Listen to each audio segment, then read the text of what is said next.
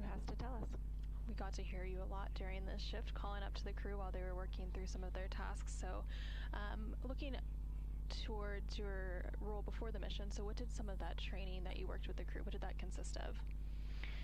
Yeah, so really we have to prepare the crew for all the different things they might have to do on the mission. So that includes everything that we've planned, from launch through the lunar flyby all the way back to splashing down in the Pacific Ocean. And then, of course, we want to prepare them for any potential contingencies that might come up, so we exercise those off-nominal situations as well. All right, and they were training for a couple of years in preparation for this mission, so I'm sure you got to work pretty closely with them and develop some relationships with them along the way. Did you have any favorite parts of that process? You know, what was really cool about the process of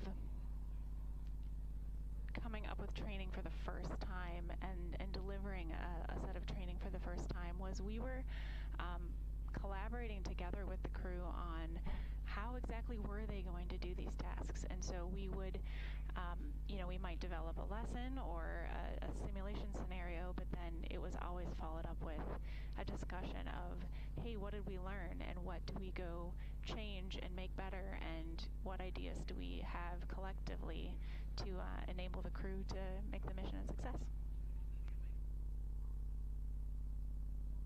All right, and now that the mission's underway, we're on Flight J3, or rounding out Flight J3. What's it like serving as a Capcom or capsule communicator for the mission?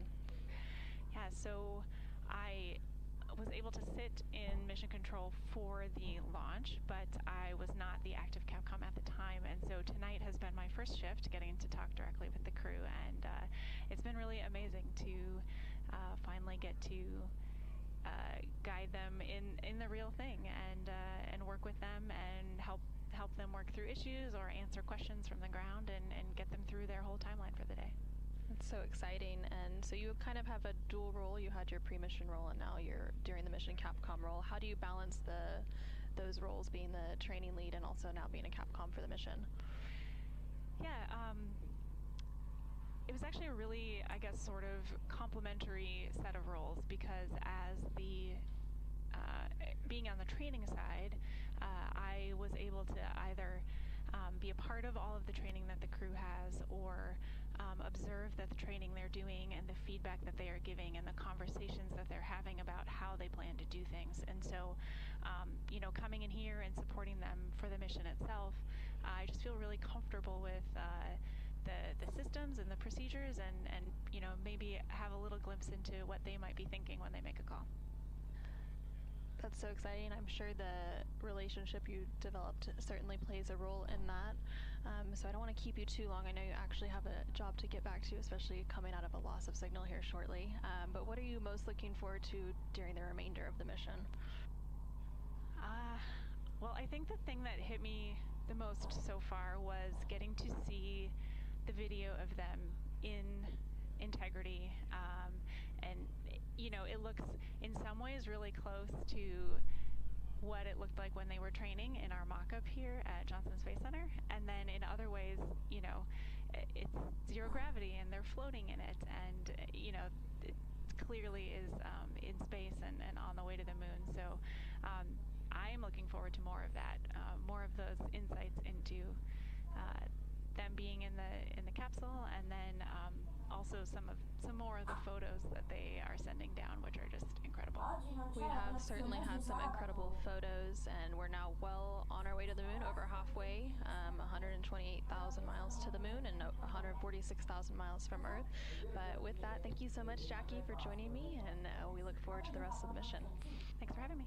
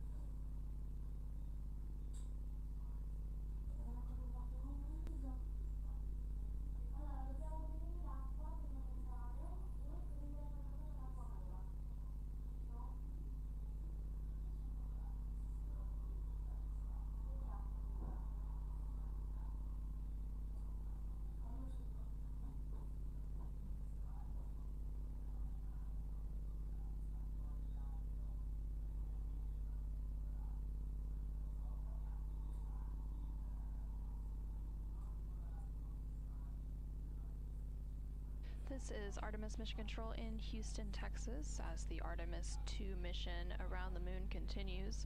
We are now 2 days, 9 hours, and 20 minutes into the mission, following a liftoff on April 1st, and the Orion spacecraft is about 147,000 miles away from Earth and about 127,000 miles away from the moon. The crew is currently preparing to go to sleep to wrap up their third flight day of the mission.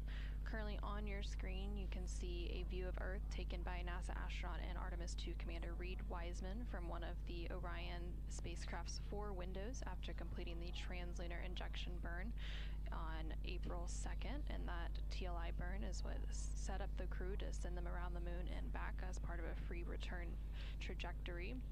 This particular image showed the Terminator line, and now on your screen you can see another one of the images that was captured by the crew. This view was taken also by NASA astronaut Reed Wiseman, and it shows one of the Orion spacecraft's 4 main windows with a view of Earth peeking through that window. And that Orion spacecraft, of course, is named Integrity, and it was named Integrity by its crew, and this image was also captured following the translunar injection burn. Now on your screen is another view of the Earth, the Orion spacecraft looking back at Earth following that translunar injection burn on April 2nd. It shows the Earth fully illuminated by the moon itself. It's actually the dark side of the Earth when this image was captured, but the moon was illuminating it from behind.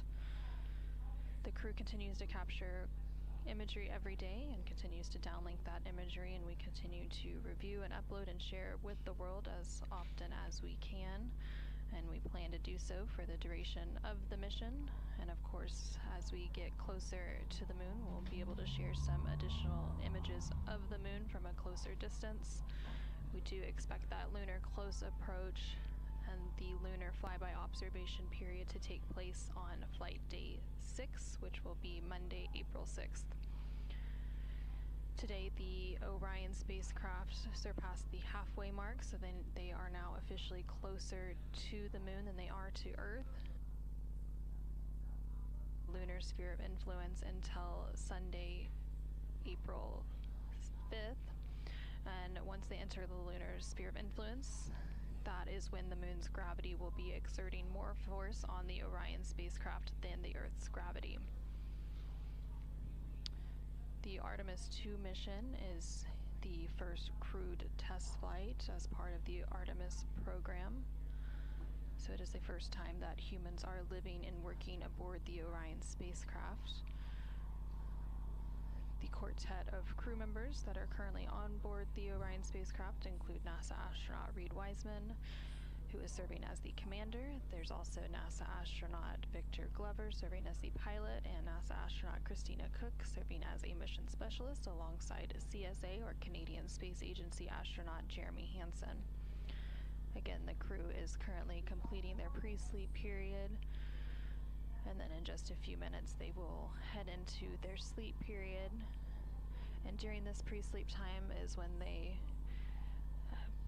complete some hygiene activities. It's also when they eat dinner and wrap up any remaining activities for the day. Coming up tomorrow on flight day 4, the crew is expected to have an outbound trajectory correction burn. There was initially going to be an outbound trajectory correction burn today on flight day 3. That outbound trajectory correction burn ended up being canceled because it was determined that it was no longer needed, as the TLI, or translunar injection burn on flight day 2 was very accurate, so the correction was not needed to adjust the orbital trajectory on its way to the moon. If that outbound trajectory correction burn ends up being needed, that burn would take place in about 15 hours and 50 minutes from now.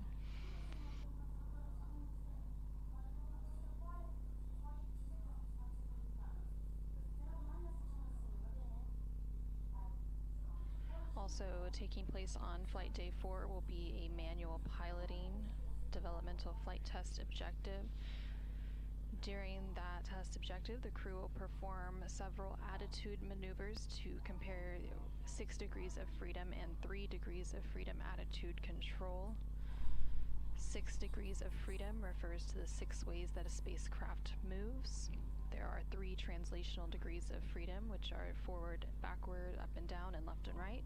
And then 3 rotational degrees of freedom, which are roll, pitch, and yaw. So through this objective, the crew will compare the standard 6 degrees of freedom to the degraded qualities of a 3 degrees of freedom, which would mean the crew could only control the rotational axes of roll, pitch, and yaw.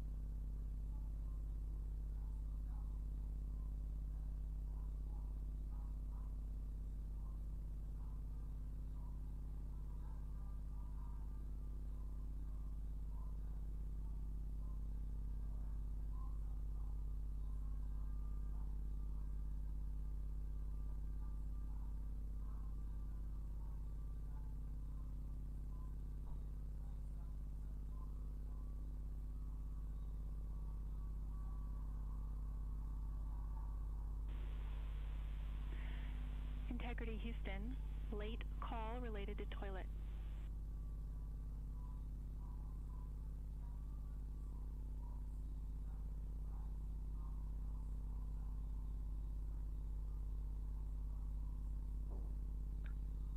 Go ahead. Sorry to interrupt, but we would like to take this timelined wastewater tank dump in just a couple of minutes.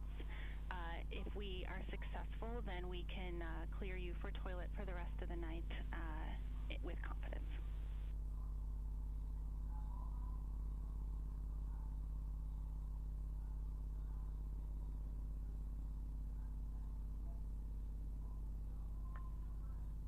And Jackie, we are all now getting into sleeping bags, and we are finished with toilet for the next little bit, so go for it. Okay, and would you like negative reporting? If it's good and you are a go for toilet for the rest of the night, we will not call you back. If there is some trouble with it and we need you to coordinate toilet use or use CCUs, then we can give you a second call.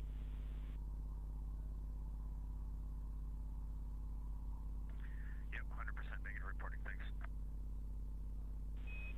Will do. Good night.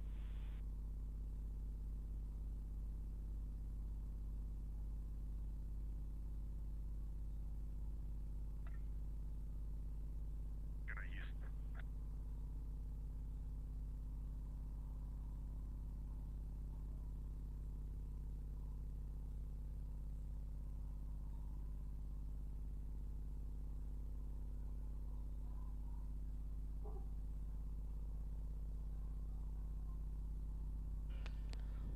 This is Artemis Mission Control. We just heard some communication there from the crew on board the Orion spacecraft named Integrity. If there's any confusion on board, what's a good MET for when we would be go for toilet with negative reporting?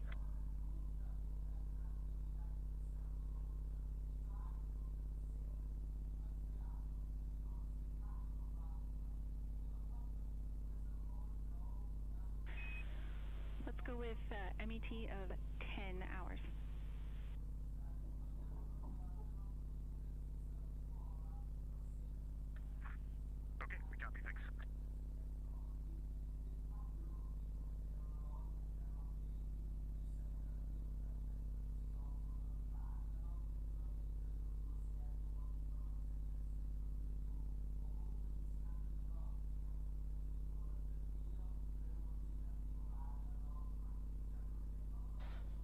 This is Artemis Mission Control. We just heard some communication with the Artemis II crew currently on board the Orion spacecraft named Integrity, and the team here on the ground, specifically the Capcom or capsule communicator, Jackie Mahaffey. And on your screen you can see a live look into the Artemis flight control room here in Mission Control. Currently on console is the Orbit 2 team of flight controllers, and they will be wrapping up their shift in the next hour and a half or so. We do expect that Orbit 3 team of flight controllers to come on console to begin a handover period in about 30 minutes. But during that call down, the crew was discussing an upcoming wastewater dump, and basically that is when the stored urine on board the Orion spacecraft is vented overboard, and this takes place every day by the crew, similar to the space shuttle. And the crew is now also entering into their sleep period, so they will be in their sleep period for about the next 9 hours or so.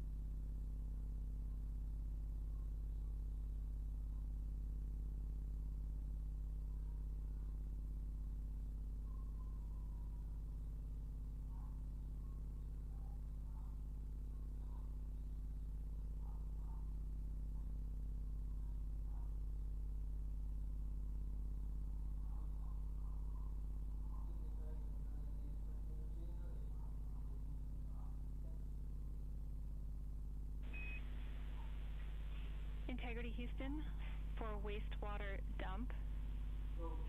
It was no joy.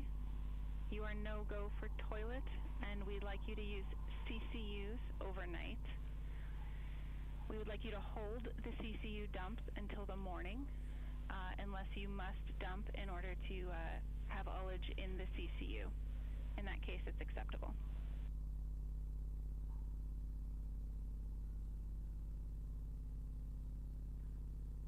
We copy.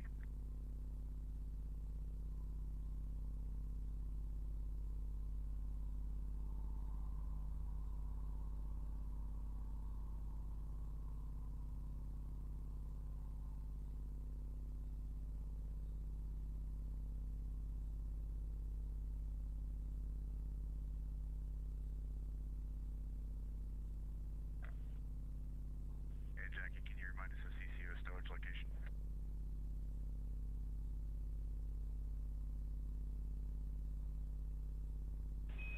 Checking. And you can disregard. Christina's got it.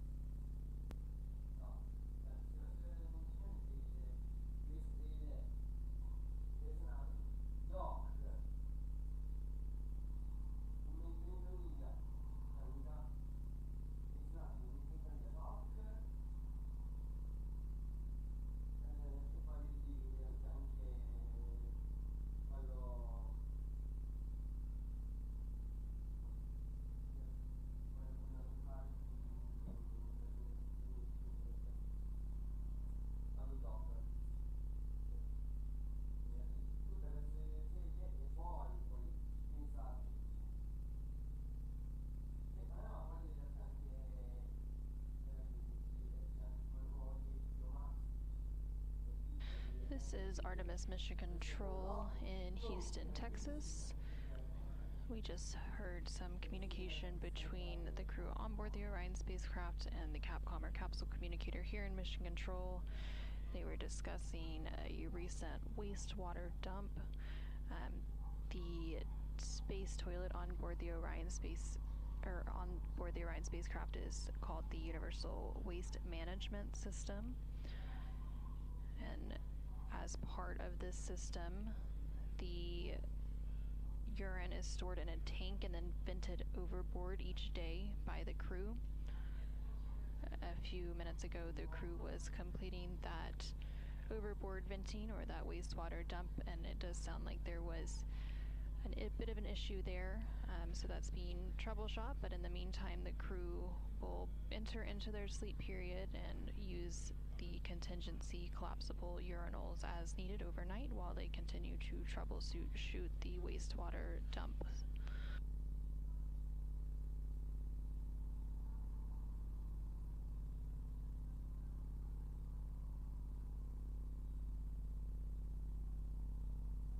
And currently here in Mission Control Houston, the Orbit 2 team of flight controllers is starting to wrap up their shift, so the Orbit 3 team of flight controllers is starting to come on console and complete that handover period. The Orbit 2 team has been led by NASA Flight Director Paul Kanya, and the Capcom or capsule communicator has been Jackie Mahaffey. Currently, the Orion spacecraft is about 148,000 miles away from the Earth and about 126,000 miles away from the moon. Currently on your screen, on the upper left-hand side, you can see a view from the Artemis Real-Time Orbit website, or ARO. This provides real-time data and telemetry updates when we don't have those live views from the Orion spacecraft itself. And in the bottom right-hand corner of your screen, you can see a live look inside the Artemis flight control room here in Mission Control.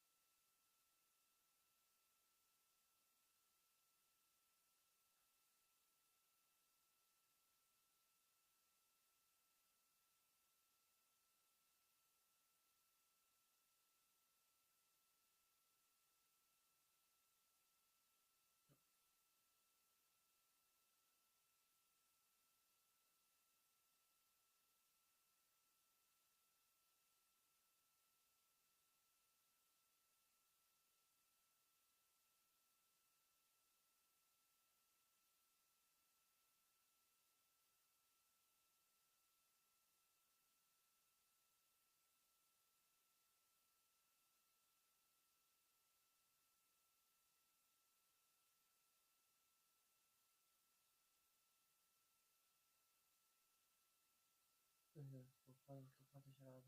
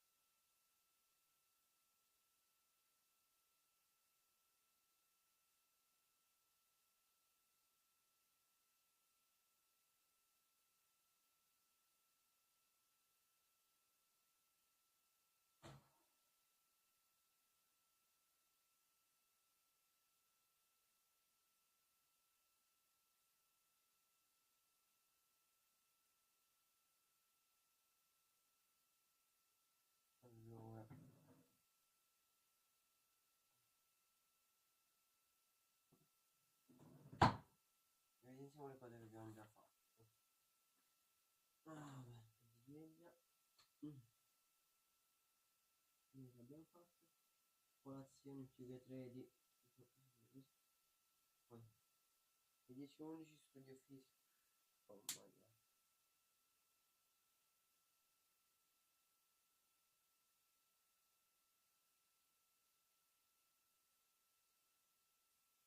Uscire alle 13:15. Allora.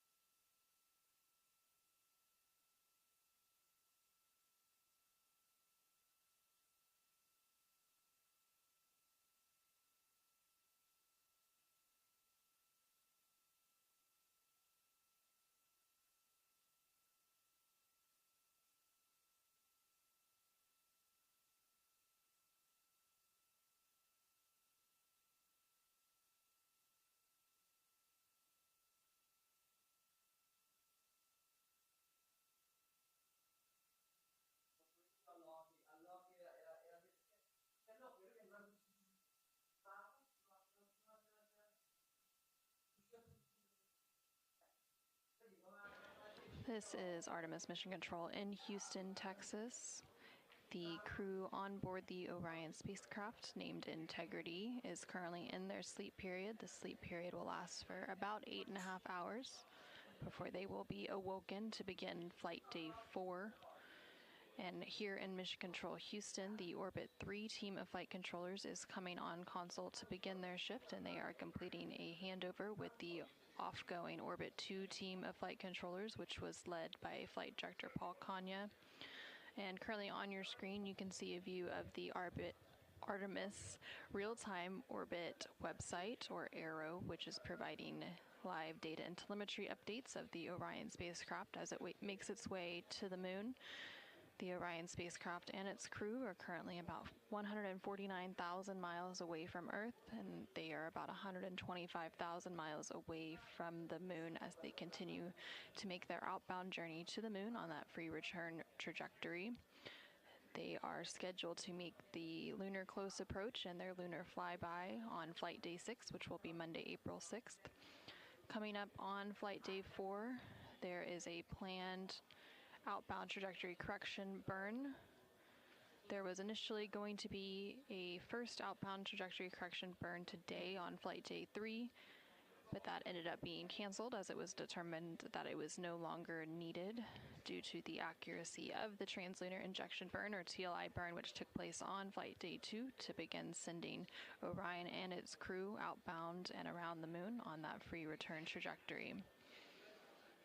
As the Orbit 3 team of flight controllers completes their handover, I will also be handing over our live continuous coverage of the Artemis II mission to my colleague Nilofer Ramji, who will continue providing updates of Orion and its crew over the next several hours. With that, this is Mission Control Houston.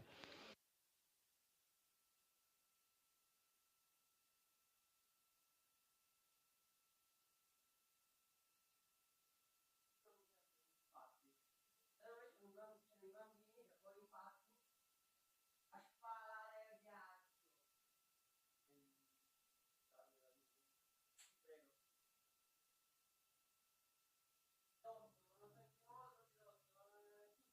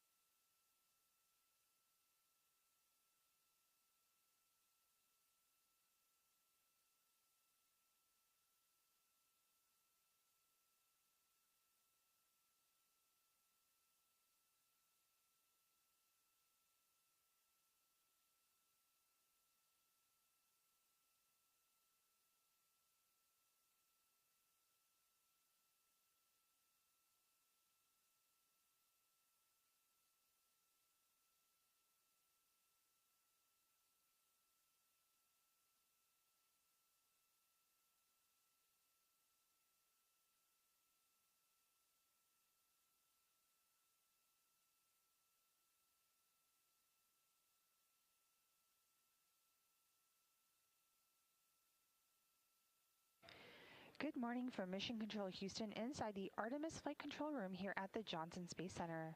We are at a mission elapsed time of 2 days, 11 hours, 6 minutes and counting. I'm Nilla Ramji with NASA Communications. The Orbit 3 team of flight controllers has recently come on console and have completed their handover with the Orbit 2 team who just completed their shift. The Orion spacecraft is currently further away from the Earth than it is from the Moon. We are about 151,000 miles and counting away from the Earth and 124,000 miles to the Moon. The Artemis II astronauts are currently asleep aboard the Orion spacecraft named Integrity. Their sleep shift began approximately at 2 days, 9 hours, and 30 minutes, and it'll last about 2 days and 18 hours. We will continue to stand by with our live 24/7 coverage. For now, this is Mission Control Houston.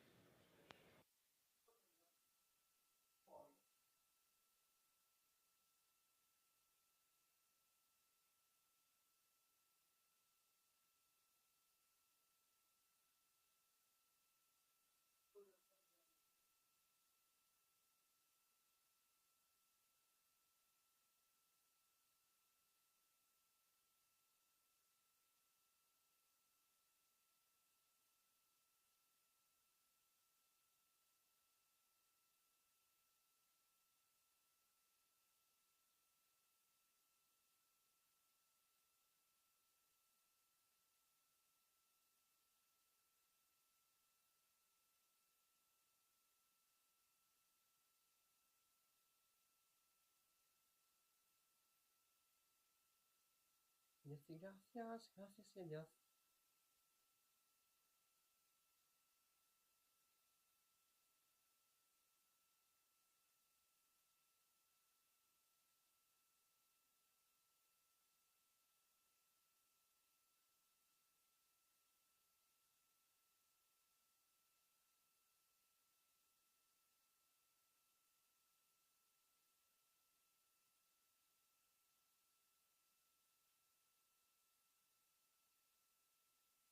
Allora, facciamo il training. Zio, tranquillo.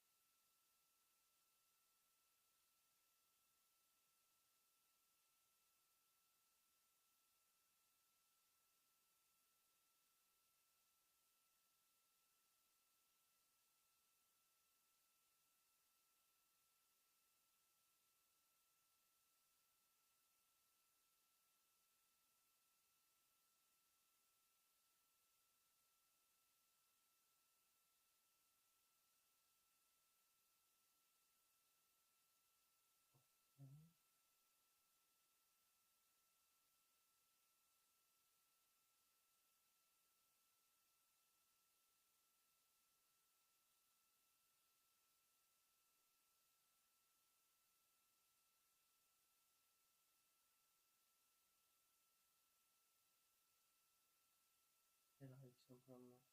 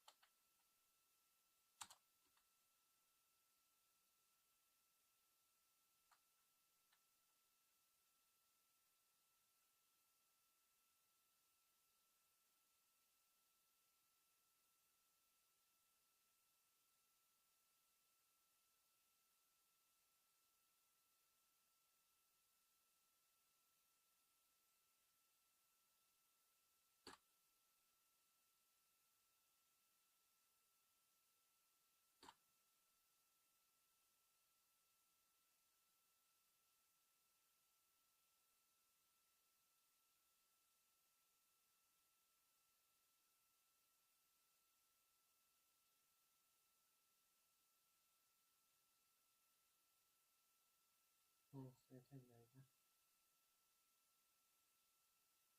Perché non faccio iniziare 3 di live? O rimpiccioliamo questo qua. Bisogna farci stare 3 live.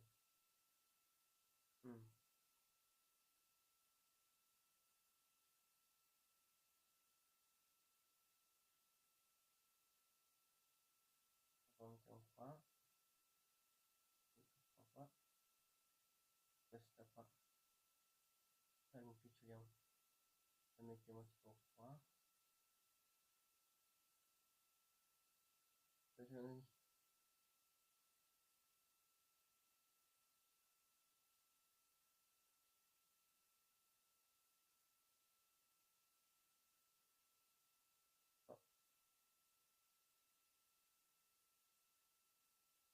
Qui ci stanno. Così 3 live. Facciamo così. Tac. Ne stanno 3. No, chiudi. Ok. Quindi qua abbiamo messo. 1. 2.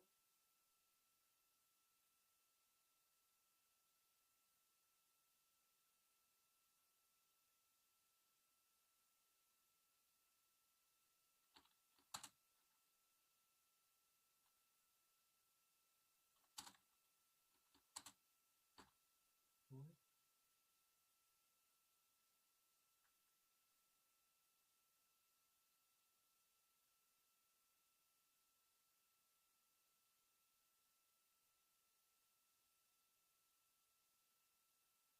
Qua quanto era di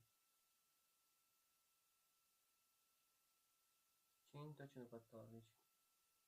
100 114. Però forse lo modifica. Siamo 116. No, 120. 100 120 in alto e in basso.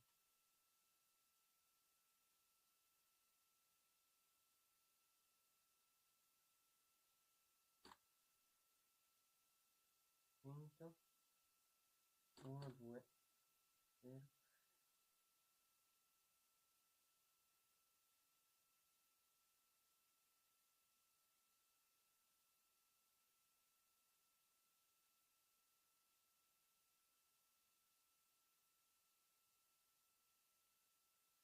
E poi l'ultima.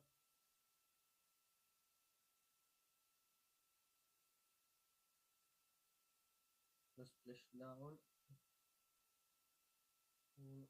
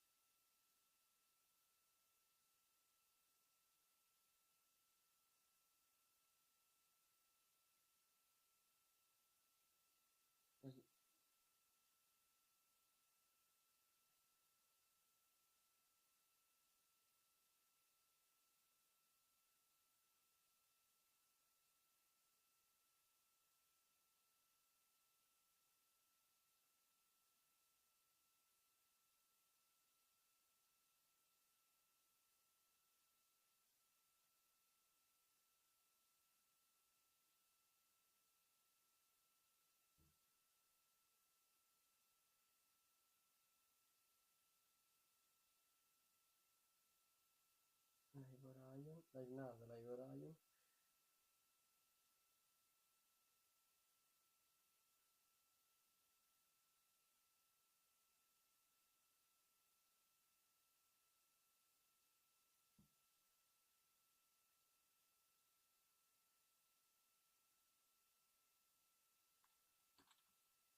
Urlo.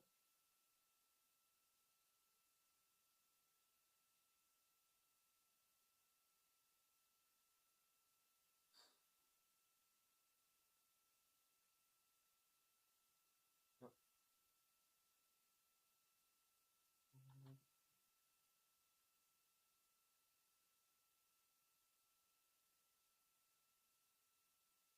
Urlo.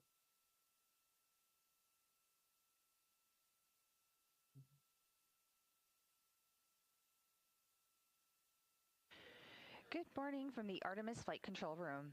We are currently at a mission elapsed time of 2 days, 11 hours, 25 minutes and counting, and the Orion spacecraft is just over 152,000 miles away from Earth and 123,000 miles away from the Moon. While we're on the air with you right now, the crew is in their sleep period after having completed the scheduled activities for Flight Day 2. Let's take a moment and look back on their day. Domani live 0 5 0 4 26. Good morning from the Artemis Flight Control Room here at Mission Control Houston. I'm Nella with NASA Communications. As part of your Orbit 3 flight control team, we are coming to you live with 24/7 continuous coverage of the Artemis II mission.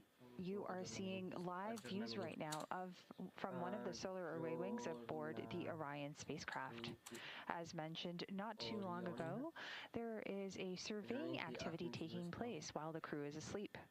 This is where the flight control teams on the ground here maneuver the solar array wings to take a look at the command module, which is sort of on the top left side of your screen, as well as the service module, which is on the bottom part of the spacecraft. This surveying activity essentially checks for any damage post-launch.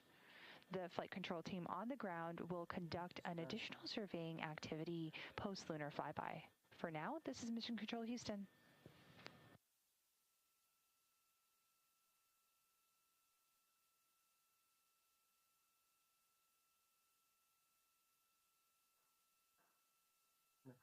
Così abbiamo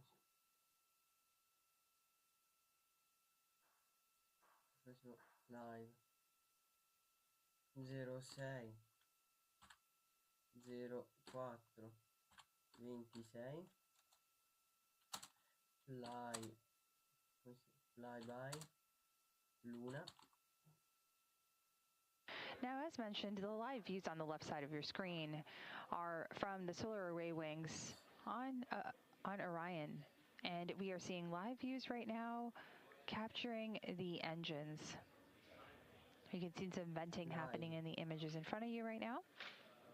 12 04 26 ammaraggio.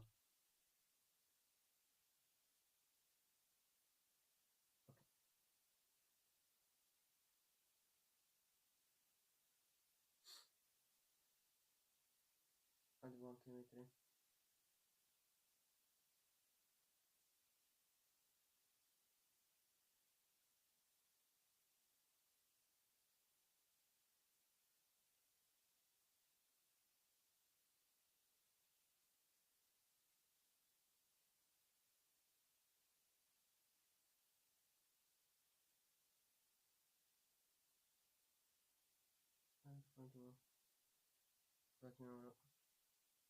di nomina.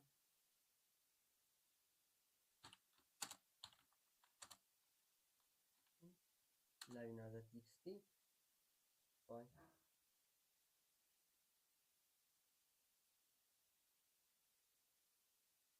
live Orion txt, live Orion txt, rinomina studio txt,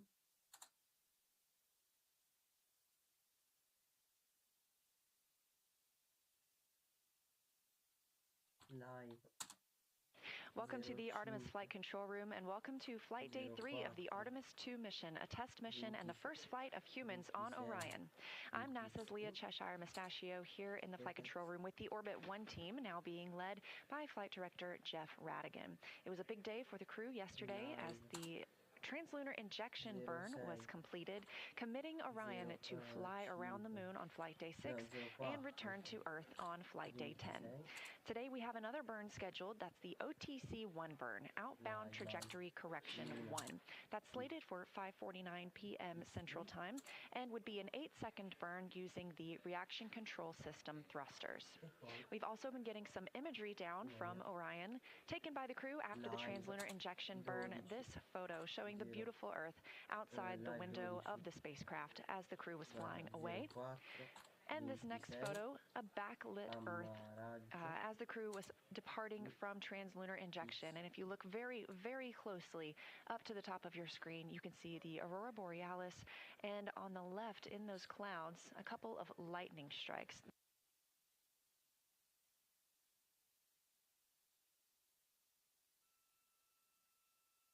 You're getting a live look inside the Orion capsule at our 4 Artemis II crew members, now 106,000 miles away from Earth. We are standing by for their daily planning conference, where teams on the ground will be relaying up information for the crew as they start Flight Day 3. From left to right, we have NASA astronaut Christina Cook, Reed Wiseman, Victor Glover, and on the far right, Canadian Space Agency astronaut Jeremy Hansen.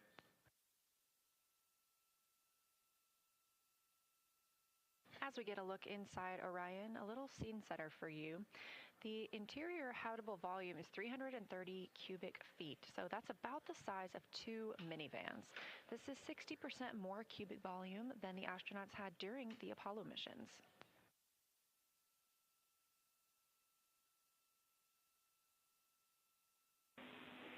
Integrity, small request, if you could tilt the camera down slightly towards the lockers. We have a great view of Christina and some of the boxes up above. Thanks.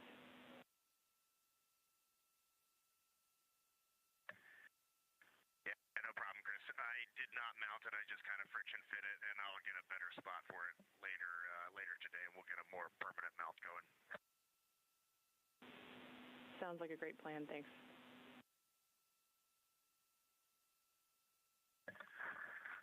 Houston Integrity, we're ready for morning DPC. Good morning, Integrity.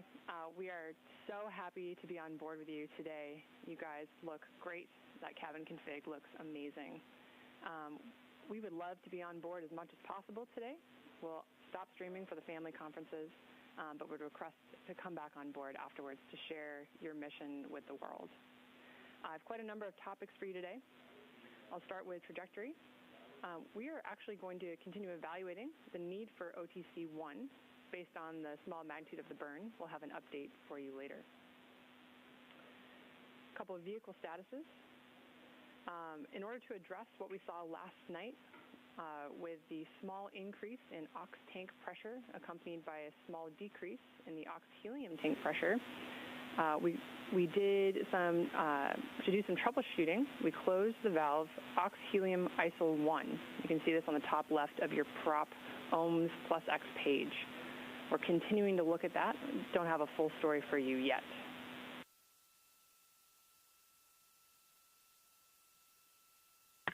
Okay, I'm not at the displays right now, but I will take a look at that soon. All right, it was really great to wake up this morning and look out the window and see the full moon off the front of the vehicle. There's no doubt where we are heading right now, and really appreciate all the work down there. It was also really awesome. Thank all the FIDOs. I can't believe that actually all worked. And when I saw that OTC-1 was like a 0.8 meter per second burn this morning on targeting, I thought we might skip it, and that is pretty impressive. All right, signing off. Thanks, and copy all, Integrity.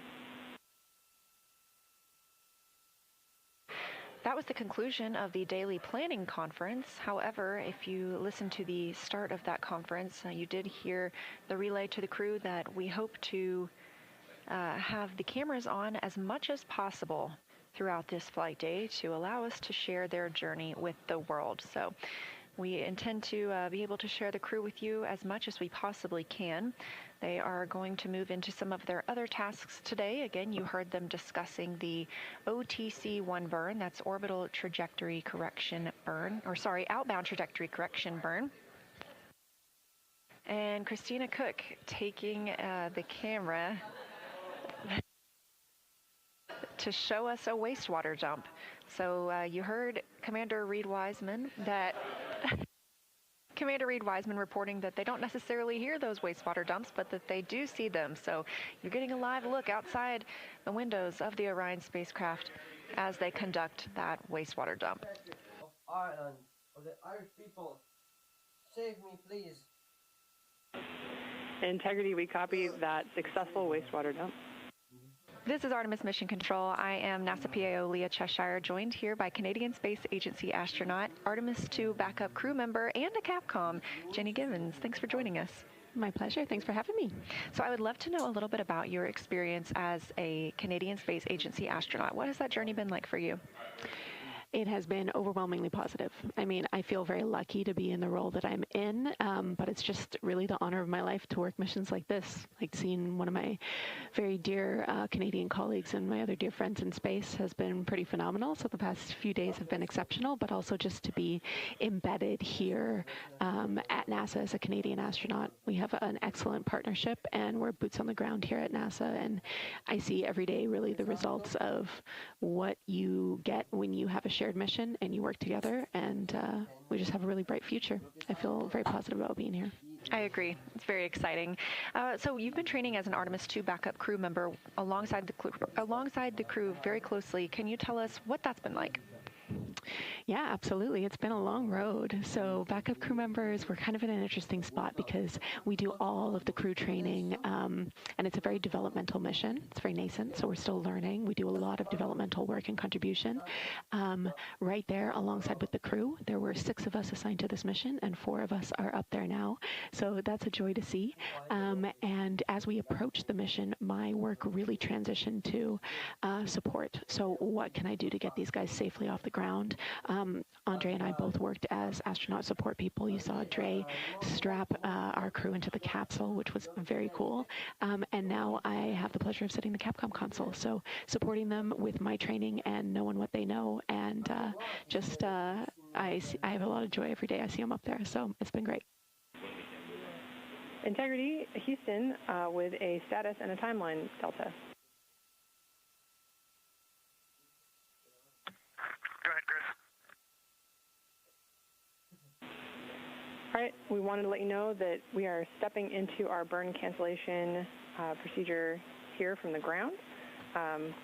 We have attempted to suppress any expected caution and warnings associated with that. Just want to give you a heads up. And then we'll let you know when we have a new active burn plan. Mission Planning Officer here in Artemis Flight Control in Houston, Texas reports that the crew is go for exercise as the solar arrays are now in place. We'll be looking to see if there's any movement while Commander Reed Wiseman begins his exercise portion. Orion is currently 113,922 miles away from our home planet, 152,000 miles away from the moon.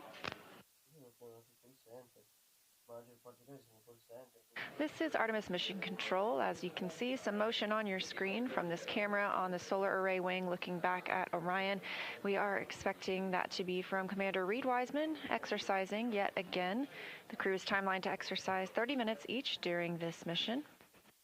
This keeps their bones and muscles strong while in the microgravity environment.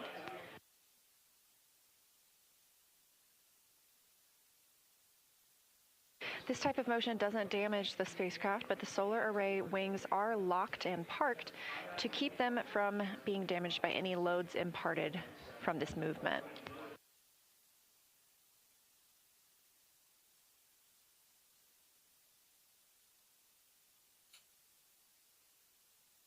In the background, you're getting a look at NASA astronaut Victor Glover, pilot for the Artemis II mission, preparing to exercise. And what he is using is the flywheel device.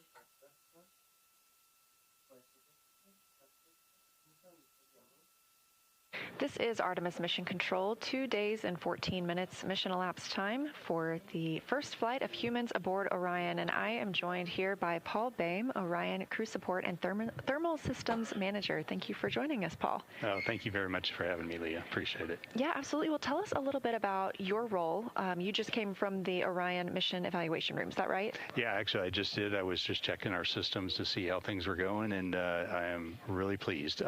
So my role is I manage the hardware related to crew and all the crew systems on the vehicle, the ECLA system, the thermal systems, the suits, the flight crew equipment that are on the vehicle.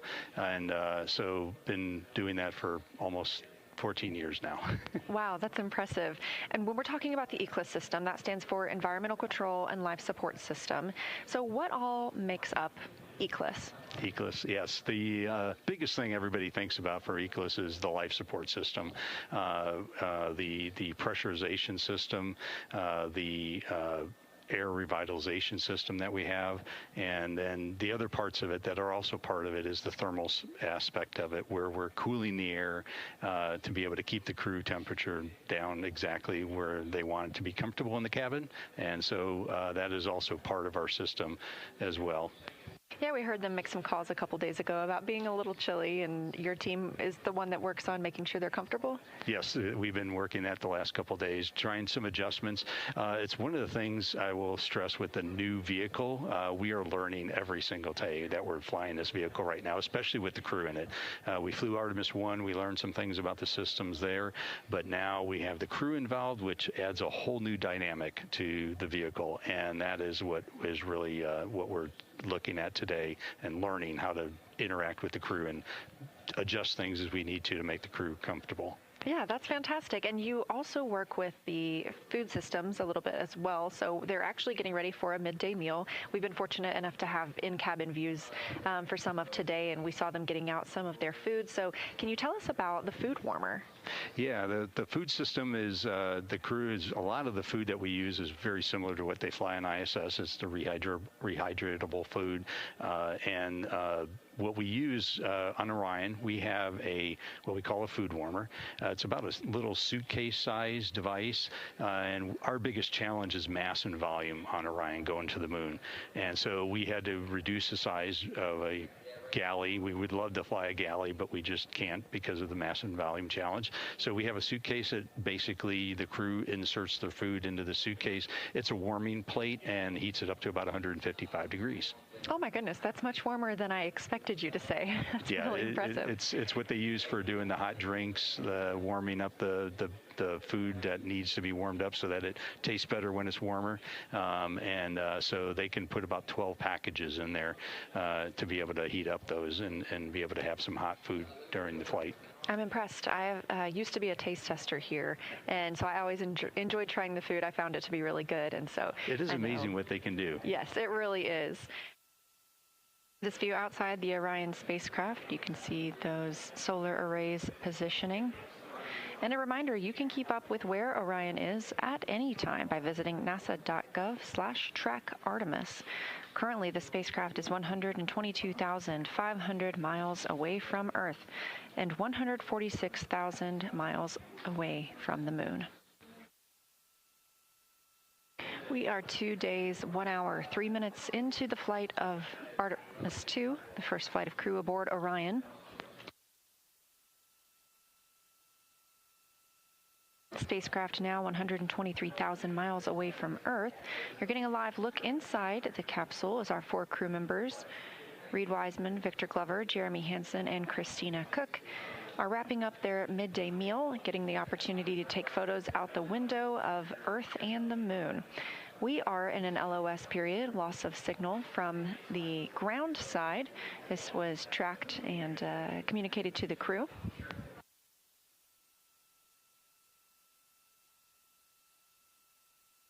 However, we do receive communications from the crew members. Obviously, we have their live video right now.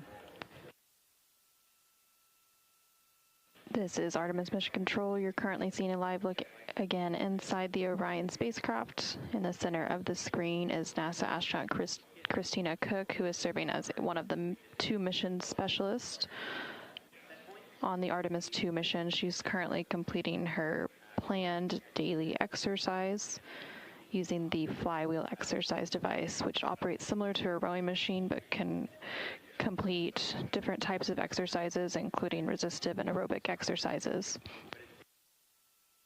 And they were discussing moving the lunar flyby cabin configuration. During this particular activity, the crew will develop and document an ideal configuration of the Orion spacecraft internal cabin for the lunar flyby observation period, which will take place on flight day 6.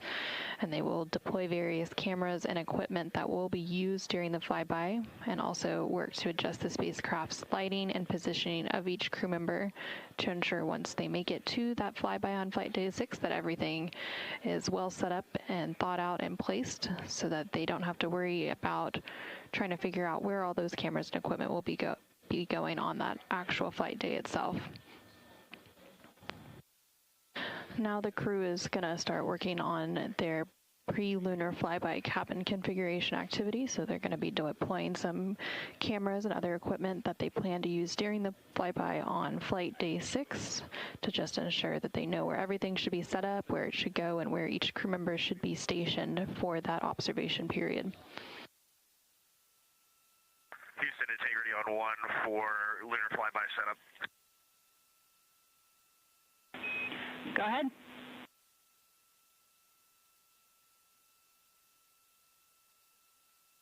If you still have the HHP, we're wondering, in Jeremy's position, if he's looking out the window there, will the moon be right side up or upside down?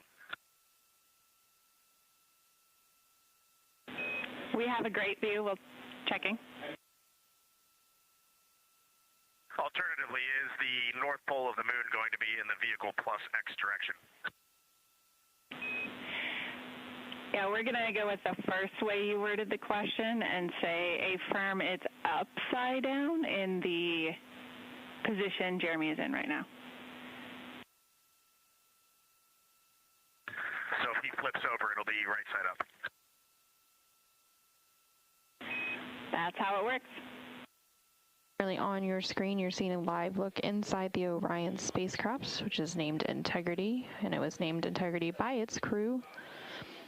The crew is currently working through a pre-lunar flyby cabin configuration activity.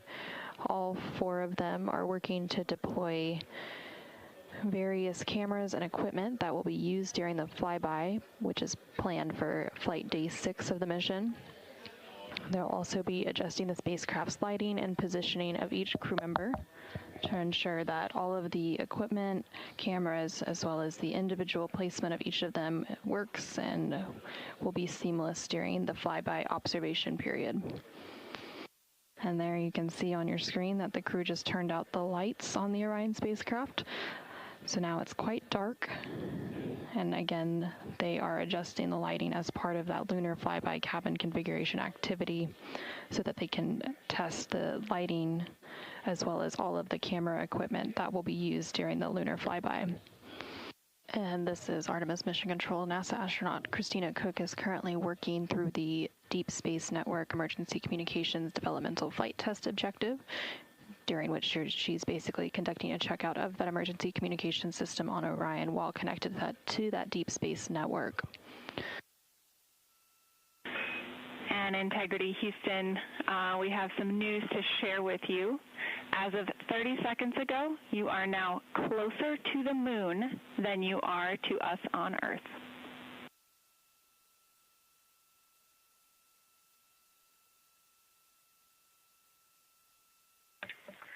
Wow, Jackie, thank you for sharing that with us.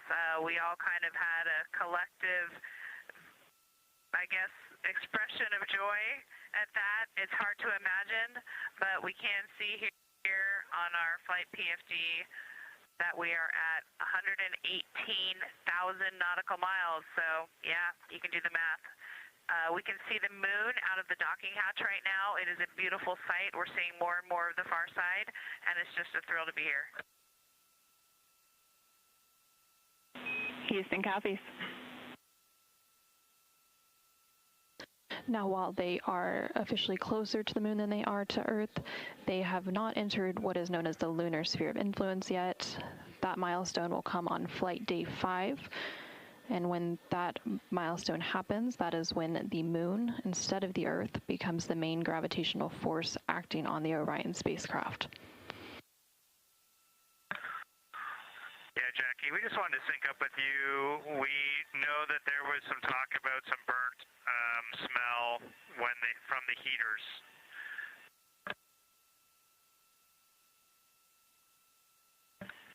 Okay, Jackie, so this time we turned on the WHC on the toilet and it had that burning odor smell that we just hadn't experienced before. And so we just wanted to talk to you about it. We know we had a briefing on that.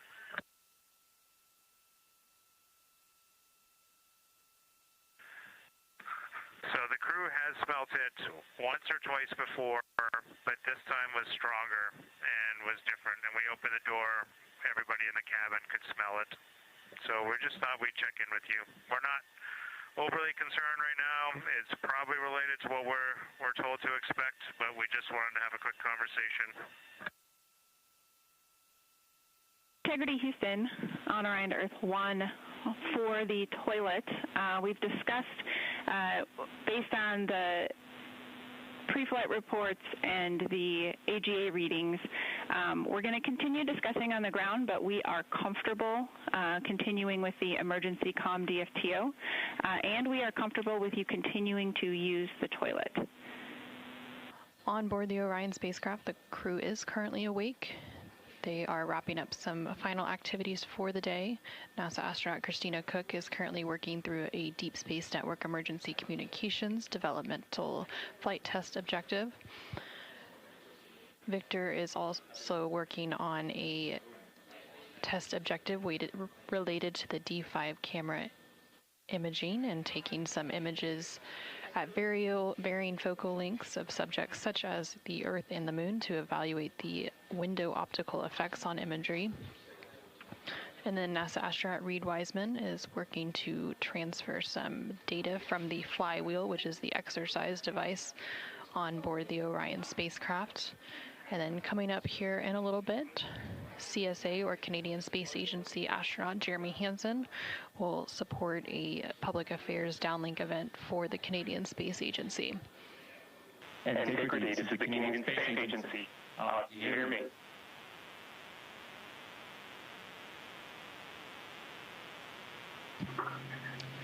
We hear you loud and clear. We're a long ways away. There's probably a bit of a delay, but great to chat with you. I got a few people joining me today. I got Victor and Reed here. Christina's working hard right behind the camera right now. Hello, Jeremy. It's Lisa. And so on behalf of Canada, I just want to say thank you to my colleagues for this opportunity. And I would like to remind Canadians, if we can send a human around the moon in 2026, just imagine what we're capable of doing next. Thanks so much for joining us on board Integrity. It's a great ship here, and we're closer to the moon today than we are to Earth. This is a big milestone for us, and we look forward to sharing more with you in the coming days. Wishing you all the best. Au revoir. Thank you all. Bye-bye.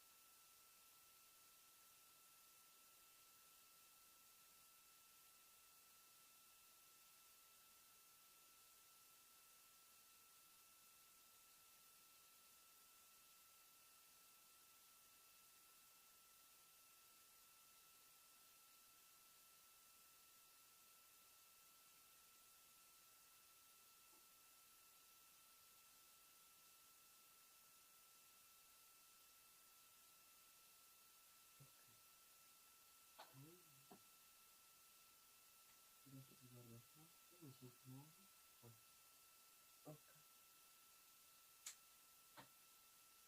Ripeto, il cucciolo.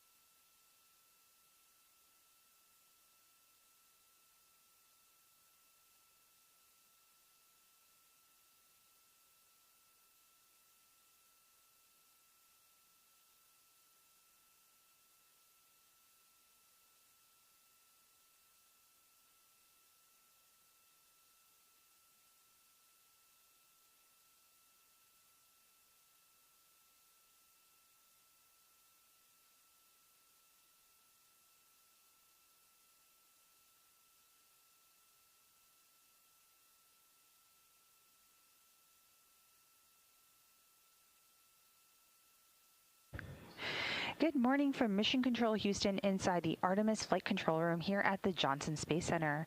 We are at a mission elapsed time of 2 days, 12 hours, and 11 minutes and counting. And this is the Artemis II mission coverage. I'm Nilla Ramji with NASA Communications. The Orbit 3 team of flight controllers recently came on console and completed their handover.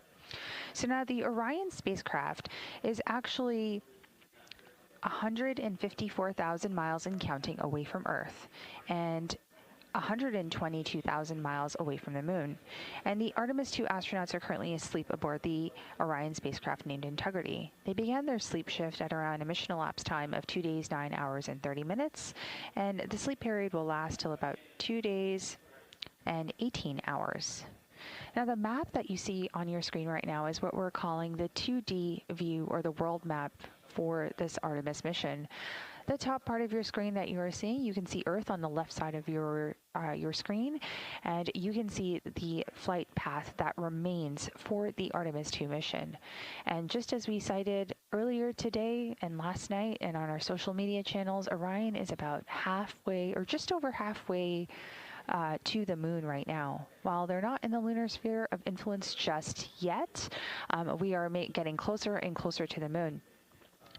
On the top right side of your screen, you're able to see a couple of distance markers in nautical miles that can tell us the Earth altitude of Orion, how close we are or how close we'll get at the Apollo distance record, how much distance we have remaining, and also the Orion to moon altitude. And on the bottom of your screen, you're actually seeing a great world map. And this map may look a little bit familiar. It's very similar to what we have for the International Space Station. But as you know, we are not using the Near Space Network with our tracking data and relay satellite system, or TDRS. We are using the Deep Space Network for this mission because we are in deep space now. And there you see the coverage map. Just a couple of things to point out. The white line that you kind of see going across the center of the screen, you can see Orion there on the left side, where the Pacific Ocean and off the coast of Western South America.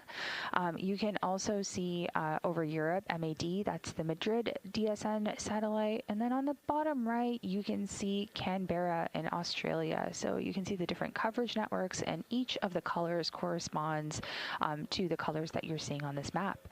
So this is a great vantage point or visualization that we have. It's fairly simple, but it gives a lot of data to the team here on the ground, and it's actually on our board here in Mission Control. Now, we will switch views and go over to another view that we have of the Orion spacecraft. There you have it right there, and this is a great view for the guidance, navigation, and control team here on the ground. You can see the Orion spacecraft kind of grayed out in the center of your screen, and you can see the various pointing mechanisms. We have the capability of actually manipulating this Orion spacecraft to see the different points, but you can see Earth sort of centered off in the back part, or behind Orion almost, or to its side, and that is the green line that you see pointing towards the spacecraft. And on the right side, you see a yellow line that's coming to the spacecraft. That is where the sun is located. And then, of course, on the left side of the screen, you do see a white or grayish colored line, and that is where the moon is, and that's where our destination is. In addition to that, this is actually kind of cool because you can see Uranus, where it is in our solar system, as well as Venus. And as the spacecraft continues to move, this map does get updated. So some really interesting vantage points that the team here in Mission Control uses on the ground to give us a sense of where we are at in the mission and the different pieces that the flight controllers here on the ground need to help do their jobs.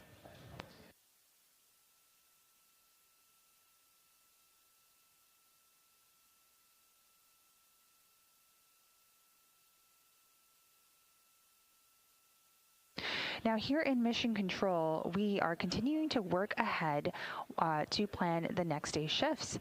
So let's talk a little bit about what happened on flight day 3. The crew began their day at a mission elapsed time of 2 days, 18 hours, and after they after their post-sleep period, they completed some hygiene activities, their standard cabin configurations. They had some breakfast, and they had several conferences with the team here on the ground in Mission Control to review their schedule for the day.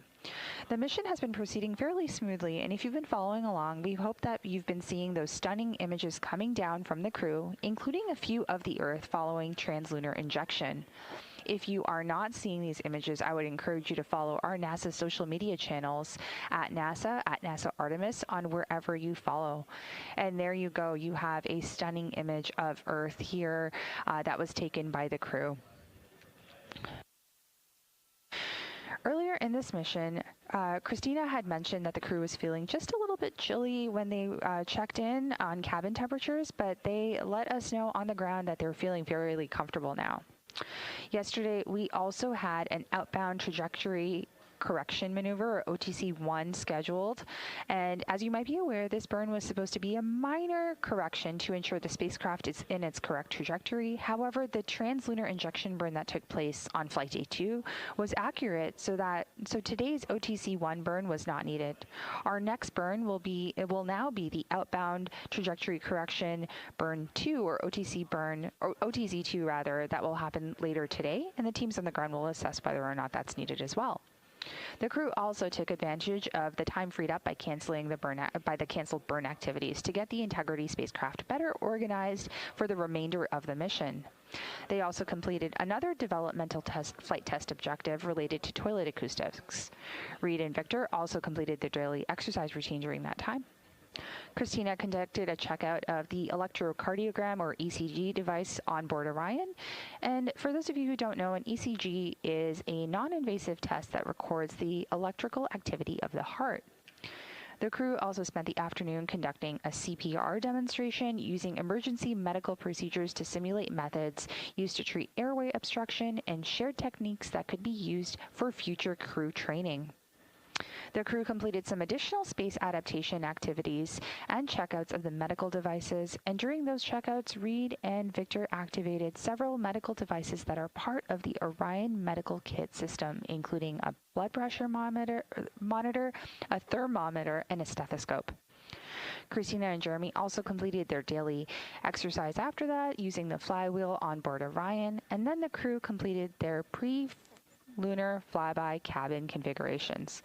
During this activity, they developed and documented the ideal configuration for lunar flyby observation period expected to take place on Monday, or Flight Day 6, by deploying the various cameras and equipment that will be used for the lunar flyby. They also adjusted the spacecraft's lighting and positioning for each of the crew members during this prep. The crew wrapped up their day by completing maintenance, and Victor and Christina supported two final developmental flight test objectives, or the DFTOs, for the day, including the checkout of the emergency communication system while connected to the Deep Space Network, and a window optical quality DFTO, which involved the crew taking images at varying focal lengths of subjects such as the Earth or Moon to evaluate window optical effects on imagery.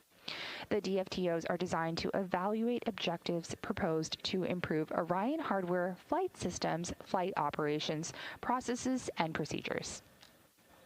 As the crew worked through the day, the team worked through Orion's solar array configuration required for various attitude maneuvers and the solar array configurations required for crew exercise. Now, that was a jam-packed Flight Day 3, and the crew is taking some much-deserved rest.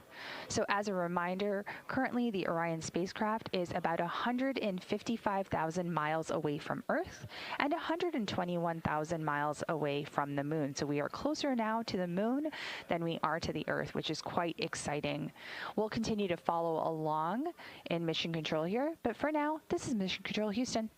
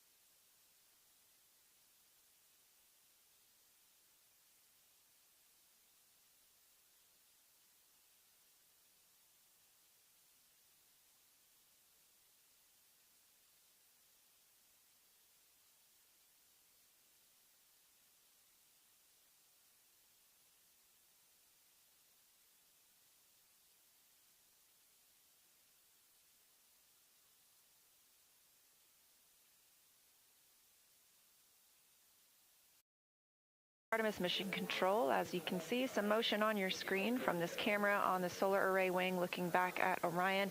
We are expecting that to be from Commander Reed Wiseman, exercising yet again. The crew is timelined to exercise 30 minutes each during this mission. This keeps their bones and muscles strong while in the microgravity environment.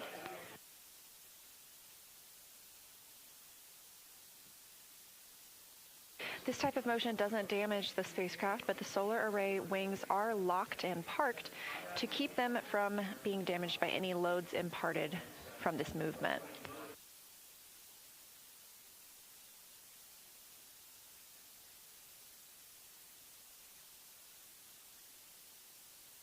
In the background, you're getting a look at NASA astronaut Victor Glover, pilot for the Artemis II mission, preparing to exercise. And what he is using is the flywheel device.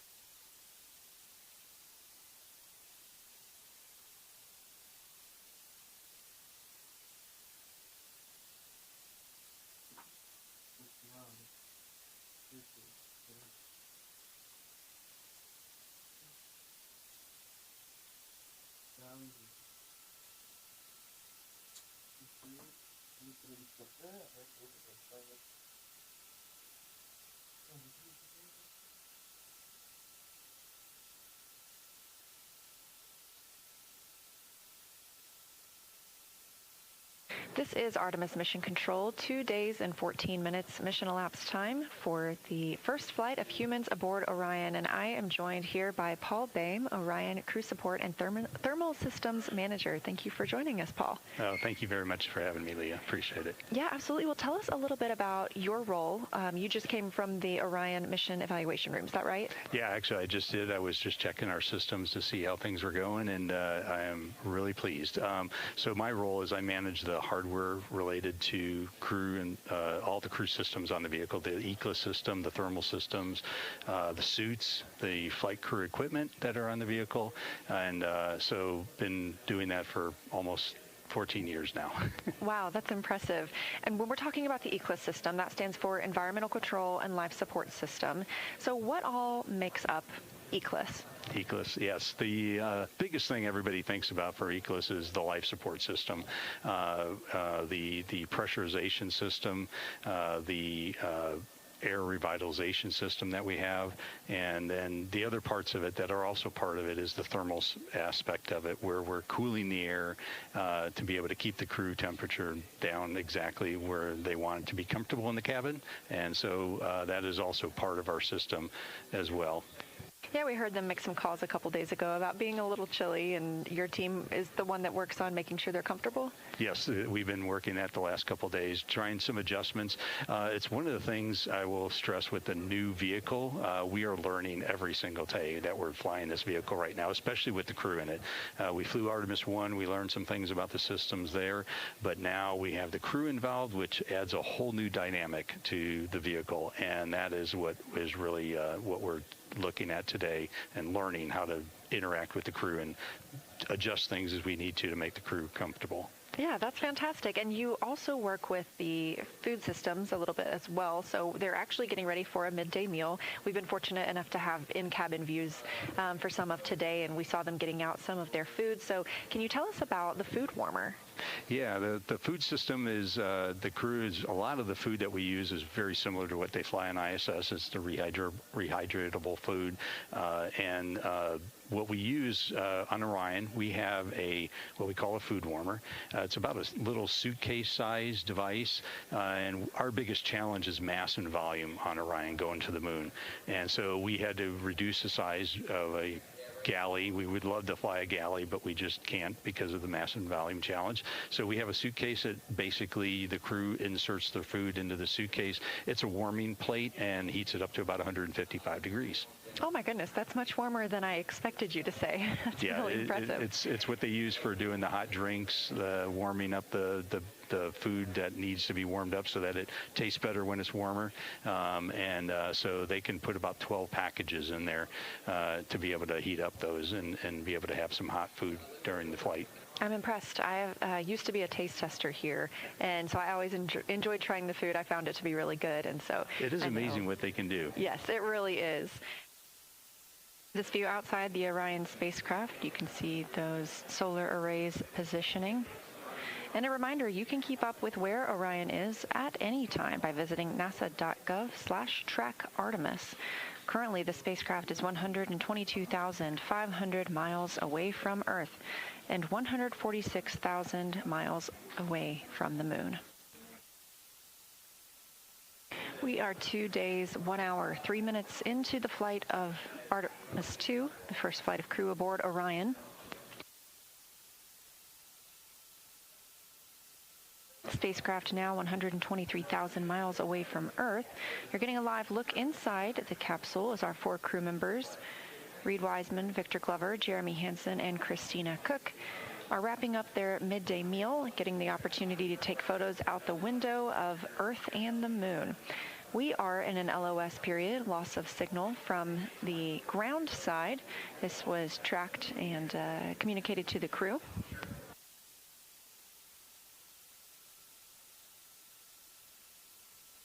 However, we do receive communications from the crew members. Obviously, we have their live video right now.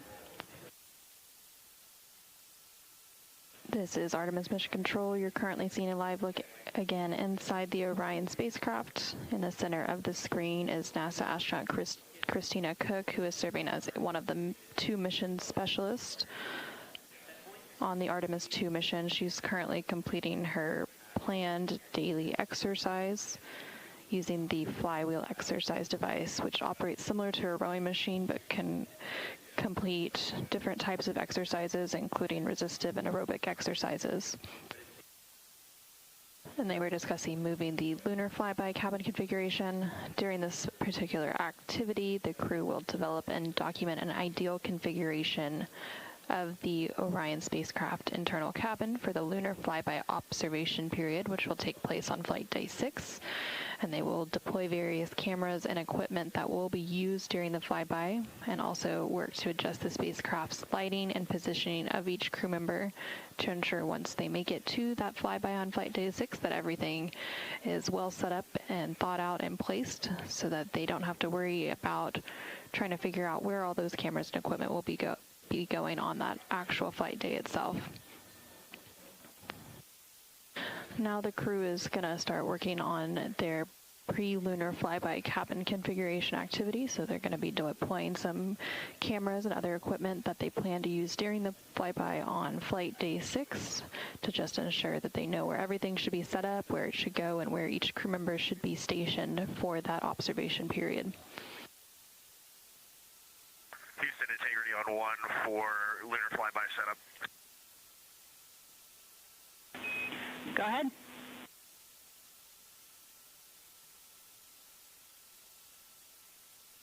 If you still have the HHP, we're wondering, in Jeremy's position, if he's looking out the window there, will the moon be right side up or upside down? We have a great view. We're checking. Alternatively, is the north pole of the moon going to be in the vehicle plus X direction? Yeah, we're going to go with the first way you worded the question and say affirm it's upside down in the position Jeremy is in right now. So if he flips over, it'll be right side up. That's how it works. Currently on your screen, you're seeing a live look inside the Orion spacecraft, which is named Integrity, and it was named Integrity by its crew. The crew is currently working through a pre-lunar flyby cabin configuration activity. All 4 of them are working to deploy various cameras and equipment that will be used during the flyby, which is planned for flight day 6 of the mission. They'll also be adjusting the spacecraft's lighting and positioning of each crew member to ensure that all of the equipment, cameras, as well as the individual placement of each of them works and will be seamless during the flyby observation period. And there you can see on your screen that the crew just turned out the lights on the Orion spacecraft. So now it's quite dark. And again, they are adjusting the lighting as part of that lunar flyby cabin configuration activity so that they can test the lighting as well as all of the camera equipment that will be used during the lunar flyby. And this is Artemis Mission Control. NASA astronaut Christina Cook is currently working through the Deep Space Network Emergency Communications Developmental Flight Test Objective, during which she's basically conducting a checkout of that emergency communication system on Orion while connected to that Deep Space Network. And Integrity Houston, we have some news to share with you. As of 30 seconds ago, you are now closer to the moon than you are to us on Earth.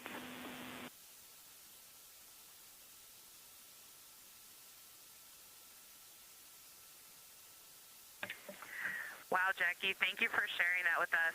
We all kind of had a collective, I guess, expression of joy at that. It's hard to imagine, but we can see here on our flight PFD that we are at 118,000 nautical miles. So, yeah, you can do the math. We can see the moon out of the docking hatch right now. It is a beautiful sight. We're seeing more and more of the far side, and it's just a thrill to be here. Houston copies. Now, while they are officially closer to the moon than they are to Earth, they have not entered what is known as the lunar sphere of influence yet. That milestone will come on flight day 5. And when that milestone happens, that is when the moon, instead of the Earth, becomes the main gravitational force acting on the Orion spacecraft. Yeah, Jackie, we just wanted to sync up with you. We know that there was some talk about some burnt smell from the heaters.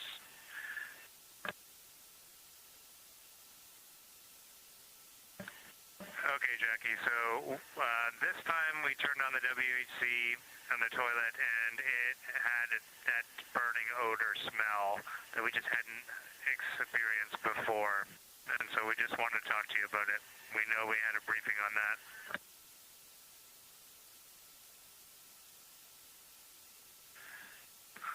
So the crew has smelt it once or twice before, but this time was stronger and was different. And we opened the door, everybody in the cabin could smell it.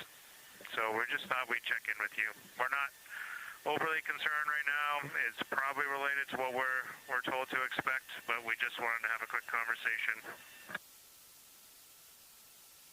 Integrity Houston, on Orion to Earth 1 for the toilet.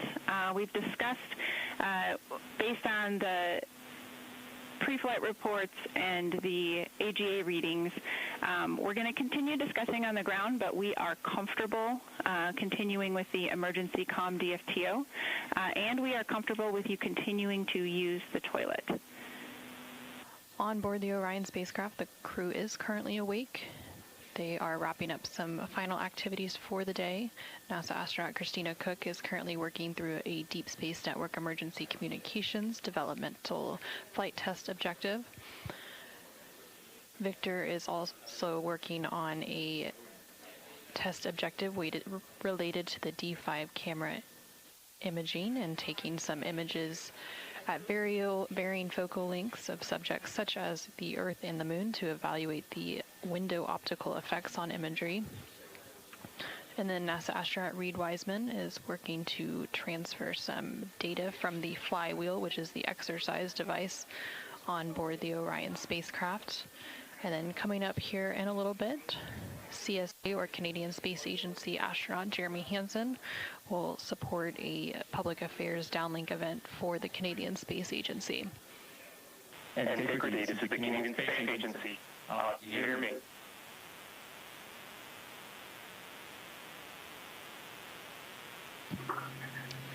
We hear you loud and clear. We're a long ways away. There's probably a bit of a delay, but great to chat with you. I got a few people joining me today. I got Victor and Reed here. Christina's working hard right behind the camera right now. Hello, Jeremy. It's Lisa. And so on behalf of Canada, I just want to say thank you to my colleagues for this opportunity.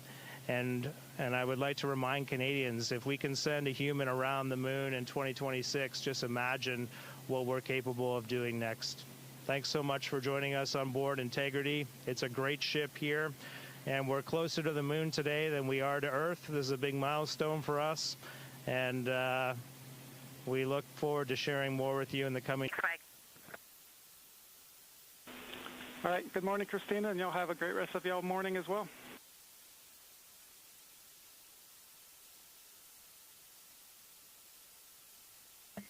Thank you, and good morning.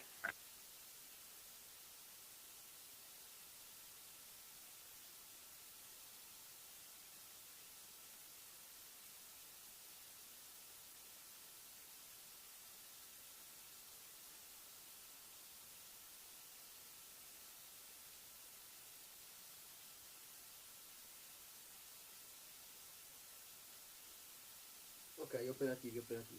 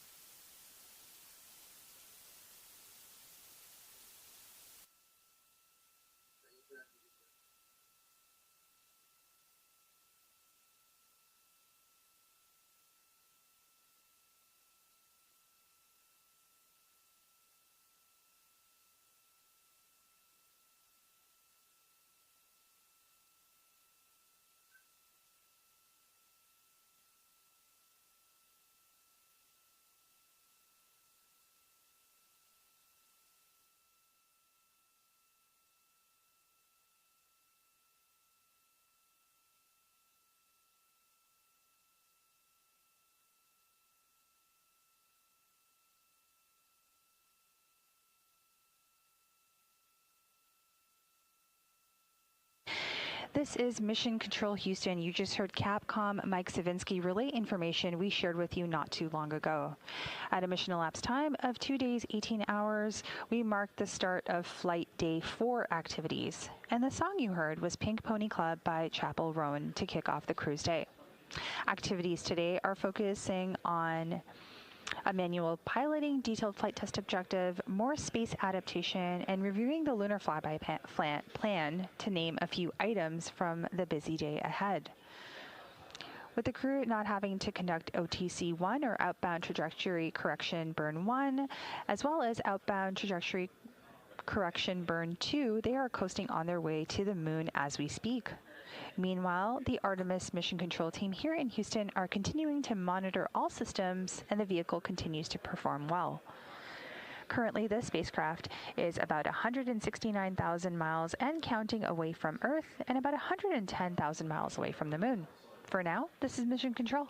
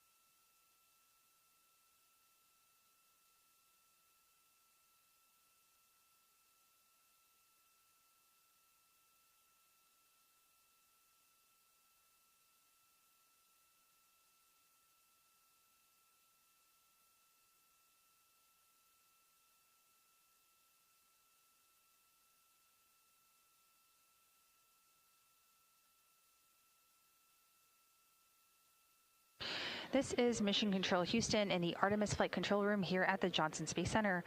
We'll continue to follow along operations here in Mission Control. At a mission elapsed time of 2 days, 18 hours, and 13 minutes, the crew woke up about 13 minutes ago. I'm Nilla Ramji, handing things over now to our Orbit 1 commentator, Leah Cheshire Mustachio, who will take you through the next few hours as we kick off Flight Day 4 of the Artemis II mission.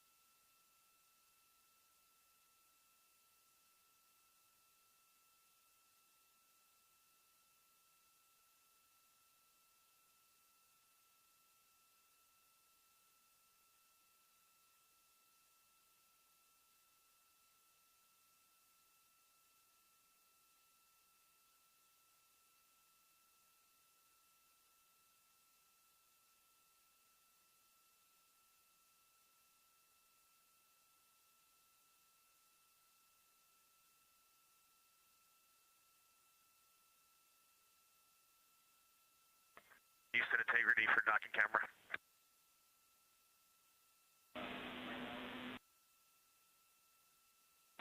Go ahead, Reed.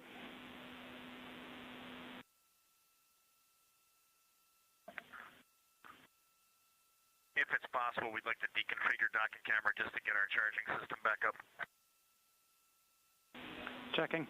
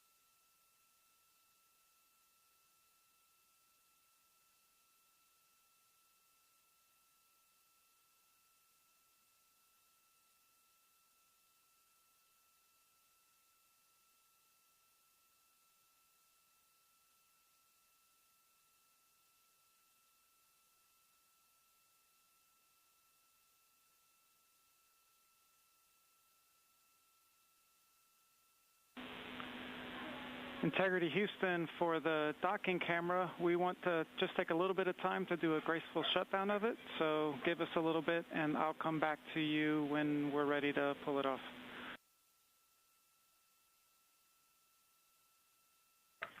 No problem at all. Thank you, Mike.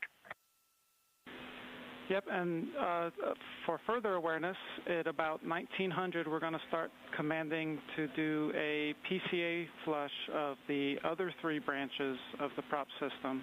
This will remove any potential condensation that's developed, but it also might give us a little bit of insight into the aux branch 1. So we'll give you all a heads up just before we kick that off at 1900 as well.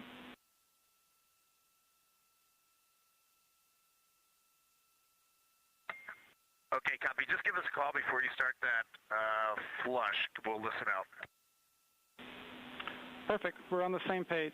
And then finally, we've got y'all are go to do any CCU dumps as needed.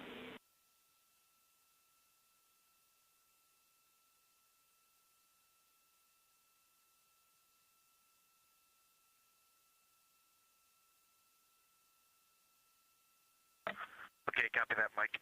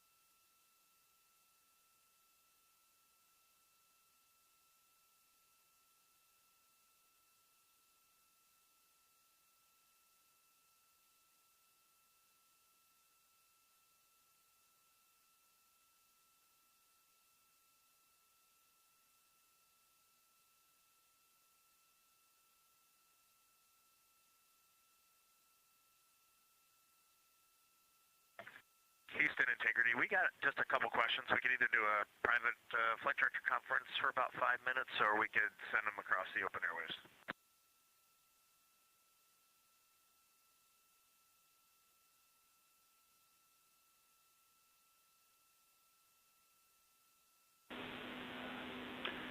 We will privatize Orion Earth 2. Give us 1 minute.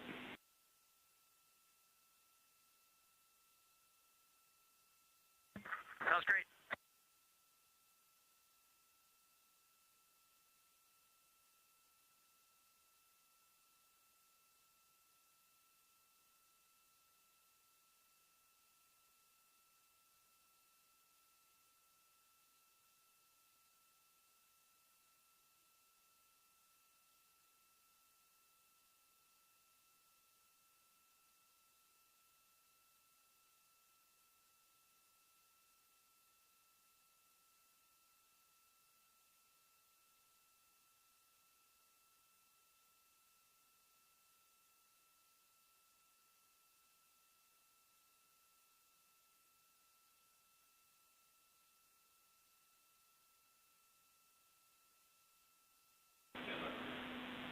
Integrity Houston on 1.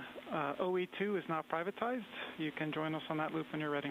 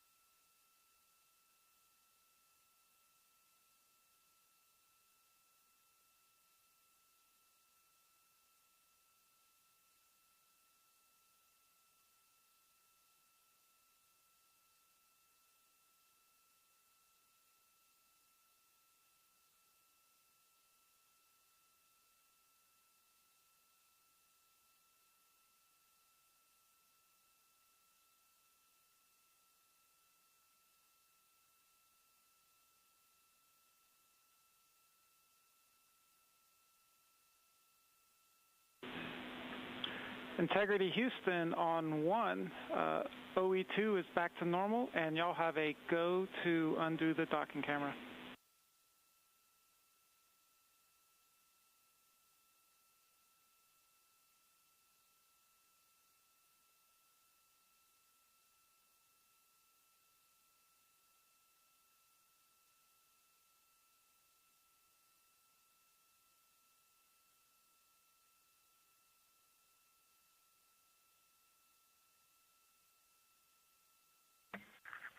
Copy that, Mike. Go for the docking camera.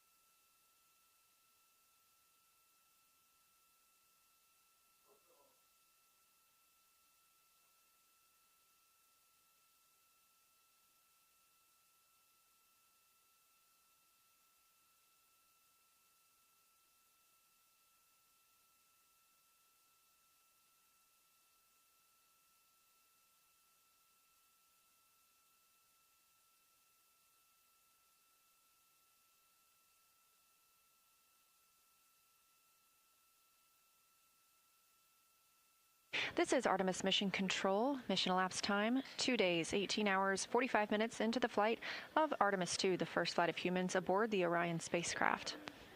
You're getting a live look outside Orion right now.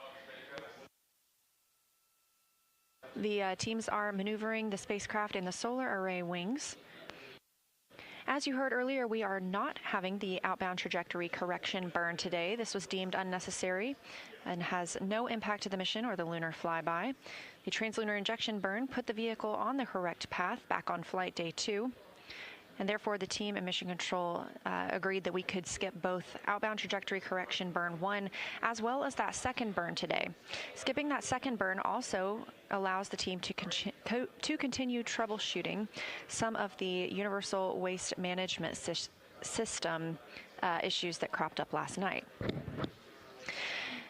There was a wastewater dump planned last night, a very routine and regularly scheduled action, and it terminated after only dumping 3%. So the wastewater tank is not currently full. It is at 64% with a limit of 80%, but the crew was instructed to use backup collection devices overnight if they needed. Part of the reason for reorienting the spacecraft today is to allow it to be in the sun, specifically where the primary vent nozzle is. They are hoping that spending some time in the sun will help thaw out potential ice that may be on that vent nozzle.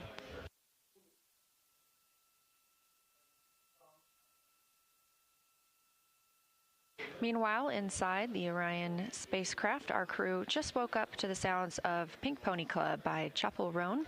That wake up coming at 11:35 a.m. Central Time.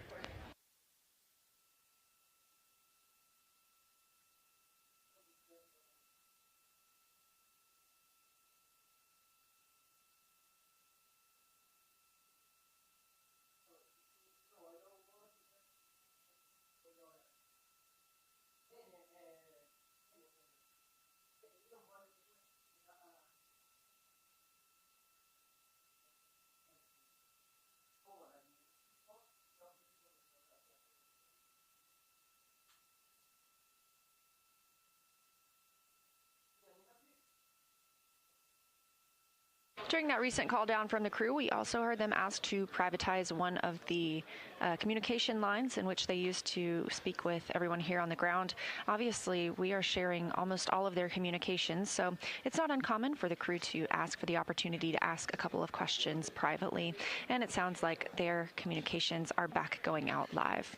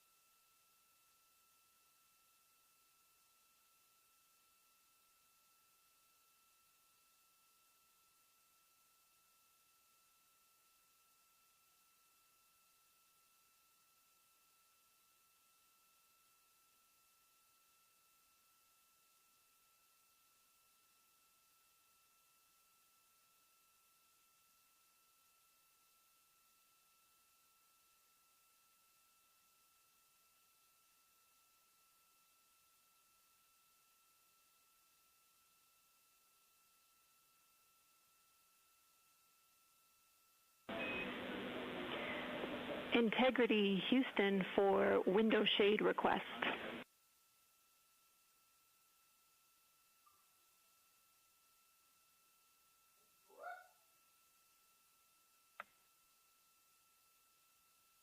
Good to hear your voice, Jenny. Go ahead. Hey, Jer, nice to speak with you, too. We have a small request for you guys. With this attitude that we're using for the bake-out, we're getting the sun on the window shades, and we're a little worried about them heating up too much. We would like to request that you please remove the window shades. We understand that will make it awfully bright for you guys, and we want to encourage you to use a T-shirt in the cabin or something similar if needed to block out that sunlight. But the shades will help us with the temperature constraint on the windows.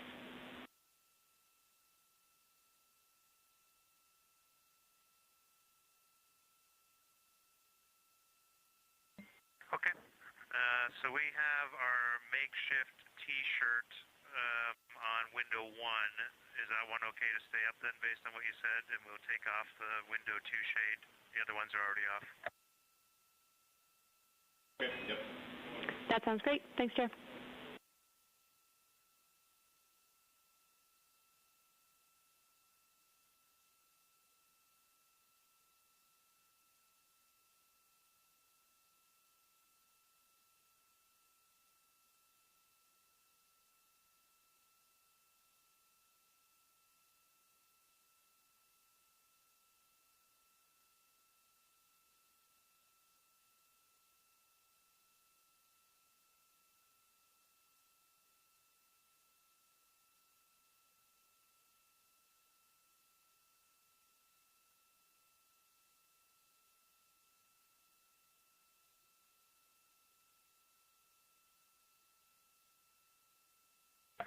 Houston, integrity on 1 for windows. Do that or not? Go ahead. I can.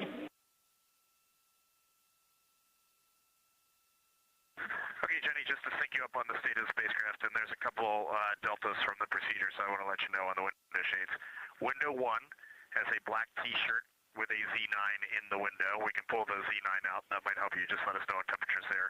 Windows 2, 3, and 4 are now window cover free. The side hatch window cover has been removed.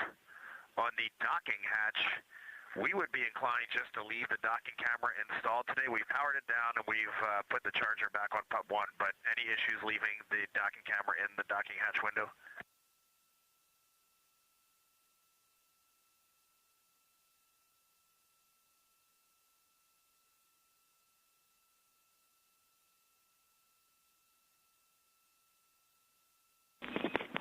We're checking, Reed.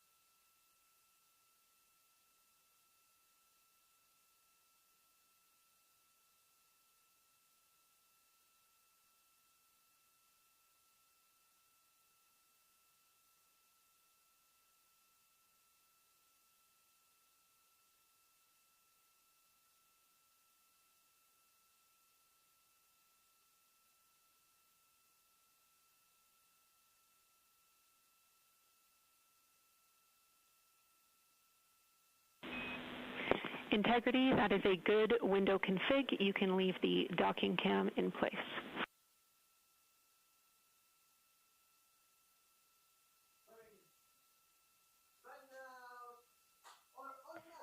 Okay, thanks, Jenny. Appreciate it.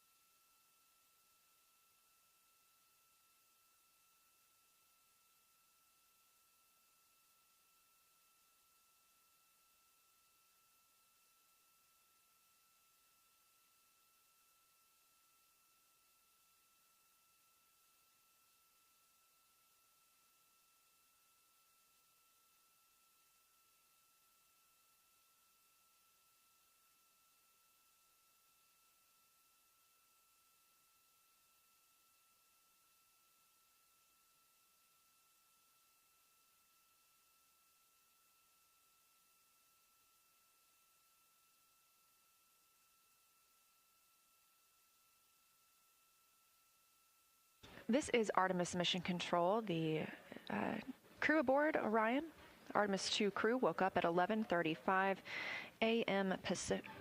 Central Time today. They are still in their post-sleep period, so they're taking the time to configure the crew cabin, conduct any hygiene for the day. But immediately upon waking up, there is an extra step that they have to take to help us with some science that they both did while they were here on the ground and that they will continue to do once they have returned. This is to collect some saliva. The crew is instructed to do so before they have exercised or brushed their teeth. Let's learn a little bit more about why this is so important.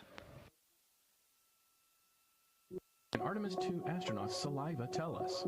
Saliva can tell us a lot about astronaut health. Just one tiny sample provides a window into what's happening into a crew member's body. When Artemis II flies around the moon, the crew will provide saliva samples for a study called immune biomarkers, which probes how the immune system reacts to deep space travel. This research builds on studies we've done before. Astronauts aboard the International Space Station collect liquid saliva samples with tiny oral swabs that roll around in their mouths. They also provide dry samples by blotting their saliva onto special paper that's carefully preserved at room temperature and brought back to Earth for analysis. Artemis missions won't have much onboard room for a refrigerator to store liquid samples. As a result, crew members will take dry samples periodically during their mission so that researchers can see how their immune system changes over time. NASA has been using saliva samples to help understand astronauts' health for decades. During the shuttle program, they discovered that dormant viruses in our bodies, including the one that causes shingles, can reawaken in space. Researchers are unsure why this happens, but think it has something to do with how the body responds to the extreme environment of space, including changes to circadian rhythms, stress, diet, radiation exposure, and weightlessness. By knowing more about how deep space travel affects the immune system, Artemis missions will help NASA ensure that humans, rather than viruses, thrive in space as we venture onward to the Red Planet and beyond.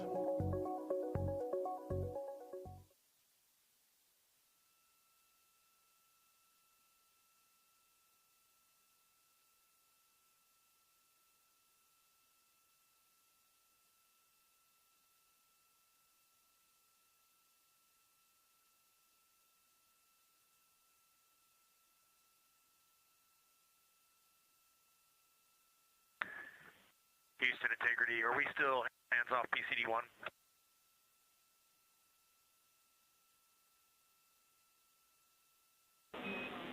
Checking.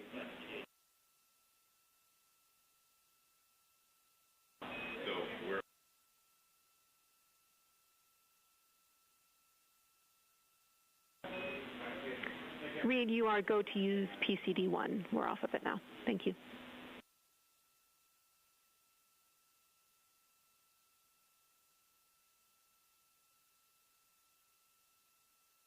Now that we have handed over to the Orbit 1 flight control team, the voice you're hearing at the Capcom console is that of Canadian Space Agency astronaut Jenny Gibbons. She is an Artemis II backup crew member and serving as today's Capcom, speaking directly with the crew and relaying information and instructions from here on Earth.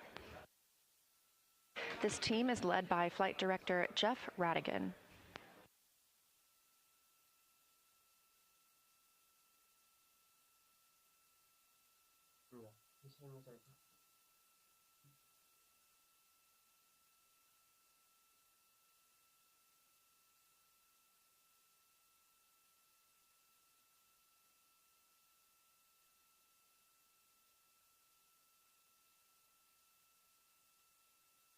Ciao Chappi, allora, come stai? Tutto bene?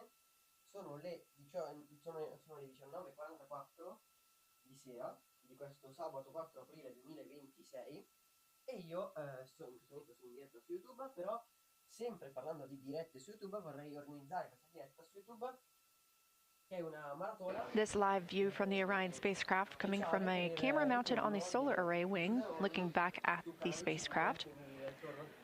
The Mechanical and Power Officer, or MPO, just repositioned that solar array wing to allow the teams to see the vent that they are troubleshooting, that they have positioned this to be in the sun to help potentially release some ice on the primary vent nozzle that has brought up an issue with the wastewater dump that was scheduled last night.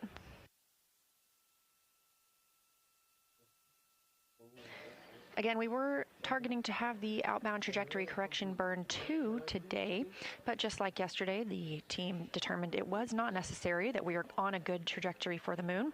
And so by clearing that OTC2 burn from the crew's schedule, they have allowed more time for the teams to continue troubleshooting and working on the systems for the Universal Waste Management System.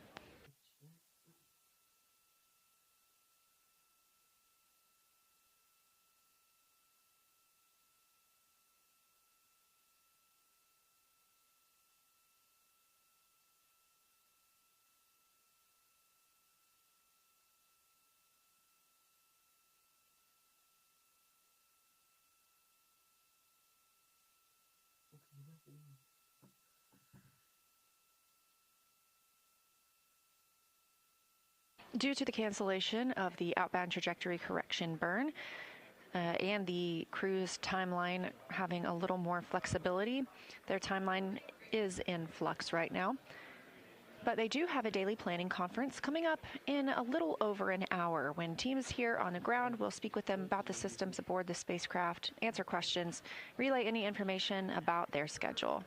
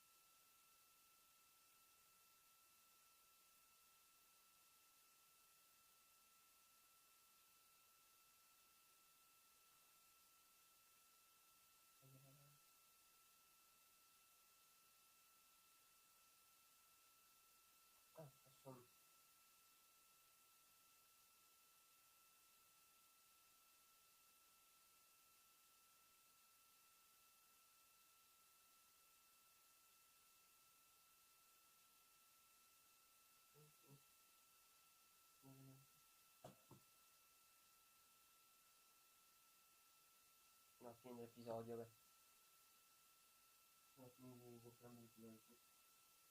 Allora, ciao Chatti. Allora, ciao Chatti, come stai? Spero tutto bene. Allora, io in questo momento sono in diretta su YouTube per, diciamo, per la missione Artemis II, però è un altro discorso. La cosa di cui vorrei parlarti adesso è i Cesaroni in ritorno, ovvero la 7ª e attivissima stagione dei Cesaroni. Il ritorno su canale 5 in TV.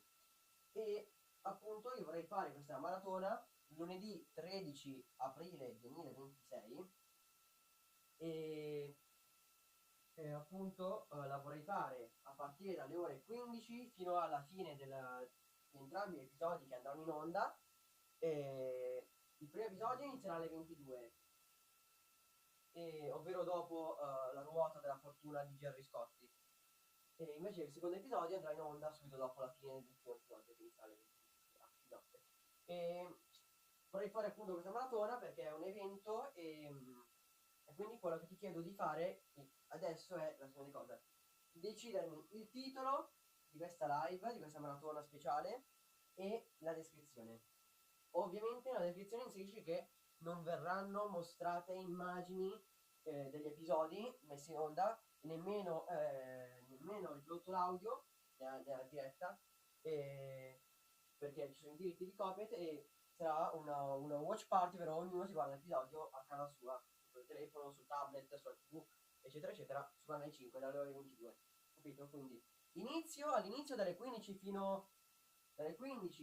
fino alle 19 ci sarà una lunga maratona, ci sarà una lunga parte in cui ci saranno le chiacchiere, le aspettative, cosa ci aspetta, e anche un pochino il ripensare le stagioni passate, e un ripasso. Invece poi dalle 19 alle 21:45 pausa cena, quindi io vado a cenare con la mia famiglia. Invece dalle 21:45 fino alla fine del secondo episodio che sarà mandato fino alla fine del secondo episodio di questa settima stagione, And integrity Huntsville's with you. reaction e commento in contemporanea agli episodi in onda, insomma. Quindi dai, facciamo questa cosa. Yes, good integrity morning. I think it's the afternoon for you. Avatar lights to report. All lights are on, ON, except for 15. Okay, we copy. Same status as yesterday. All lights on, ON, except for 15. Dalle 15 alle 19 chiacchiere, aspettative, curiosità e un ripasso delle stagioni passate. Viaggio insieme all'evento dell'anno. Dalle 19 alle 21:45 pausa cena con Drew e la sua famiglia. Dalle 21:45 fino alla fine del secondo episodio, reaction e commento in diretta agli episodi della settima stagione mentre guardi a casa tua su canale 5. Attenzione, durante la live non verranno mostrate immagini o audio degli episodi in onda per rispettare i diritti d'autore. Questa è un watch party interattivo. Segui gli episodi sul tuo televisore, tablet o telefono e condividi le tue emozioni in chat con Drew e gli altri fan. Data lunedì 13 aprile 2026, orario dalle 15 fino alla fine del secondo episodio. Preparati a ridere, ricordare e commentare ogni momento non mancato.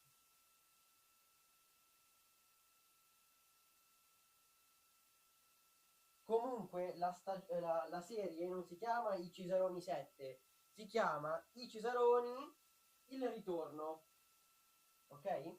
E sì, quindi e comunque nella descrizione si metti il programma della diretta, però dalle 19 alle 21:45 metti soltanto pausa cena, fine, non spiegare, non stare lì a spiegare, perché non interessa a nessuno che io vado a cenare con la mia famiglia. Non è che lo condivido in live, c'era una schermata che si dice sto cenando, fine, torno alle 21:45. Quindi in quella parte lì dalle 19 alle 21:45 metti soltanto pausa cena. E poi nella parte dalle 21:45 fino alla fine del secondo episodio, reaction e commento in diretta agli episodi, metti così la descrizione. Dalle 21:45 fino alla fine del secondo episodio, reaction e commenti in diretta agli episodi, ai primi 2 episodi in onda su canale 5. Fine, punto. E poi tutto il resto va benissimo, attenzione, eccetera eccetera. Però questo è un watch party, non è una watch party, capire. È un watch party interattivo maschile. Maschile singolare. Sì, adesso va benissimo. Hey hey! E là? Questa l'hai mollata lì per? Questa l'ho mandata lì perché ero lì, sono andato al cinema con questo. Per fare il mollata lì? Perché faceva caldo, perché fa caldo. Voila! You recently heard a call from NASA astronaut Christina Cook, mission specialist on the Artemis II flight, down to the Mission Control Center at Marshall. This was to the Payload Operations Director, who leads science execution for the Avatar payload, which is specifically what she was referencing. Avatar stands for a Virtual Astronaut Tissue Analog Response. This is part of our strategy to get a holistic understanding of how the deep space environment affects humans. So this is organ-on-a-chip technology. It's about the size of a USB thumb drive, and it measures how individual astronauts respond to deep space stressors. These organ chips contain cells that were developed from pre-flight blood donations from the crew.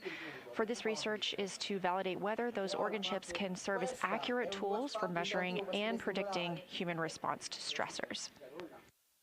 So scientists will be comparing these Avatar findings with space station findings, as well as with those samples taken from the crew before and after the flight.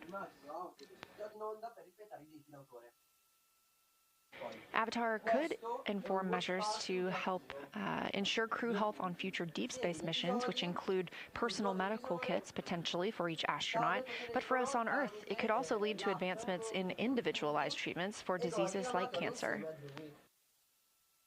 E poi aggiungi, lascia un tuo commento, un tuo pensiero rispetto a questo grande ritorno. E poi va bene, data lunedì 13 aprile 2026, orario dalle 15 fino alla fine del secondo episodio in onda su canale 5. Poi preparati a ridere, perché ricordare, commentare ogni momento, non mancare, e qua va benissimo. Quindi sto dando con la correzione di da fare.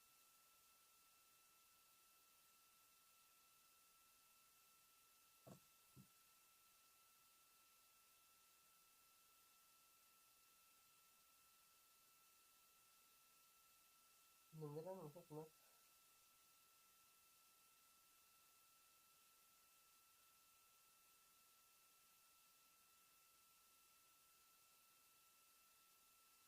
in onda su canale 5.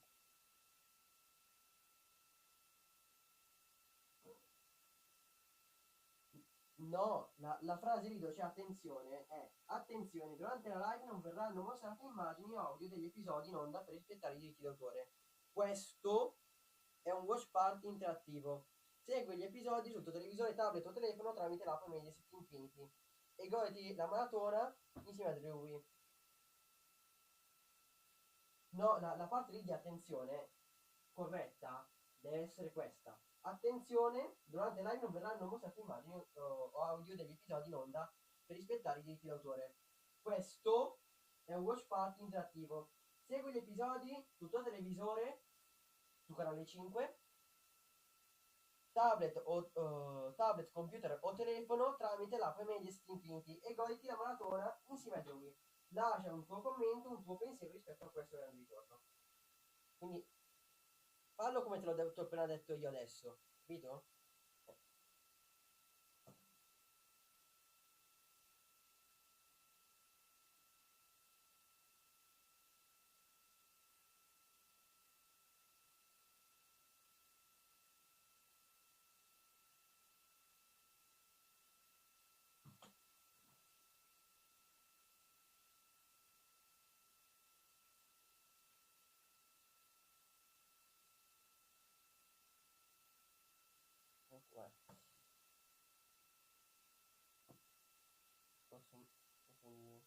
No.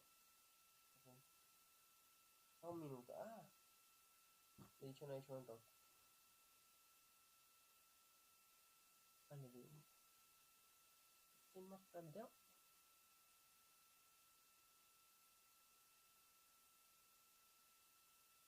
Aspettiamo lì.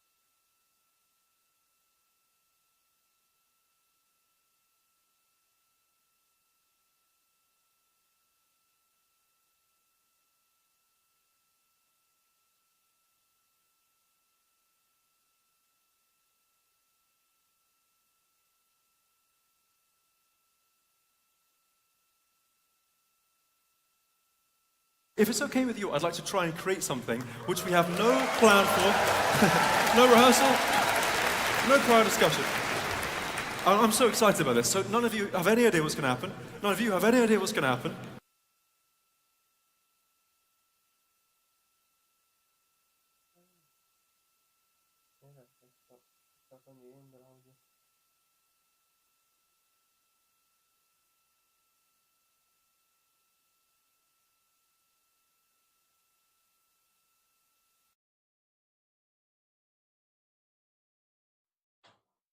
Bella questa immagine di Orion. Che bella, che bella, che bella questa immagine di Orion.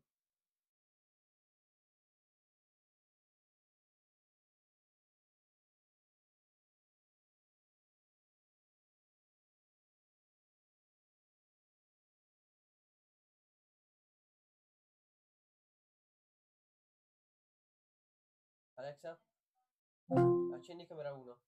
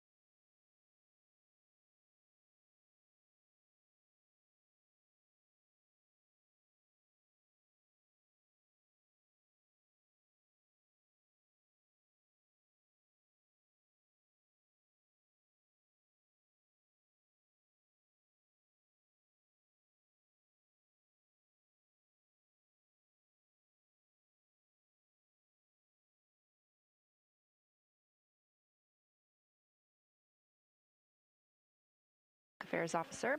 We are 2 days, 19 hours, and 30 minutes mission elapsed time. That's the time since Orion lifted off atop the Space Launch System rocket from Kennedy Space Center in Florida.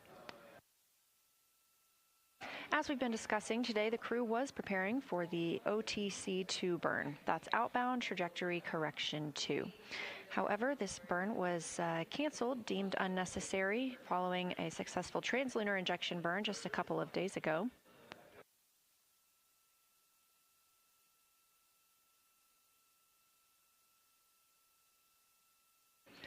Canceling that burn today also allowed time for the teams here on the ground and the crew members to orient the spacecraft so that it is facing the sun on one specific portion, which is a primary vent nozzle. Yesterday, at the beginning of crew sleep, the ground was performing a regularly scheduled wastewater dump. The dump terminated after only 3%, so the tank quantity was 64%, and the limit is 80%. So the wastewater tank is not full. However, the crew was instructed to use backup collection devices overnight if they needed. Part of their continued troubleshooting is canceling that OTC-2 burn and the team having added this attitude maneuver, pointing the waste vent lines to the sun. They'll be like this for about 2 hours to help melt any ice that may be preventing the waste dump. Of course, no impact to the mission or the lunar flyby scheduled on flight day 6. Those trajectory correction burns, including the one we canceled today. We also canceled one yesterday due to our trajectory already being in great condition. Those are just small burns to fine-tune the flight path.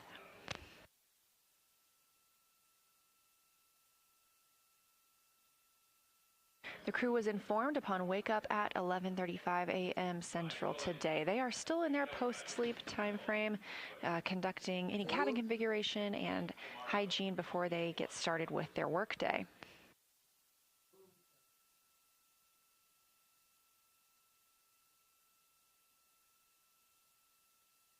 Coming up in about an hour, we expect less than an hour, we expect the daily planning conference to occur.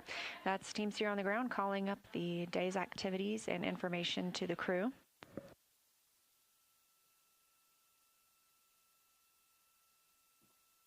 Scheduled for after that daily planning conference was going to be a photo opportunity from one of the solar array wings. That's where this view is coming from right now, looking at the cabin.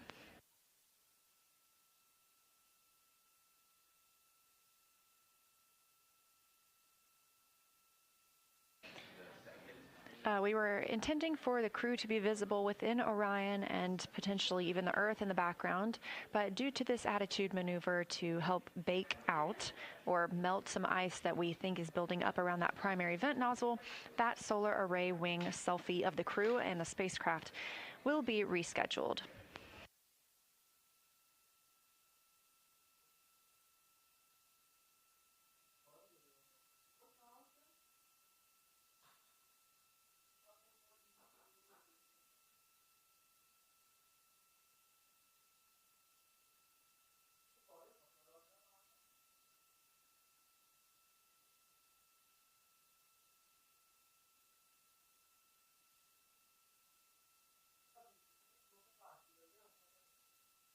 With that solar array wing selfie being rescheduled, we will stand by for that time. The rest of the crew's schedule will be shifted a little bit today, making time for this bake out maneuver, and of course with the cancellation of that OTC burn.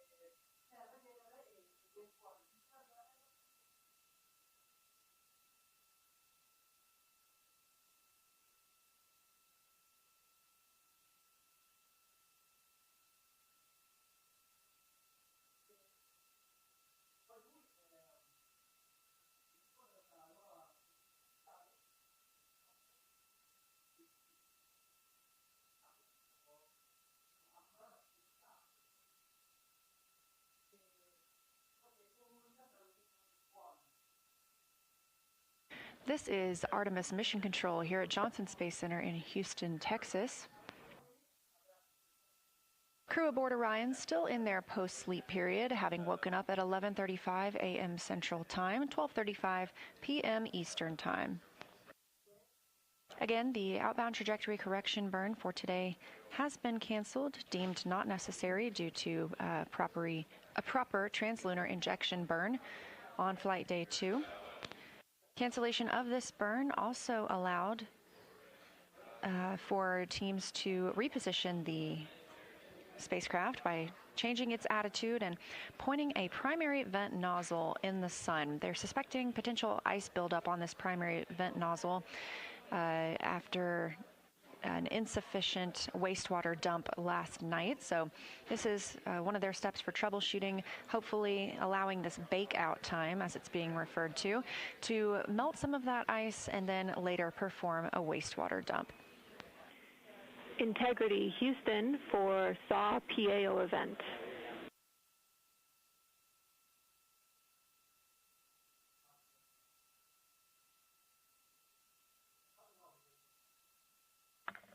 Go. Wanted to let you know we're planning to defer that PAO event until later in the day because of using the SAWs to monitor the outcome from this bakeout. We'll have more words for you when we know where it lands.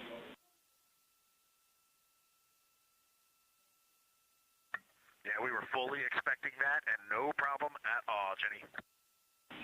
Thanks, Reed. That call from Capcom and Artemis II crew backup, Canadian Space Agency astronaut Jenny Gibbons here in Mission Control Houston, speaking with Commander Reed Wiseman aboard the Orion spacecraft, letting him know that a previously planned event, referred to as the SAW event, which stands for Solar Array Wing. That's where this view is coming from right now, a camera mounted on the Solar Array Wing looking back at the spacecraft. We were intending to take a photo of the crew in the windows and of Orion, but due to this change in attitude, we will be deferring that event, and they will reschedule it for a later time today. The crew's schedule does remain in flux today following cancellation of OTC-2. However, one item that we anticipate to still occur is the manual piloting demo. Now, if you recall, shortly after launch on flight day 1, pilot Victor Glover commanded the Orion spacecraft, manually flying it around the interim cryogenic propulsion stage and a faux docking target. This was all to help us learn how Orion flies manually in space and help us prepare for future missions, during which we'll need to dock to a lunar lander. Glover was the only astronaut to fly that day. Integrity crew, we see the enabled caution on the board. We are not moding to SAT mode, and no action for you. This is because of a caution and warning sync we're performing from the ground.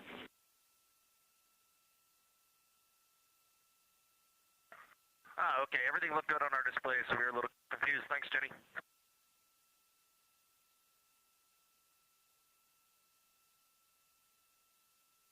Teams referring to a caution that the crew received on their displays, letting them know there is no action received on their part and that this was a ground issue. Back to the manual piloting demo that will occur later today. Pilot Victor Glover was the only astronaut who got to fly the spacecraft on flight day 1 for those proximity operations. But today we are expecting all crew members to get an opportunity to pilot Orion. They'll be using the rotational and translational hand controllers to maneuver the vehicle with the RCS, or Reaction Control System, thrusters. This will help teams learn about the 6 degree of freedom and 3 degree of freedom attitude control.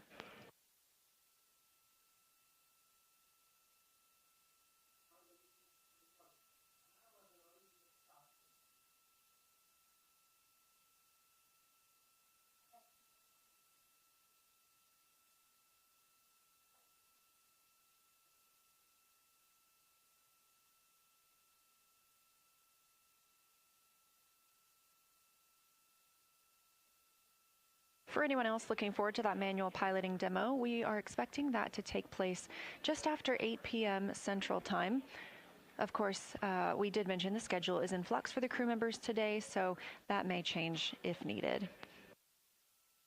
Again, crew's still in their post-sleep period. We are expecting their daily planning conference in about 30 minutes.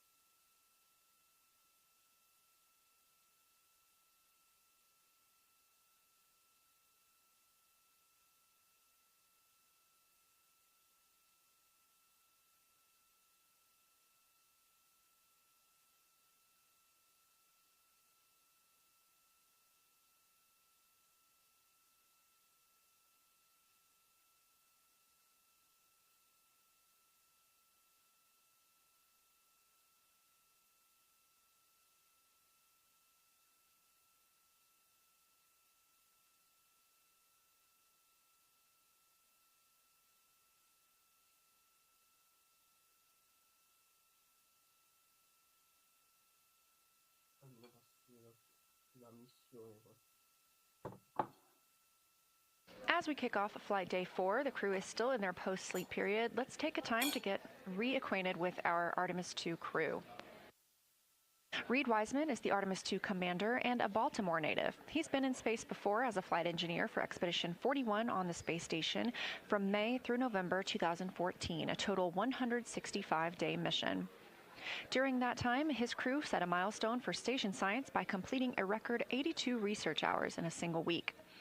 Wiseman also served as chief of NASA's astronaut office from December 2020 to November 2022, and back on Earth, he has 2 daughters. Artemis II pilot is Victor Glover, selected as an astronaut in 2013 by the agency. At that time, he was serving as a legislative fellow in the U.S. Senate. His first trip to space was on NASA's SpaceX Crew 1 mission in November 2020, when he was also the pilot of that spacecraft. Victor is a U.S. Navy captain and naval aviator who served as a test pilot, racking up over 3,500 flight hours in more than 40 different spacecraft. And as previously mentioned, he became the first person to pilot the Orion spacecraft the other day. He and his wife have 4 children. Mission specialist Christina Cook is a native of Grand Rapids, Michigan. She was selected to the astronaut corps in 2013, the same class as her crewmate Victor Glover.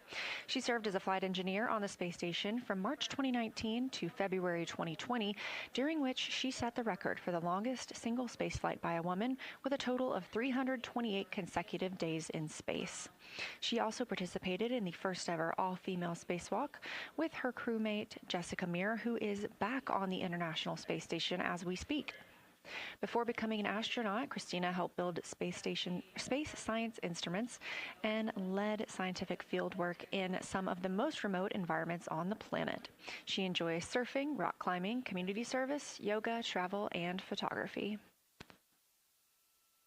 Rounding out our Artemis II crew is Jeremy Hansen, a Canadian Space Agency astronaut and first-time flyer. The London, Ontario native was selected as an astronaut in 2009, and since then he worked as a Capcom in our Mission Control Center here in Houston. Capcom stands for Capsule Communicator, and that's the single voice communicating with the astronauts in space. He has also participated in training exercises like a week-long stay on the ocean floor off the coast of Florida to simulate deep space exploration.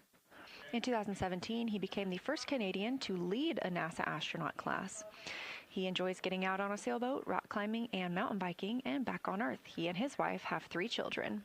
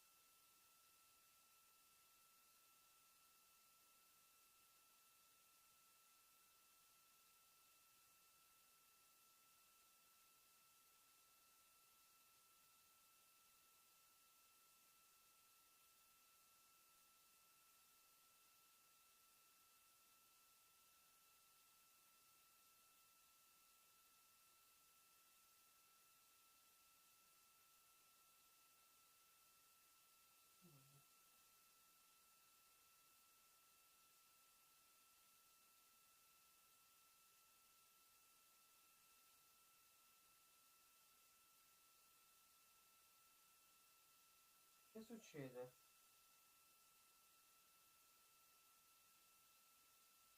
Che così?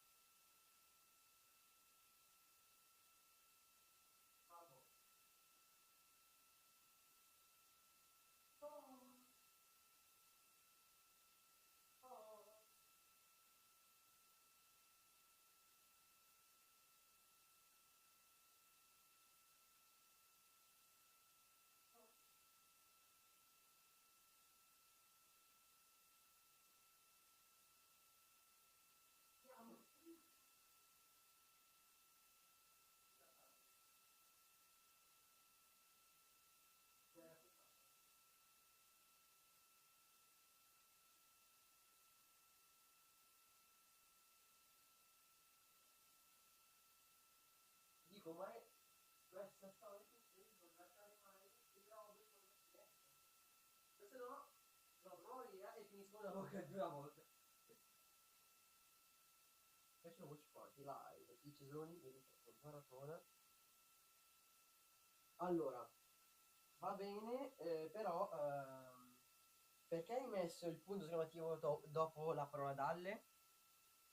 Andava benissimo scrivere maratona dalle 15 e il punto esclamativo dopo l'orario. Perché hai messo il punto esclamativo dopo dalle? Non ha senso sta cosa.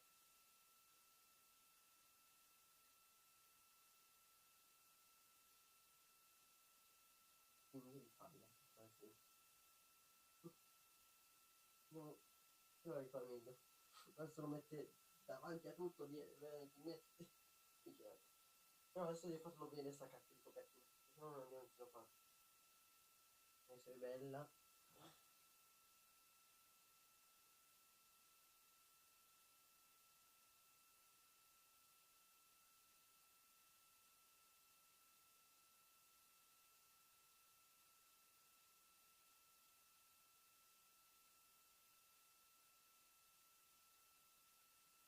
Watch party live, i Ciceroni, il ritorno, vedete il logo è quello lì, i Ciceroni, il ritorno, maratona dalle 15,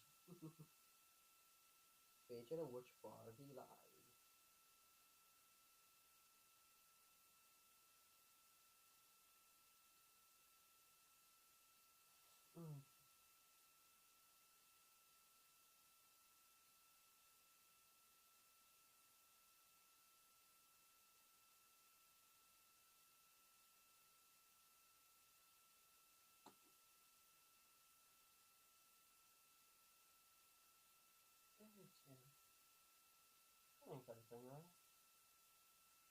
Fammi caricare immagini.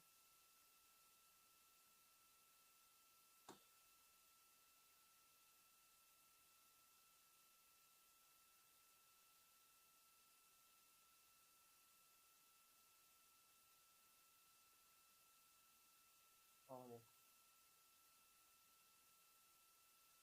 bello.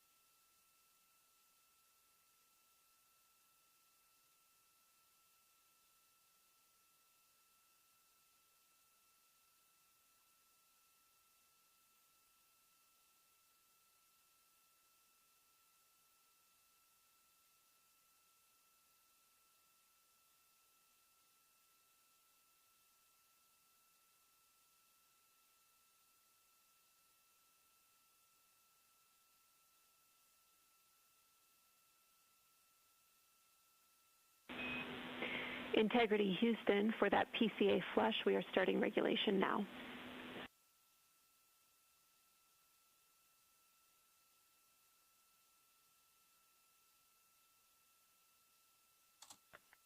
thanks, Jenny. Everything has been quiet on board. We can tell no associated noises with the flushes. Copy, thank you.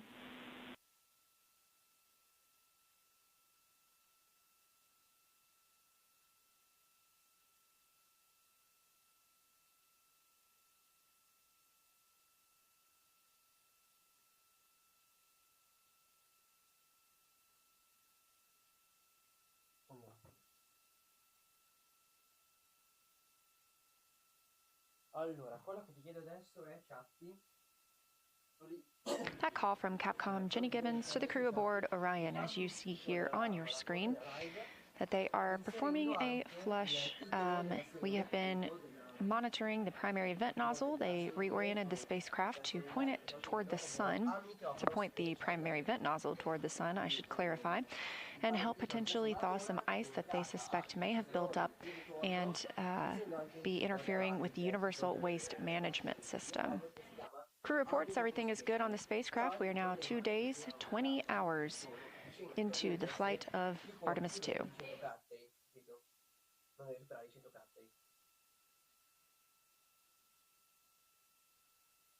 On console here in Mission Control Houston is the Orbit 1 team. Flight Director Jeff Radigan gathering topics from the crew ahead of the crew's daily planning conference coming up here in just about 10 minutes.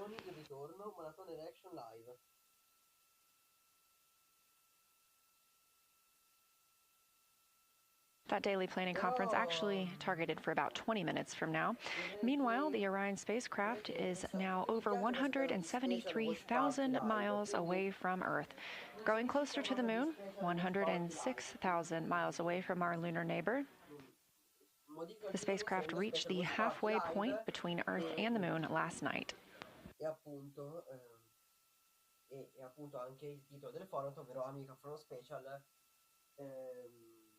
ovviamente dentro i 100 caratteri massimi.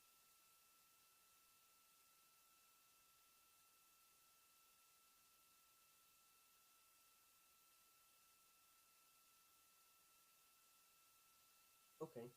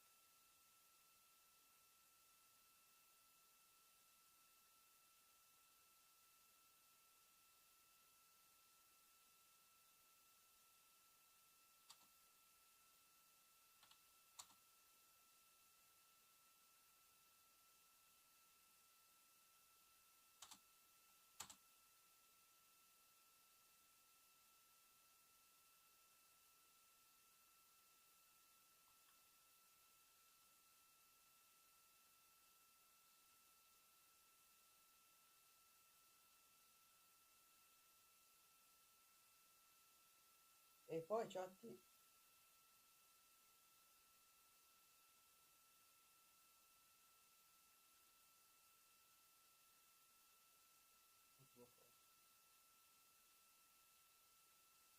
Poi chat, io guardando meglio la copertina che mi hai fatto, bellissima, però c'è un segno giallo vicino alla O di il ritorno. Toglilo questo segnetto giallo. Deve essere fatta così, però senza questo segnetto giallo, invece non ha senso, quindi toglilo questo segnetto giallo per favore.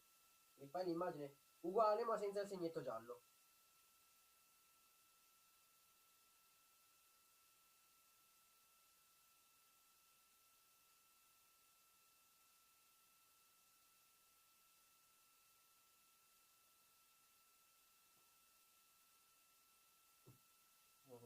Benvenuti. Adesso guardo per e poi la zoom, la guardo per bene. Senza segnetti gialli, senza cosa. No, non fa bene. Viene creata. C'è senza giallo? A quanto pare non c'è nessun segno giallo. Ok, può andare.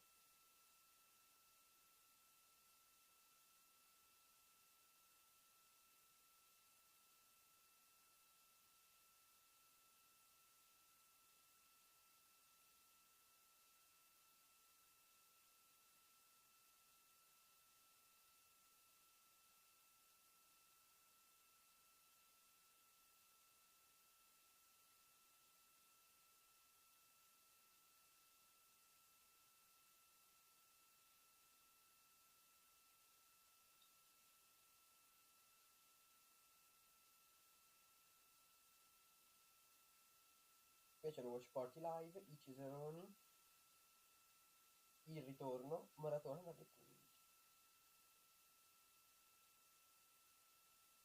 I ciseroni.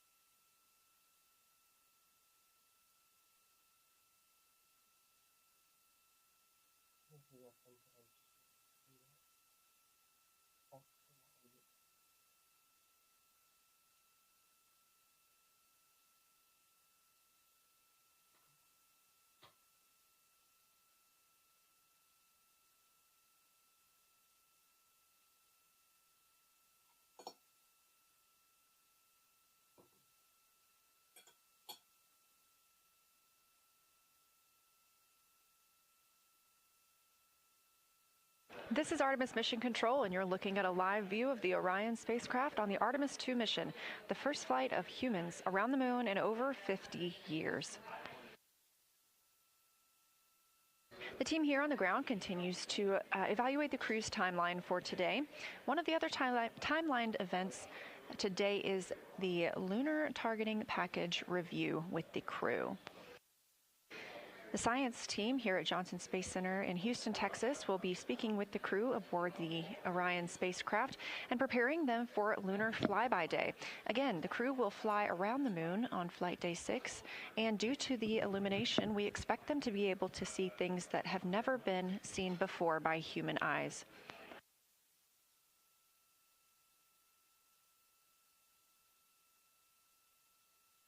The science team has been preparing this lunar targeting package for this specific flyby, as each launch date would have resulted in different viewing opportunities due to lunar illumination. So the crew has been training for years based on photography of the lunar surface, as well as in different lighting conditions.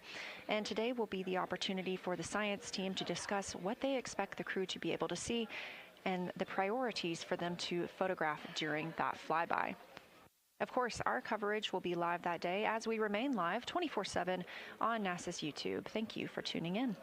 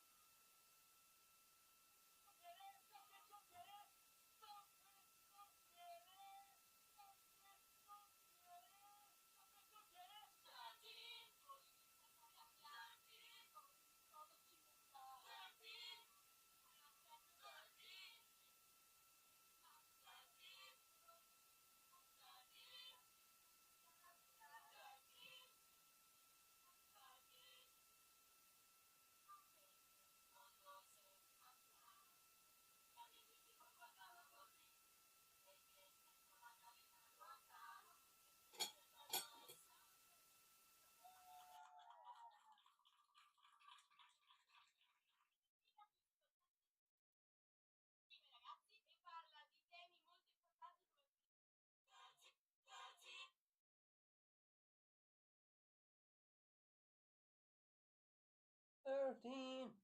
Na na na na na na na. Oggi io e la mia ragazza faremo una cosa completamente fuori controllo, perché per le prossime 24 ore mangeremo solo quello che ci diranno i commessi. Ma non è finita qui, a decidere dove andremo sarà la ruota. E se il commesso ci propone qualcosa di assurdo, dobbiamo mangiarla lo stesso. E a un certo punto è successa una cosa che non ci aspettavamo. Abbiamo incontrato una persona totalmente a caso che non doveva essere nel video. Forza Graziana! Siamo pronti? Vai, vai!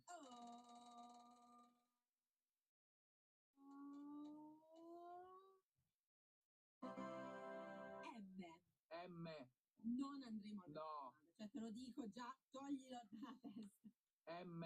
Non andremo al No. cioè te lo dico già, toglilo dalla testa. No, il Mac no. Il Mac oggi, Mac M, ce lo saltiamo, Sì. perché non è possibile. Anche perché ormai, cioè questo non è più un canale di coppie, siamo venuti un trio. Io, il Types e il Mac. Quindi che ormai, cioè questo non è più un canale di coppie, siamo venuti un trio. Io, il Types e il Mac. Quindi basta Mac! Signore del Mac, la sponsorizzazione non è un problema per noi. Certamente, basta Mac! Signore del Mac, la sponsorizzazione non è un problema per noi. Certamente, cioè è comunque strabuono. È sempre. Di siccome noi siamo solo due, il Mac una parte per qualche modo. Allora, io scrivo Barcola Ma non puoi scrivere Barcola M. Ma Google... Ma perché non chiedi a chat, scusa? Forse chat ci può aiutare di più. Allora abbiamo un problema. Che succede? A me qua dice tempesta Erminio. E non c'entra niente. Che cos'è tempesta Erminio? Allerta condizioni meteo! Benissimo! Estreme! Cioè, piove! Però, a parte questo, vi dice che il bar con la M vicino si chiama Marga. Chi Marga? Hai capito qual è? Ora ve lo faccio vedere. Il problema è che siamo a piedi. Doveva piovere anche oggi, capito? Perché sennò non andava bene la giornata. E non c'è parcheggio. Corri bro, corri bro, corri bro, corri bro, corri bro. Vacca. Cioè, ci dobbiamo fare tutta questa strada dritta a piedi e poi forse arriviamo. Se non ci bagnano prima. Bar con la M. Or dunque, attendiamo l'arrivo della ragazza. Cioè tu che cosa le devi chiedere? Però, tutto quello che vuoi. Portami 2 cibi preferiti. Vai tu. Mamma mia, che figura. Vabbè, per oggi comunque gliele chiedi sempre tu queste cose alle persone, perché mi vergogno, lo No, sai. ti scuso. No. Ciao. Buongiorno. Senti, devo chiedere una cosa strana. Ci puoi portare 2 cose che vuoi tu senza che me lo dici? Scegli tu. Le cose più buone che preferisci. Sì. Anche uno. Come vuoi tu? Non faccio un'intervista. Che ne pensi? Porca miseria. Ma a me piace quello tuo, bro. A me piace quello tuo. Cambio. Finita. Sembra una goduria. Wow. Comunque sapevo che ci avrebbe sorpreso. Io... Ma ha messo il popcorn anche. Sì. Aspetta, te lo dico subito. E banana, caramello. Banana, caramello, popcorn. Buono? Buonissimo. Non so da dove iniziare, questo mi ispira, però qua c'è la panna. Ma sono un botto 3 per te. Dovrei aiutarti. No. Buono? Allora, pane fritto. Pane fritto? Già che il fritto è buono. Poi c'è la crema, anche se è lucido. Quindi non so se c'è qualcos'altro. Io voglio mangiare, Graziana. Buonissimo, raga. Questo è buonissimo. Poi me lo fai assaggiare un pezzo? Per me è mio. Si uniscono bene quei popcorn. Sono buono. Ma basta. No, è buono pure questo. Sì, basta. Basta. Oggi abbiamo svoltato, ragazzi. Ho fatto una cagata incredibile. Devi andare al bagno? No, in un altro senso. In che senso?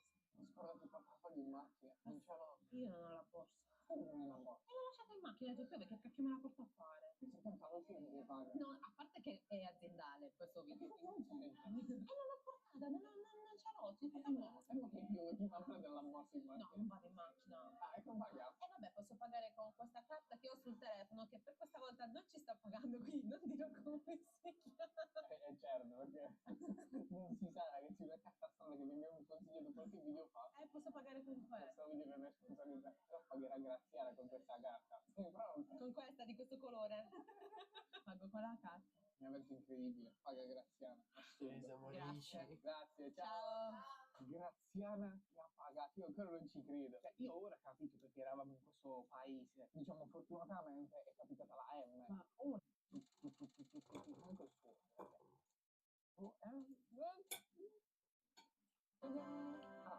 Uno spuntino con la A. Io lo so. E andiamo, perché quello è un altro poco posto. Amatriciano. No. Ariston. Sì, ma andiamo sempre. No, però io non ho capito dove devo andare. No. Ariston. Sì, ma andiamo sempre. No, però io non ho capito dove devo andare. È in questo posto. Va bene, ma qua non ci sta niente. Azione! Quindi? Activity! Actor! Assorda. Ah! Ah! No, non ce la fa, raga. Non hai problemi, vero? Sto cercando di darti parole simili che... No, è un posto pazzo. Allora, non pensare che sia un posto per andare a mangiare. Vedi per mangiare. No! No, non è che ti accompagni la mia ragazza a fare shopping. No! E là non l'ho trovata! Però questo posto è capitato con la lettera A. Ma lì vedo non è... No, no, è bello. Tutti amano questo posto. Ed è blu. Amadeus. Ed è blu? Amadeus, Ah, mi fa blu. Ho capito. Ma non c'è da mangiare. Sì, ci sono i pizza al caramello salato. Io voglio che andiamo là, tutti nella No, devo... Vuoi tu, o glielo dimmi tu? No. Sì, che glielo dimmi, facciamo come di me. Macchinaggiola senza ritorno. Oggi mi divertirò io. Oh, dai, no! Vedete la macchina gialla? Macchina gialla senza ritorno. Vuoi vedere che Graziana la prossima trip è zoppica? No! C'è stato un po' zoppa. Ah, voleva fare questa sketch. Invece l'ho minata veramente. Che carino! Che cose sono? Sono tutte delle grazianine. Le grazianine cinettine. Sì, c'è qualcosa da mangiare, però io non credo che il commesso ci dia questo. Oppure c'è questo, guarda. No. Madonna, se ci dice wasabi, peanut, io godo. Attenzione, Graziana ha addocchiato l'aprida. È il momento di andare... No, non è questa l'aprida, la commessa l'aprida. Non perdere tempo, è il momento di chiedere, Graziana. Buongiorno, donzella. È presente del buon cibo in questo negozio? Sì, delle cose da mangiare. Siccome ci sono tante cose strane, c'è una cosa buona da prendere in particolare che mi puoi aiutare? Una cosa qualsiasi, vorrei provarla. Puoi provare anche ok. Questi qua si stanno vendendo tanto. Ah, ok, sì. Grazie. Che carino che sei questa sera. Quindi ci siamo focalizzati su questo in particolare, su questi due. Quindi prendimi tutte e due. Ok. Però dolci di nuovo, sono due dolci oggi, non ce la faccio più. Basta. Comunque io devo cercare un'altra cosa. Sicuramente qui c'è al 100%. Non mi so fare col filo per questo. È tipo pane cinese questo. Forse è giapponese. Sì, torta al cheese, al formaggio. Ma sarà bella da provare. Quali sono, scusa, Graziano? No, io volevo quelle a U. No, ma tu ti parli di questo. È una scena vergognosa. È una scena Ecco, vedi? Oh, bellissimi. Sei felice ora? Sì, andiamo. Ma ti piace quando fanno donate l'8 per 1000 alla Chiesa Cattolica?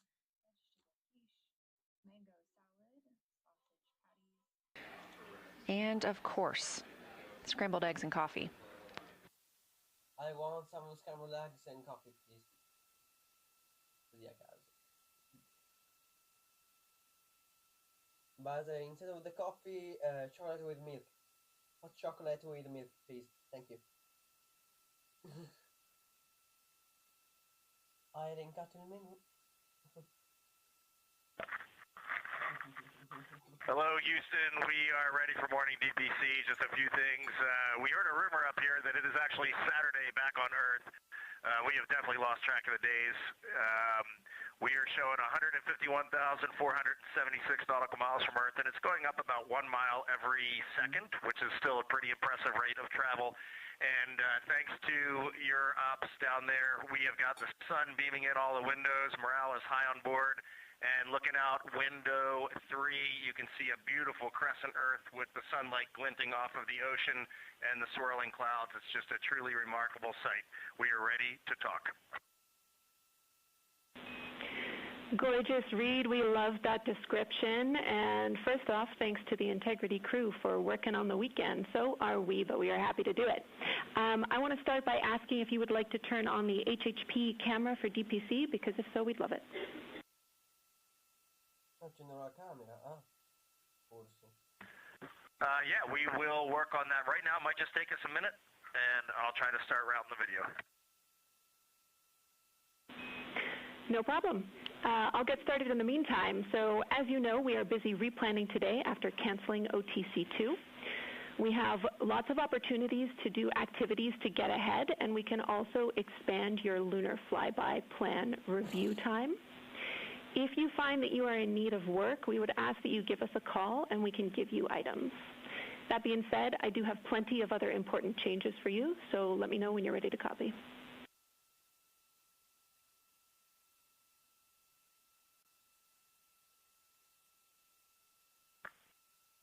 Yeah, go ahead. All right, first up, your splashdown -6 weather forecast is on board.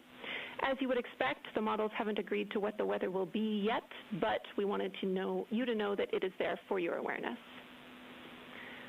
Victor, we wanted to let you know we are deferring your 24-hour acoustic monitoring activity to a day where we have a burn. That is your activity at 2040 MET this morning, and it also has a link to activity directly before your PMC in the afternoon that we are also deferring.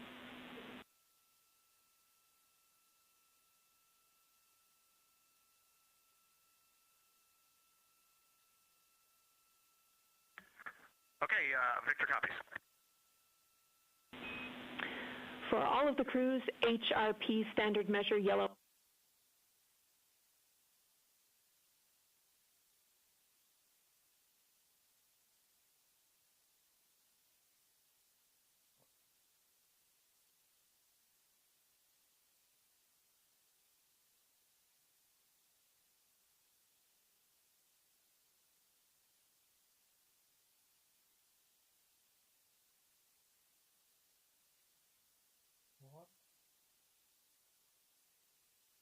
This remains when someone wins $100.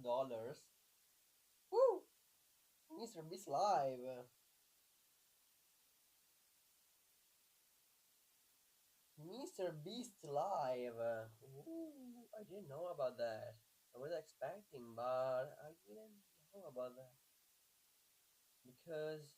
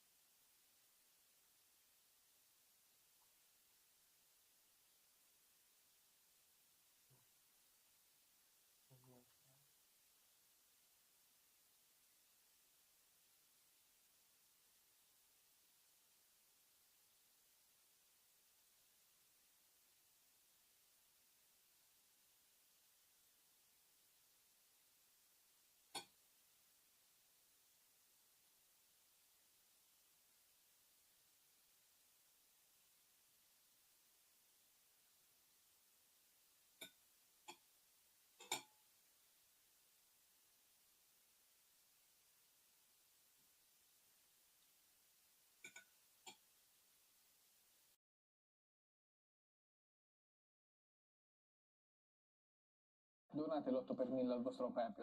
Aiutatemi a sopportare Graziana. Raga, no, grazie. Se tu stai facendo ciò che penso nella mia macchina, io ti do fuoco oggi. Graziana, raga! No, grazie. Siete l'8 per 1000 al vostro Pepe. Aiutatemi a sopportare Graziana. Raga, no, grazie. Se tu stai facendo ciò che penso nella mia macchina, io ti do fuoco oggi. Graziana! Che schifo! Non ti pulire i denti della macchina! Madonna, fa schifo. Aiutatemi! Ottimo, raga, lo consiglio a tutti. Te lo dico in un bel posto quello. Comunque, assaggia. Buttalo. Torta al formaggio. Ingredienti: uovo, farina di frumento, zucchero, olio, Formaggio. non c'è il latte. E anche oggi si cacca. Tanto già devo caccare con ciò che ho mangiato prima con il lattosio. Quindi. Guardate che c'è scritto. È la cheese day. È incartato. Oh, aveva ragione la ragazza. È buona? Buono. È poi di Spagna. Fammi sbenghi. Assaggiamo questo. Allora no, quando la denti è buono. Poi ti parte un retrogusto strano. Open for ingredients non sono Per gli ingredienti, l'ha rotto tutto. Lo devi fare per così, guarda. Non credo che mi piaccia questa cosa.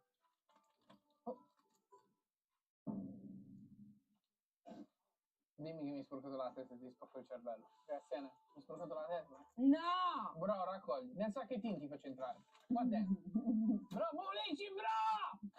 Oh. Però ci vuole un ingegnere spaziale per aprire. A me dà fastidio che sa questa cosa di plastica. Perché i cinesi mangiano così. Che sai che i cinesi non giapponesi? Perché secondo me è No, perché riconosco i cinesi. Poi ha detto... si presenta così. Ora lo voglio vedere tutto, perché mi sembra una nuvola soffice. Il sustro. Devo mangiare lo scatolfo. Allora, fa cagare. Quello al cacao è buono. Quello al centro è buono a questo. Quello al cacao fa cagare. Non avevo dubbi, lo sapevo che doveva. Quello al centro lo stesso. Però si fa mangiare. No, mo sono piena di dolci di prima. Va bene, mangeremo un altro po' e andremo al prossimo posto. Nuovo giro, nuova corsa. Vai.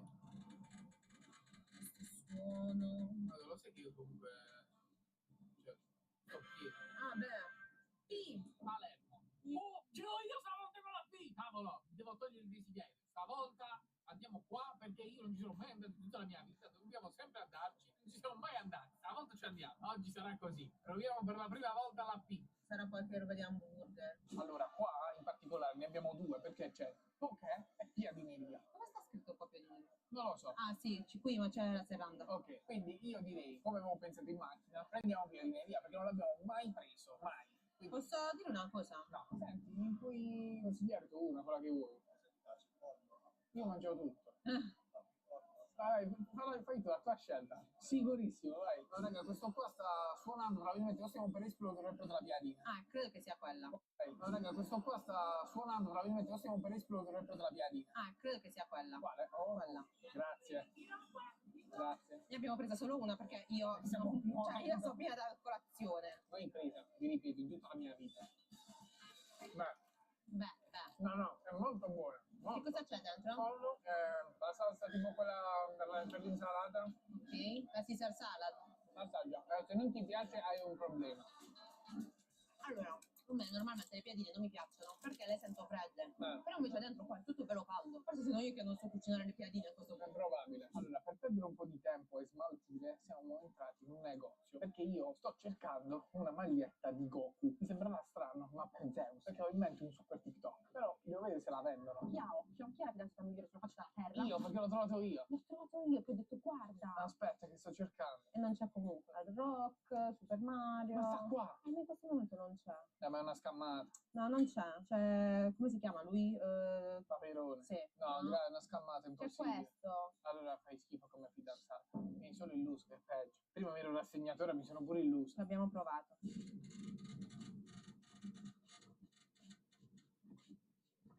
Vediamo. Vabbè, buonanotte. Dai, allora ci perseguita. Cioè io mi devo tornare indietro. Aiuto, vi prego. Dai, allora ci perseguita. Vediamo. Vabbè, buonanotte. Dai, allora ci perseguita. Cioè io mi devo tornare indietro. Aiuto, vi prego, siamo stati bravi che non ci siamo andati. Allora ragazzi, ora Graziana ordinerà, perché io ho ordinato la piadineria, tocca a te. Quindi ora ti sporgi qui e gli domandi questa bellissima cosa. Se ci dice no, ce ne andiamo. Come devi dire? No. Dici, salve, una cosa che vuole lei, a sua scelta. Se cominci a dire no, sì, ma va come bene, spuntino. Fra, non c'è problema, Fra, ci andiamo, Fra. Ma come spuntino? No, digli una cosa che vuoi. Sì, ma se la tipa mi dà il pane ce la faccio. Che il video è questo che ci impone il video. Buongiorno, bevuta McDonald's, in cosa posso esserle utile? Allora, io non ho mai mangiato da McDonald's. Cosa posso prendere? Prende, se vuoi prendere con hamburger, con pollo. Cosa mi consigli? Hamburger o pollo? Così invece al panino, alla carne che vuoi ti posso dire. Mangio entrambi. Ok, se vuoi c'è il McChicken, poi l'insalata maionese, la novità è il Grand Crispy Chicken con la sweet onion. Allora facciamo una cosa, scegliamelo tu, se non è un problema. Cosa? Me lo puoi scegliere tu se non è un problema. Mi dai questa responsabilità? Tanto mangio tutto in caso. Ma vuoi il menù con le patatine e la bevanda? Ok. Quindi ti faccio patatine classiche e coca, vanno bene? Sì, va bene. Io ti sto mettendo il pollo, va bene? Ok. Ok, poi? Basta così. Allora, potete procedere, sono 9,90. Ok, grazie. Ora ci vedranno e lo sapranno che siamo noi. E diranno, ma voi siete venuti, faccio una scema. La prima cosa che mi è venuta in mente. Lasciando lei il panino, quindi. Ok. Scusa. Dai, penso che mi piace. Se no lo mangio io, te sono a discarica. Grazie. Comunque non ci conosceva, lei era nuova. Farei a conoscersi. Tanto siamo sempre qui. Ciao, grazie. Grazie anche a te. Ecco il suo panino, signora. Graziano ha fatto la cacca. Non è vero? Sì, ragazzi. No, è Peppio che deve fare la Ho cacca. detto, fai un vlog mentre fai la cacca, non l'ha voluta fare. Non è vero, è falso, lo sapete che non lo so fare. Non la so fare. Allora, abbiamo delle patatine classiche. No! Scudo, quello Gesù, quello Gesù. Sui pantaloni. È un McChicken. Il mio preferito forse è il McChicken, cos'è? Vabbè, so che sei andato in combutta con la ragazza. Avevo già mandato il messaggio alla ragazza. McChicken. Cavolo. Scotta, se poco per fare sputanata ti esce la Coca-Cola dalla macchina. Nella macchina no, sui miei pantaloni sì. Buono. Ah, buono. Buono. Comunque noi puntualmente diciamo che siamo pieni e poi mangiamo con i maiali. Noi siamo ancora qua. Siamo arrivati a sera. Noi siamo ancora qua. Siamo arrivati a sera e si gira la ruota. Raga, il problema è che lui ha anche detto no, io ho fame. Boh sì, poi sono passate 2 ore, è diventato buio il cielo. Io c'ho ancora il pancake sullo stomaco. Voglio il pancake, abbiamo mangiato il McDonald's alle 4, ma hai voglia. A riempienza, potevamo fare pure lo spuntino. Però questo non dice, no. 1, 2, vai!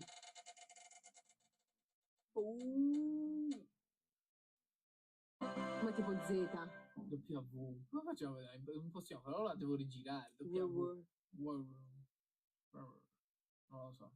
Webbo. Devo mangiare con quelli di Webbo, facciamo un po' di gossip, webino. Vuoi andare con quelli di Webbo? Forse sono un po' scioccata, però so il posto. Allora, piove. Io so soltanto che si chiama, però non si vedrà mai. Chiama? Ah sì, è vero, è spento, però c'è una W, poi ve la faccio vedere bene alla volta. Bianco, quindi white. Esatto. Allora, io non vedo perché siamo qui. Come? Vabbè raga, però cioè io veramente non ho parole. No, bro, non ho capito perché siamo qui. Raga, il problema sapete qual è? Che io gli dico le cose e lui non ascolta mai. Vabbè, poi lo capirai, ci ha detto 750.000 volte. 750.000 volte. Lui non se lo ricorda. Ok, lì si intravede meglio quella W famosa comunque. Una steakhouse. Che botta di fortuna. Pizza! Non ti dice niente, non ti dice niente. Sì, non ti dice niente. No, non mi dice assolutamente niente. Non mi dice assolutamente niente. Non ci sono mai stato. Pizza, questo posto. Mai stato. Tu non ci sei mai stato. Ma io tu fai le tresche di notte, io non lo so. Questo è scemo. Salve. Allora, stiamo andando. Quando se ne accorgerà, farà. Ma chi c'è? Buonasera. Ma sei scemo, lo sapevi? Ma tu, no, io non lo sapevo. No, vabbè, ragazzi, nel mondo dei sogni. No, forse me l'avevi detto tu. Ma dai, no, chi te l'ha detto? Bravo, veramente sono dimenticato di questa cosa. Buonasera a tutti. Io mi chiamo Giovanna e lui è Vito. Vito saluta. Vito non vuole essere ripreso. Saluta Antonio. Allora, però praticamente è uscita W. E grazie ho detto andiamo al white. Io ho detto che mi il white e ci... Mi chiamo Giovanna. No, vabbè. Se ne accorgerà. Di notte io non lo so. Questo è scemo. Salve. Allora, stiamo andando. Quando se ne accorgerà, farà. Ma chi c'è? Buonasera. Ma sei scemo, lo sapevi? Ma tu, no, Buonasera. Ma sei scemo? Chi c'è? Buonasera. Ma sei scemo, lo sapevi? Ma tu, no, io non lo sapevo. No, vabbè, ragazzi, nel mondo dei sogni. No, forse me l'avevi detto tu. Ma dai, no, chi te l'ha detto? Bravo, veramente sono dimenticato di questa cosa. Buonasera a tutti. Io mi chiamo Giovanna e lui è Vito. Vito saluta. Vito non vuole essere ripreso. Saluta Antonio. Allora, però praticamente è uscita W. E grazie ho detto andiamo al white. Io ho detto che mi il white e ci ritroviamo Neanche io lo sapevo fino a poco fa. Noi da stamattina che stiamo mangiando come porci e non ce la facciamo più. Se ci prepari una cosa che vuoi tu, a sorpresa, decidi tu cosa dobbiamo mangiare. Noi non scegliamo niente, deciderei tutto tu. Ok, quindi devo scegliere una pizza che secondo me vale la pena provare, giusto? Quello che vuoi tu. Cioè puoi pure fare, che ne so, la pizza con la Nutella e la mozzarella, non lo so. Hai completa decisione. Ah no, mi faccio assaggiare una pizza buona. Vai. Ok, ho deciso la pizza, ma non la posso dire perché è un segreto e ve la trovate al tavolo. Grazie. Porca miseria, hai visto Giovanna? Io voglio metà della tua perché ora me l'ha messa da... No, quella è la No, mia. per forza, io la voglio assaggiare metà. No, quella è la mia. Mi dispiace. Questa dovrebbe essere la mia perché a me piacciono le alici. Sì, sì. Quindi questa... No, guarda Che bello, ci sono anche i fiori. Sì. E quella è la mia. Guardate com'è bella la E mia. questa è quella di Graziella che in realtà attira anche questa, quindi io ho un piano ora. No, il piano è che questa è mia e questa è tua. Anzi no, a questa tolgo l'alice e l'assaggio. La mia è la mia. Graziella non la mangerà mai tutta, quindi tra un po' subentrerà il Pepios a compiere il destino di questa ragazza. Alla salita. Ma proprio uscito, Giovanna. No, scherzate, alla salita. Ma proprio uscito, Giovanna. No, scherzate, pulissima, leggerissima. Ha provato? E tu, cioè, sai che Giovanna fa ste pizze e non me lo dici prima, cioè siamo stati 40 anni per Mo li venire avrai, qua. mo li avrai. Aspetta che mo li avrai. No. Raga, vi giuro che lo voglio menare. Vabbè. Vi giuro che lo voglio menare. Non so se farò cambi con quella di Graziella, perché mi piace molto questa. Guarda che non sai che ti pensi. Sembra già buona comunque, da quando ha fatto crocron. È buona? Molto buona? Quanto buona? Tanto da farmela assaggiare in questo preciso istante? No, è un pozzo senza fondo, ragazzi. Io devo assaggiare tutto. È buona anche quella di Graziella, forse mi piace più la mia. Sbloccato un nuovo posto. Ma dai, come si dice? Se non me l'avessi detto prima. Ma poi raga, lo spacco. Me l'ha detto. Lo sa, Giovanna lo sa. Giovanna lo sa, quindi. Grazie, lavora qua per forza lo sa. Mo le hai, te lo giuro che le hai. Quando finiamo qui, devo dire una cosa. Quindi. Poi te la dirò. Dici che non ci piace, per forza. Poi dico che mi ha fatto veramente schifo. Finito? Fatto il video? Ok. Allora, ti devo dire la verità, pensavo meglio da ciò che mi avevi detto tu. Mi aspettavo Giovanna fa le pizze, però ho fatto un po' cacare, soprattutto la mia. Quella di Graziella è leggermente più buona, però facevo un po' schifo, onesto. Dai, poverina. Ragazzi, Lisa quando gli si spezza il cuore. Era buonissimo. Era proprio buono. Non so se mi piace di quella mia o quella la sua. E devi decidere. Non lo Cioè, so. adesso me lo devi dire quale preferisci. Forse la mia. Vero? Sì. Complimenti. Beh, sono contenta. E ora non abbiamo finito di mangiare ancora. Che? E Graziano non lo sa, L'altra ma pizza? andremo a mangiare da un'altra parte. Non ho capito. E l'hai appena scoperto. Sono le 11 di sera, dov'è che dobbiamo Sentiamo, andare? Graziana. Let's go. Sei pronta, Broski, per l'ultimo round? Nella cena normalmente. Bro, si chiude con un bel dolcetto questa cena. E troviamo un bar, un ristorante, uno che ci fa un dolce con la lettera che gira dalla ruota. Gira la ruota, vediamo che esce. Un minimo di pietà, di compassione, che gira la ruota. Ma sì, bisogna chiudere col dolcetto. Gira la ruota! Perché? Ma stai soffrendo anche tu, non è che mi stai Ma in realtà io sto abbastanza a bere, cioè, sono felice oggi. Sei un pozzo senza fondo. Vai, Broski! Ma dove deve entrare il corpo? Ma chi se ne frega, abbiamo fame qui. Stai girando? Lettera?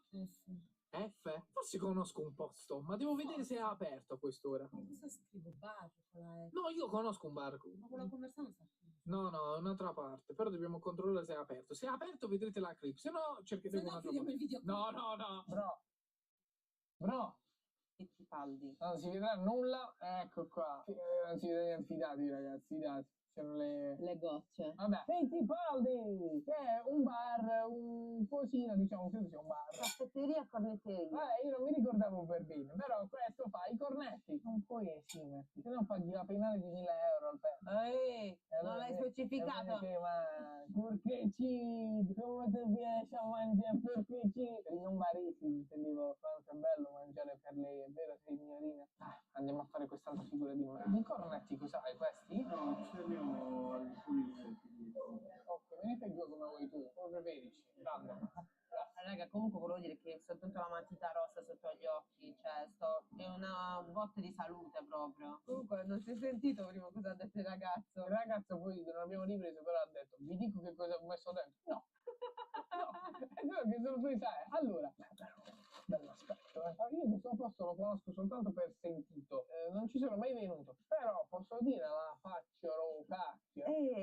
Oh raga, allora, bellissimo, splendido. Non si fa la lattina nella mia macchina, eh? allora raga, 2 cornetti così, Mi sembra che ci sia crema. sì, Crema. 2,40 €. Sì, sì. Cioè, questo 1,20 €. Sì. È così pieno. No, assurdo questo, Madonna, No, raga, ma secondo me non sbagliamo. ma dobbiamo ritornare, devo dire che sei un grande. Però come fai a pagare 1,20 € in questo mondo? Sì. È impossibile. No, ma ragazzi, è assurdo questo. Cioè, sto video ci dovevano pagare tutti. È come se non avesse mai mangiato durante l'arco della giornata, ragazzi. È buono proprio. Datelo. Oggi abbiamo delle combatti impressionanti. Guardatelo. No, anche mani. Mangia i pani. Sono già andato a cacare 3 volte, ragazzi. Penso che dopo questa dolce sarà la 4, è troppo buono. Buono, eh? Mamma mia. Una nuvola, uno. La crema è speciale. E ora vedo l'altro che non so se ha fatto quello stesso gusto in realtà. Secondo me sì. Sì, lo stesso gusto. Però merita, ragazzi. Ragazzi, ve lo giuro, questo è, dopo la pizza, forse la cosa migliore che abbiamo mangiato oggi. La crepe stamattina dal pancetto. È vero. Ma qualità prezzo, questo ha vinto. Buono, raga, proprio buono. La crema è la crema come piace a me, perché a me a volte la crema dà un disgusto. Io non mangio gli oggi. Questo è buono. 15.000 like e chiediamo alle persone il cibo che odiano e mangeremo solo quello. Se stai pensando di parlare con uno psicologo online, segui questi passaggi. Clicca questo video e rispondi al questionario. Ti faremo alcune domande per capire come ti senti e quali obiettivi vuoi raggiungere. Un algoritmo. No, no, no, no, no, no.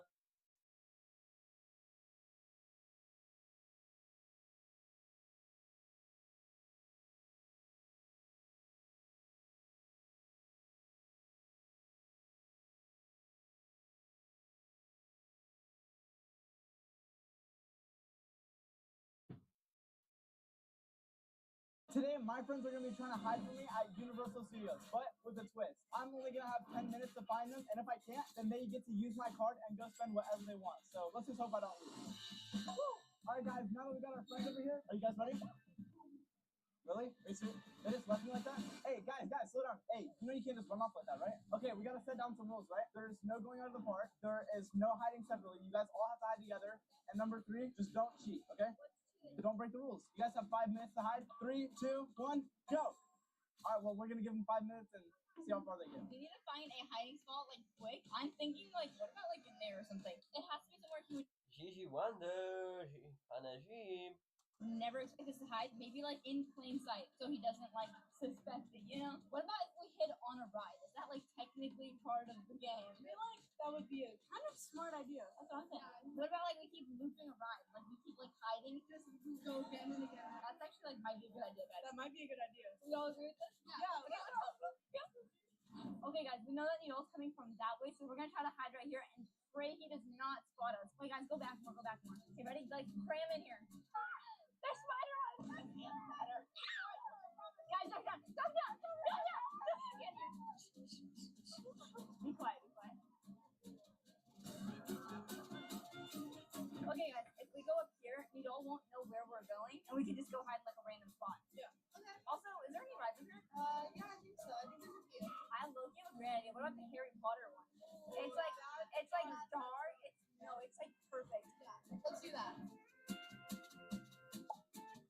Oh my god. Guys, what's going on? I've been looking everywhere and I still can't find them. I have their location. I'm literally like a bounty hunter right now. Put a literally count right there. I said literally a lot of times. But anyways, I can't find them. I looked downstairs. I looked even one more downstairs. And now I'm about to go back upstairs because they're not here. So they have to be upstairs.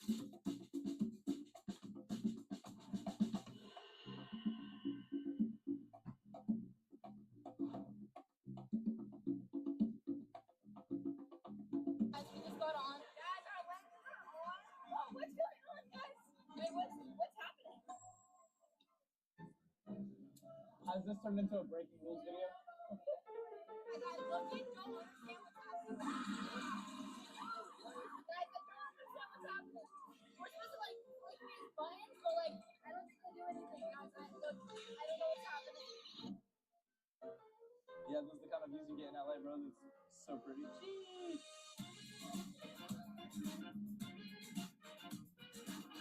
Thank you.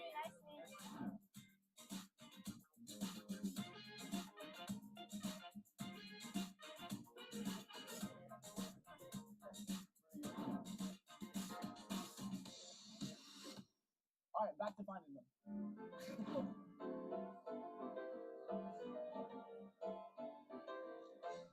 guys, we're gonna try to find a place to hide. We have gone up now a few steps, like 3 stories we've gone up.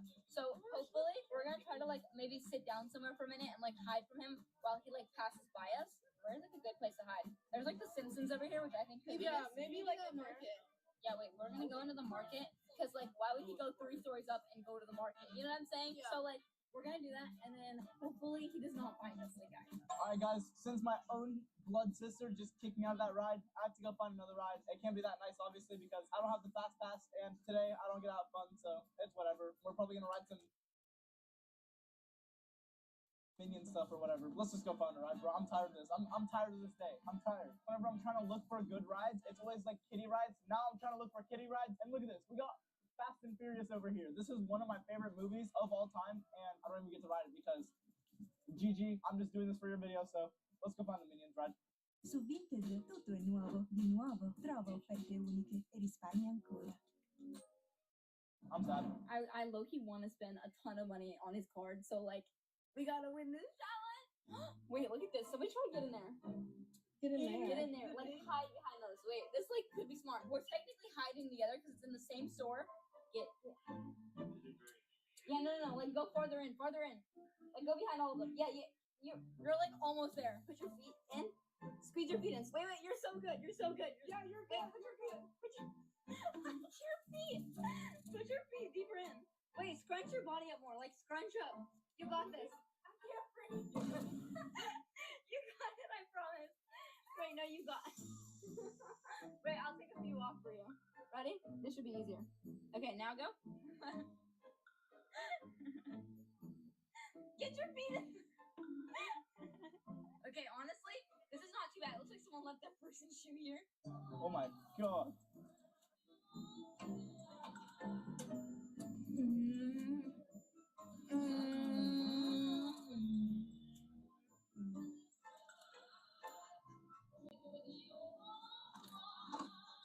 Stop. This is low-key fire. Like, he's not gonna come in here anyway, but like, this is like kind of fire. He can't tell. Wait, you wanna hide behind those? Try to go in there. Wait, you got this. Let me take a peek. I'm almost there. Guys, she's almost. Oh, I almost broke that. Wait, this is actually way better because you have like room to hide your feet and stuff. Nito will never tell. Like, he does not know the sparkling like sweatsuit. Wait, guys, tell me this is not a fire hiding spot. This is like fire. Oh my gosh. No. This is like perfect. I'm gonna go. Okay, say hi. Look up. Hi. I feel like this is. Wait, this is so well hidden. Okay, guys, I'm gonna hide in this one now. I feel like this is like a really. Am I getting well? Guys, time is literally almost up, and we still haven't found them. Oh my god, I've looked every inch of Universal Studios, and they are nowhere to be found. I don't know where else to look. Like, I'm running out of ideas. Can you guys please come up with some ideas and just help me for next time? Like, I have no idea what I'm doing right now. I've literally looked in every building. I'm getting so disappointed. I don't know why they're hiding, but we gotta go, bro.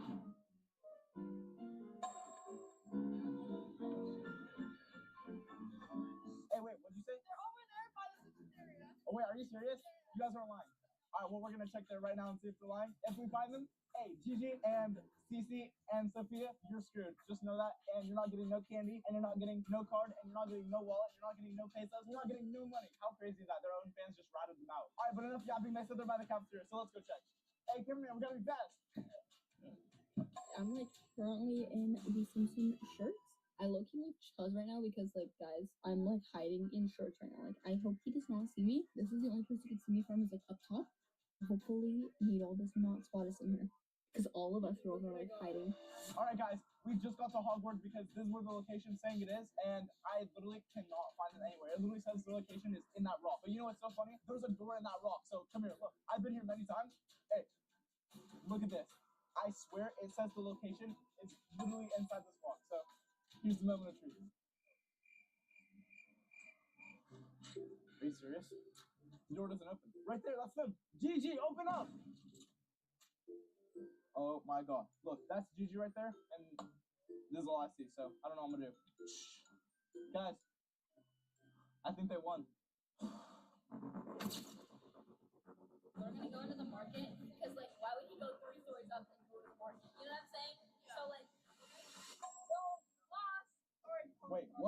Wait. Hold on. Wait, how'd you find me? You're not really hiding. I was gonna come here anyway. Let's go. Wait, Gigi, how'd you even find me, bro? Dude, I've had your location this whole time. I've had your location. Oh, wait, no, I had your location though. I literally, this is literally where it said you. All right. I literally, this is literally where it said you. And now give me a card. Brother and sister. Oh wait, no, I had your location though. I literally, this is literally where it said you. All right. I'll give him the card. Hide the details.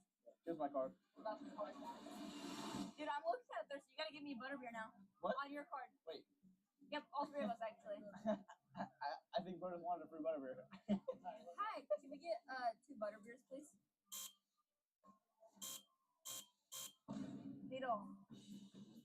Needle, your card just declined. What? Your card just declined, Needle. No, I'm being serious. Where's your card? Is this the only one you have? You know what? I'm picking your punishment, Needle. You're gonna have to be on every bad ride for my video next. Wait, what? Wait, I have to what? Say that again? You're gonna have to ride every bad ride now for my video since your punishment sucks. Actually? That's it? Alright, shake on it. What do you mean that's it? Shake on it. Okay. Alright guys, if you enjoyed this video, make sure to watch Gigi's because that's where the actual consequence happens. So if you want to see me get tortured, just go to her channel and we'll see you later. So peace out, bro. Today, me and my brother Nidal are going to be doing a 1-star versus 5-star amusement park experience. The 5-star experience gets to go through all the rides super fast and get all the great foods here and try all the fun things. And the 1-star has to go through all the worst things here and wait in the long lines. Okay guys, so I'm about to go on the ride with my fast pass and Nidal has to wait in these super long rides. We're going to find the ride with the longest wait and have him wait on it. Bro, this is absolutely gonna suck. We're going to one of my favorite rides here, and it's the mummy one, and Nidal is not getting to go on this one because it's like way too fun. Fun fact, Nidal has a terrible habit of like riding down these. He always has like a streak on his pants, and it's like the worst thing ever. So hopefully he doesn't do that or he's gonna embarrass himself the rest of the trip. We're sliding. He's gonna get a streak on his pants, just watch. Oh, I'm streak Turn free. around, turn around. I'm streak free. Never mind, he's streakless, guys. Okay, guys, we are approaching the mummy, and Nidal. Approaching? Yeah, the mummy's right around the corner. I wonder how long the line is for this, actually. We're low-key gonna make Nidal wait in the long-ass line. Bro, look, the fast pass is right here. We're both walking down on them, right? Oh, yeah, no. What do you mean, no? Go to your line. Wait, no, I'm with you. No, bye-bye. You sure? Yep. Gigi, I can't find my fast can I pass. go with you? Nope. Please? Bye, Nidal.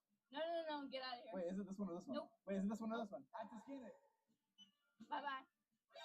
Yeah, this is Yeah, it. you're the slow line, my bad. Are you serious? The slow one? Bye, Nidal. You can't, like, do me a favor and Nidal, sneak it? bye, Nidal. Oh my god, bro. Why would you put me in the slow lane, bro? Do you know how messed up that is of my own sister to not even pay just a couple extra dollars just to let me go with her? But no, she wants to be that bad sister, so my sister made me go in the regular line, and she went in the fast pass.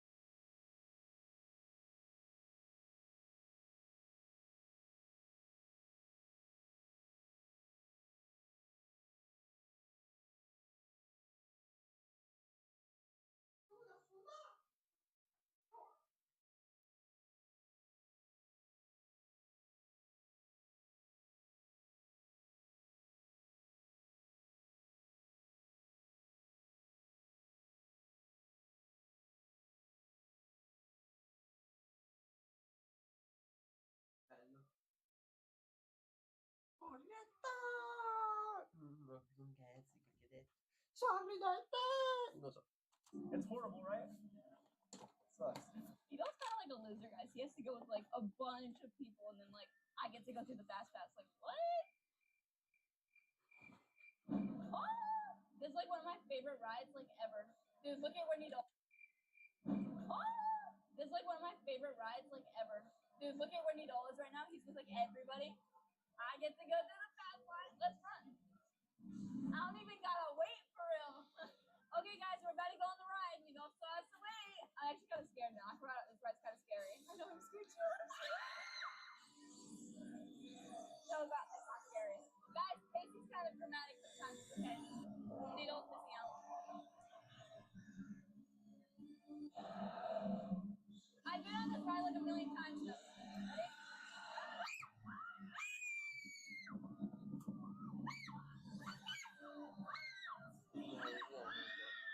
This is one of the best rides ever.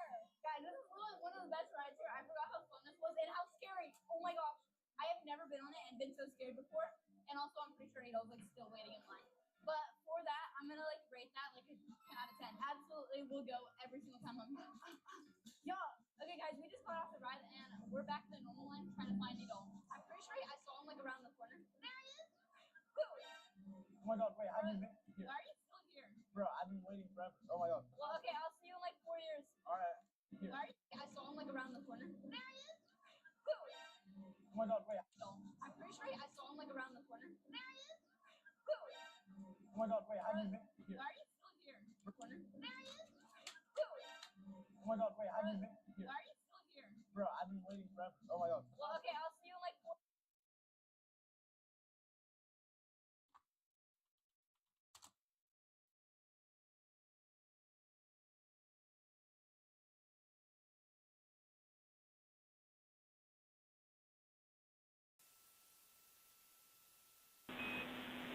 Actually, Jeremy, we're going to focus on the 4K encoder for now. I'll have those words for you soon.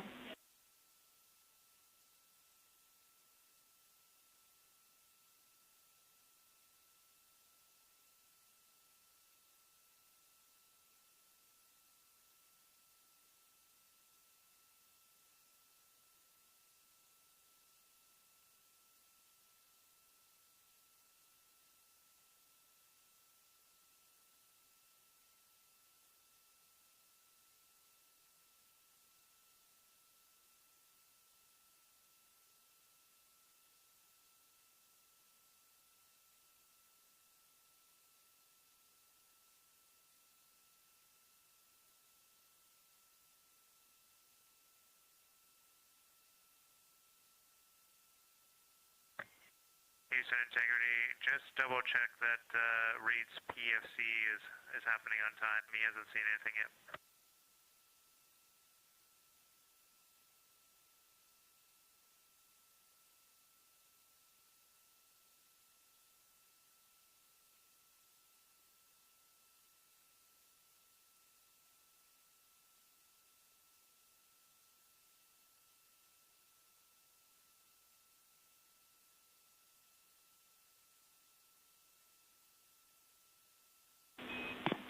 We're checking.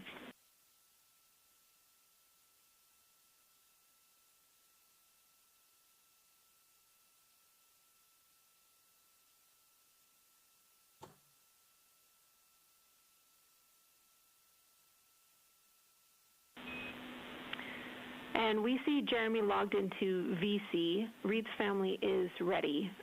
We just want to confirm that you see the same.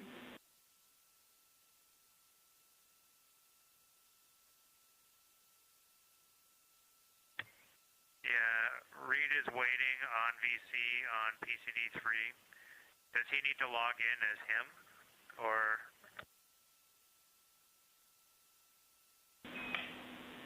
No, Jeremy, we will dial your VC account to make it work. It should be done shortly. Okay. And we found the issue with the encoder. It was the Ethernet cable was plugged into the HHP cameras or whatever the ones we use for ascent. So it should be working now, and we'll get you a view soon. That sounds great. Glad you found it, Jeremy. And we'll take that view only after the conferences. Thanks.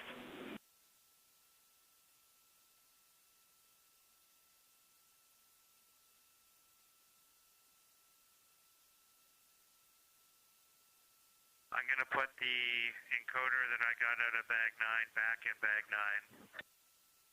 9. Copy. Thank you.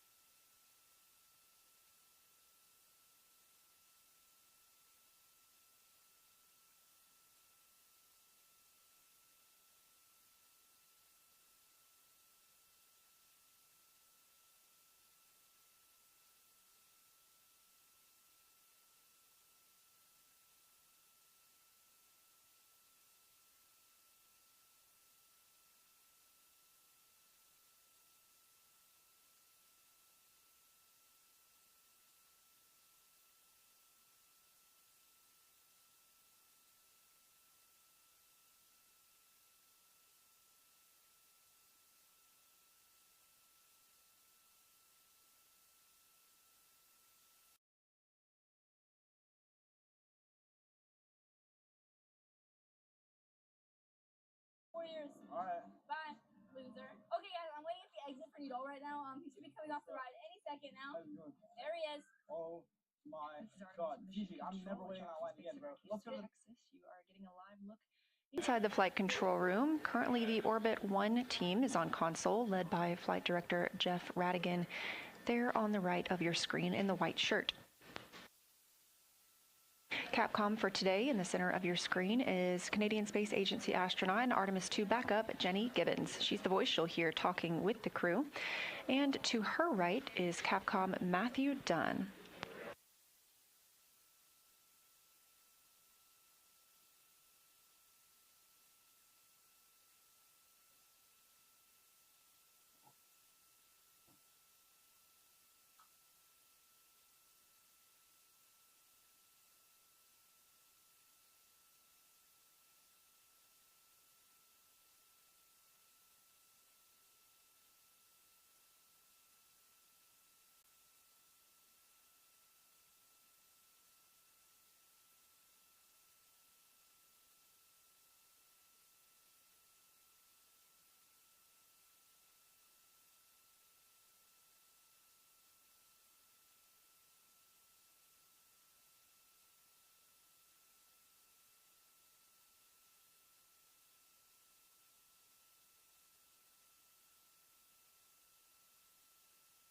And Houston Integrity, you asked if we had some free time to give you a call. I can help you out with something right now.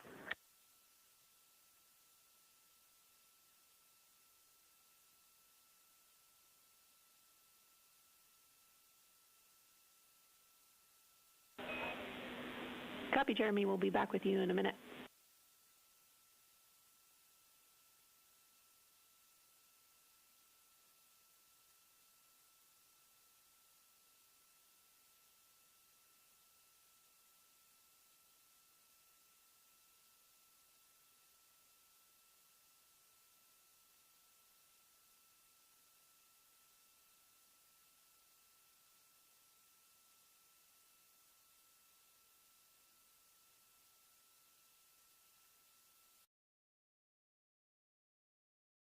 This is what happens when you get 1 star, by the way. Oh my god, that took like 30 minutes and I only got 1 ride. How many times did you go? I've been on like twice or 3 Are you times now. serious?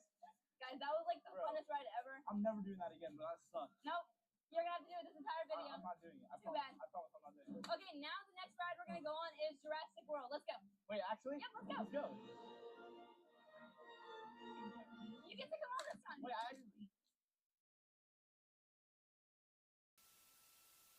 Siamo persi con la comunicazione. Oddio.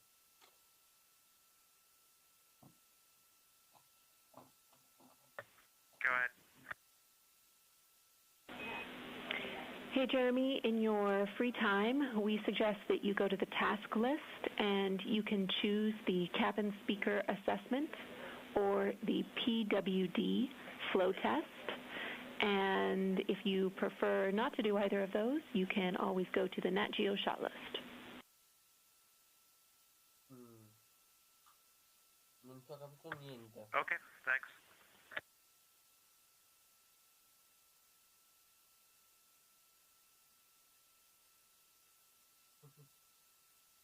Lì il capitano lì che si è alzato e ha detto: oh, dove va la vita qui?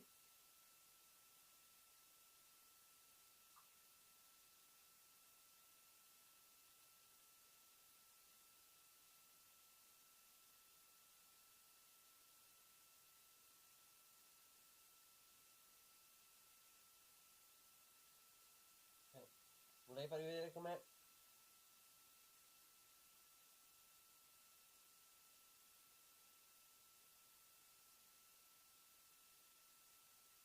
Va.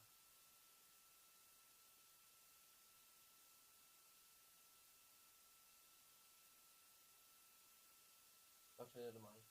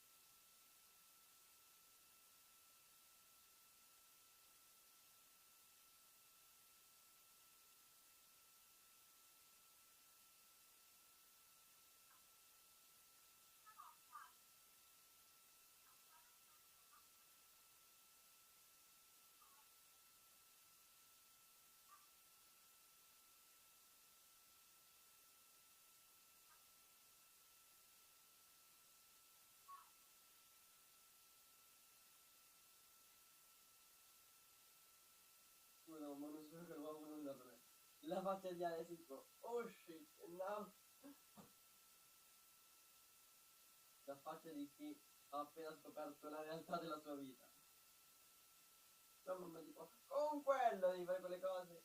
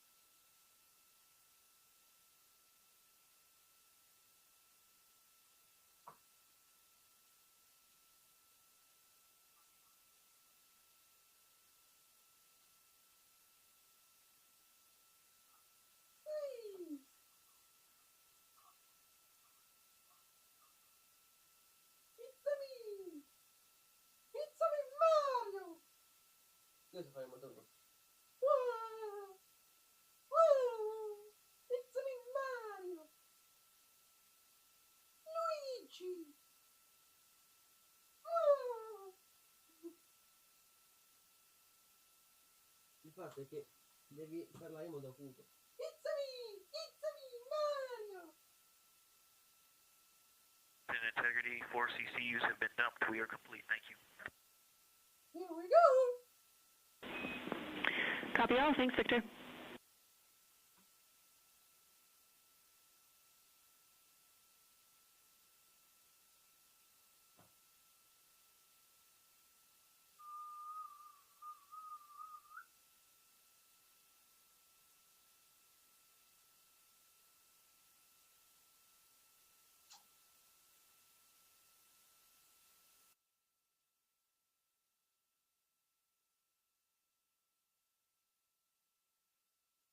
Vabbè.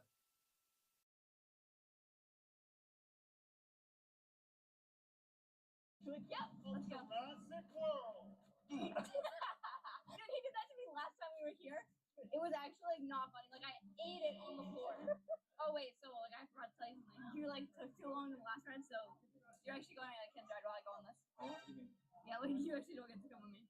So I'm not going? You serious? I just wanted someone to run with me the ride. Bye bye. If we had another CCU to dump in the next 10 to 15 minutes, can we just go ahead and do that? Will the heaters be configured? Does that work for your plan? Yes, you can. Checking. Yes, you can. Integrity. Here, Houston. Yes, you can do what you want. Affirm, Jeremy. Our heaters are configured, so you would be go to dump. Integrity here, Houston. My colleagues say that you are all clear to go. You can anticipate that then. Copy. We will. Che bello. Integrity. This is Artemis Mission Control. You continue to hear calls from Canadian Space Agency astronaut Jeremy Hansen, his first flight to space, referencing the CCU, Collapsible Contingency Urinal. The crew is using these at this time rather than the toilet as we continue troubleshooting the wastewater dumps. Having just completed one, the crew is using these instead of the waste management system. Ah, quindi non funziona il bagno di nuovo.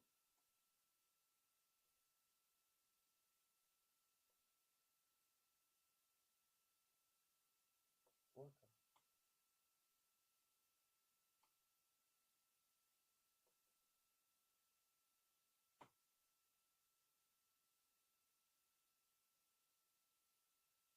Facciamo così, alle 22 tra qualche minuto spegniamo l'audio della missione e poi lo riprendiamo e lo rimetto quando vado a letto. Quindi dalle 22 fino alle 23:35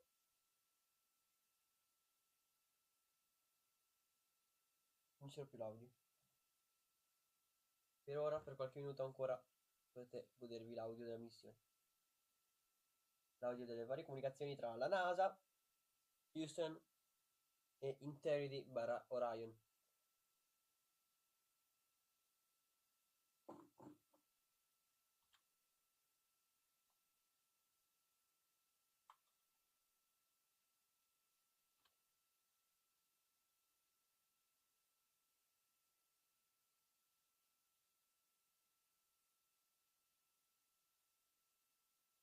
La stessa cosa. Throughout the Artemis II mission, you are likely hearing the crew members refer to their spacecraft as Integrity. It is the Orion spacecraft, and the Artemis II crew members named it Integrity, announcing that name last fall. They said the name Integrity embodies the foundation of trust, respect, candor, and humility across the crew and the many engineers, technicians, scientists, planners, and dreamers required for mission success. Bello. Quindi lo chiamano in gergo tecnico, la capsula Orion la chiamano Integrity, però insomma è la stessa cosa. Dire Integrity o dire Orion è la stessa cosa.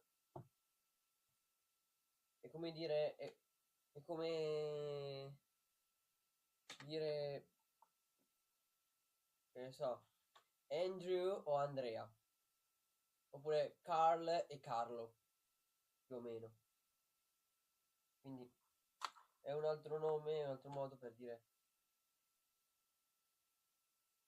Oppure RTL oppure RTL 102.5. RTL lo dicono, la chiamano più quelli che ci lavorano dentro, diciamo. Dove lavori? Lavoro a RTL. Invece RTL 102.5 è il nome ufficiale. Quindi in questo caso il nome ufficiale della capsula è Orion.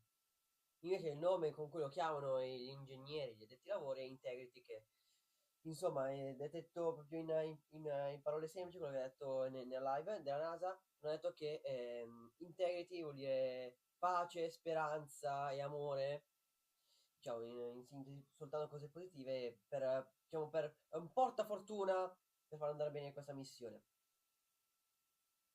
Ancora meno di un minuto, ragazzi, e poi spegniamo l'audio per un'ora e mezza, per un'ora e 35 minuti, e poi l'audio verrà riattivato quando io sto prendendo a letto. Ok? Quindi ancora qualche secondo e poi l'audio della live della NASA si spegne. Quindi se vogliono dire qualche altra roba hanno qualche secondo. Vedete il tempo passare da qui sotto c'è il countdown, diciamo l'orologio.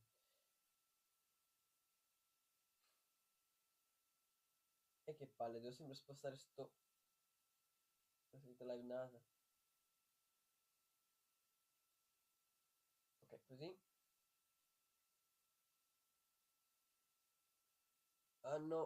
Ci sono ancora altri 5 secondi, poi spengo l'audio.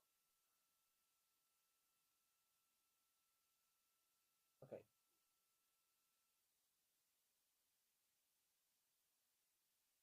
Anche questo qua.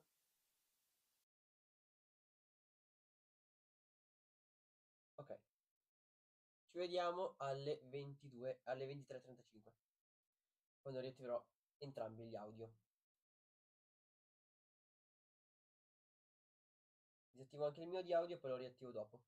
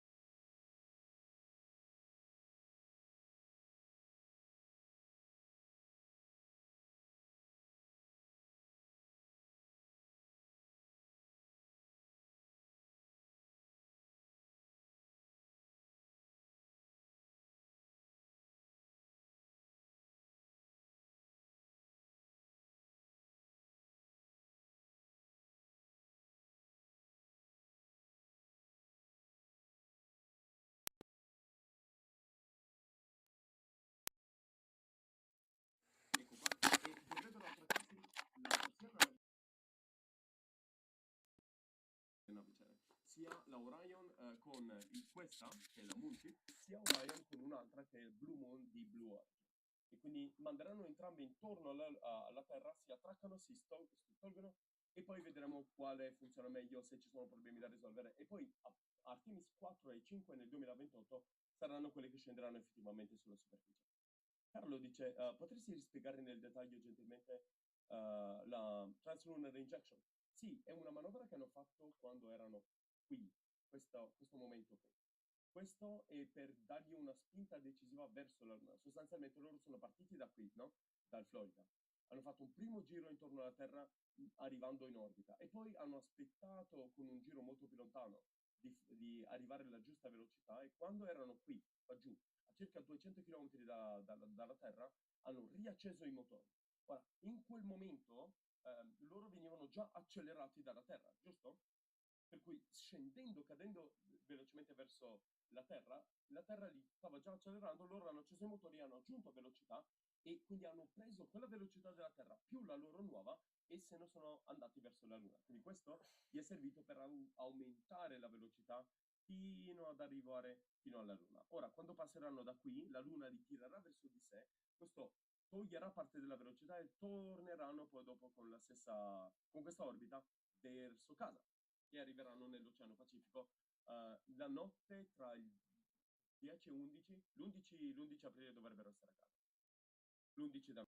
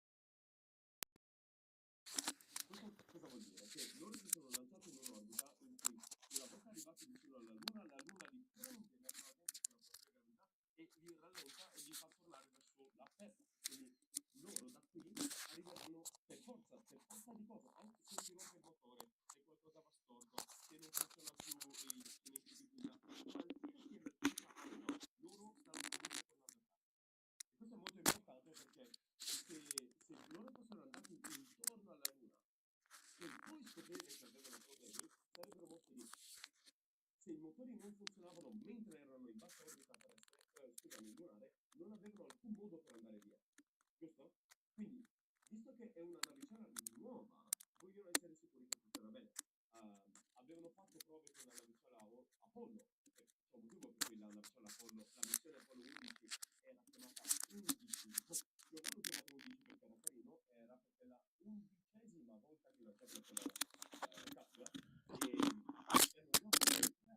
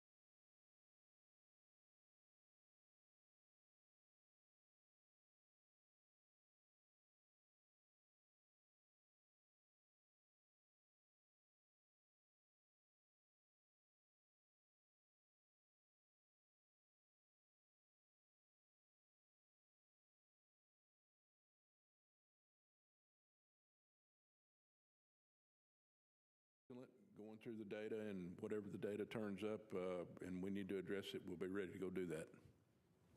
Thank you. We'll take another question here in the room. Hi, I'm Hanju Yang from Kookmin Daily in South Korea.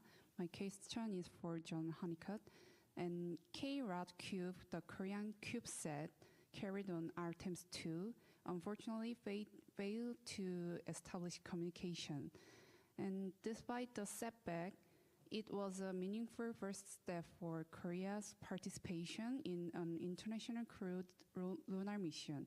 Looking ahead, what kinds of opportunity will future SLS mission offer for international partners like Korea to participate beyond CubeSat ride shares? Yeah, so given where we are on the mission that is being planned for SLS and the architecture that the administrator and the associate administrator talked about over the last couple of weeks, I'm not aware of anything that they're doing. That doesn't mean there can't be something coming up. I would just say that the capability, if called upon, especially in the configuration that we're in for Artemis II, if it's needed, I think it'd be ready. Next up, another question in the room. Hi, Alejandro Turnbull from Space Scout. Over the course of today, we've heard that Christina might have had a little bit of issues with her computer, her personal computer, and just wondering if any of you could speak to what those issues were and what you're doing about them, and then also how you're going to take those learnings from that, as well as Reed's viral issue with his email from the early part of the mission, and apply those to future Artemis missions and personal computers on future missions. Yes, so Christina's portable computing device, it failed. I mean, it's a computer failure, so it's not usable anymore. But we still have three, that Reed, Victor, and Jeremy have, and so she's able to swap out and use, borrow their computers for any uses that she may have. As far as the email issues, again, that's just because we're not connected to the internet or to a sync all the time. We have to do manual syncs, and sometimes those files get corrupted. So I wouldn't say it's a real big issue. We got it corrected, and so it's not unlike issues that we see on the International Space Station. Sometimes we have to do some IT support, and I would say that's just nominal. We understand how to work those and carrying those forward. Another question here in the room. Hi, Katrina Miller from the New York Times. This question is for Kelsey. Can you clarify that there are parts of the moon that have never been seen by human eyes that will be seen by the Artemis II crew? And then I'm also curious if you have any words to share on the cultural importance of seeing the far side of the moon with human eyes. The reason there are parts of the far side that have never before been seen by human eyes are that it's because that when Apollo missions launched, they prioritized launching into windows where the near side was illuminated, because that's, of course, where the Apollo missions landed. And so for when Apollo astronauts were orbiting the moon, the far side, they of course orbited over the far side, but it was not illuminated at the time when they were in orbit. Also, they flew much closer to the moon than Artemis II will fly, and therefore the horizon views of their spacecraft did not permit them to see the poles. And so we have a really unique vantage point with the Artemis II mission where the crew will actually be able to see the whole lunar disk. This means that they'll be able to see the poles, and they'll also be able to provide scientific context for their observations. Some of the really neat things about lunar surface processes, especially impact cratering, is they can toss material hundreds, if not thousands of kilometers across the surface. And because of this unique vantage point that Artemis II has, which is so much farther away than we experience with Apollo, they'll actually be able to provide context for those processes that are so influential across the entire lunar surface, where one crater in the northern hemisphere can shed material all the way down into the southern hemisphere. We're looking forward to the unique views. Back in the room, this gentleman in the black cap.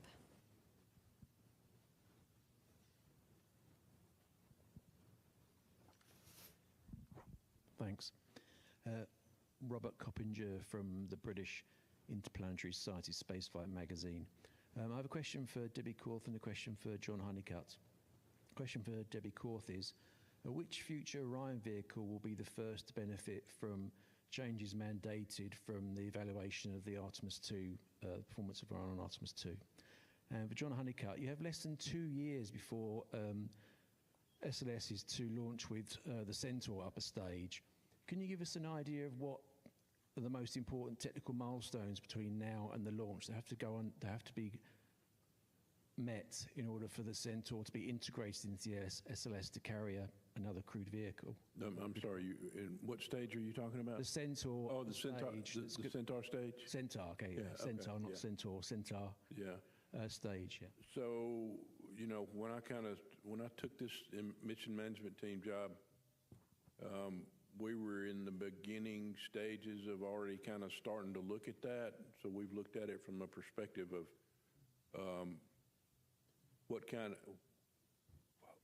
of adapter we would use for it. You know, right now we use the launch vehicle stage adapter to adapt to the ICPS, which is basically the old Delta stage, right?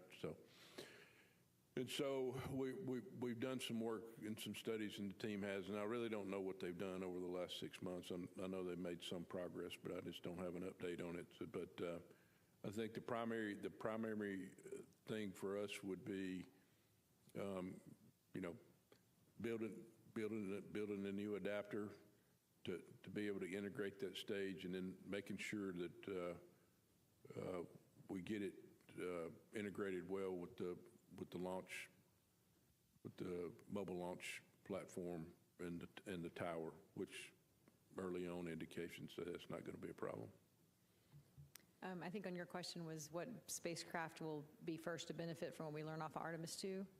And I think it probably depends on what we learn. I mean, we anticipate we'll learn things that will feed into Artemis III. So we have Artemis 3, 4, and 5 spacecrafts all in various stages of production at our factory at the Kennedy Space Center. So we are within the first, you know, shortly after the mission, getting the data back, within 60 days, have the flight test report that we can look at and say, what did we learn, and start seeing where we can feed it in. So, you know, depending on if it's something super critical, we'll force it into 3. If it's something that we, you know, it's a nice to have or a tweak, that we could wait till 4 or 5. So I think it really depends on what we learn and on where we'll actually feed that in first. We're going to hop back over to the phone bridge with Micah Maidenberg in the Wall Street Journal.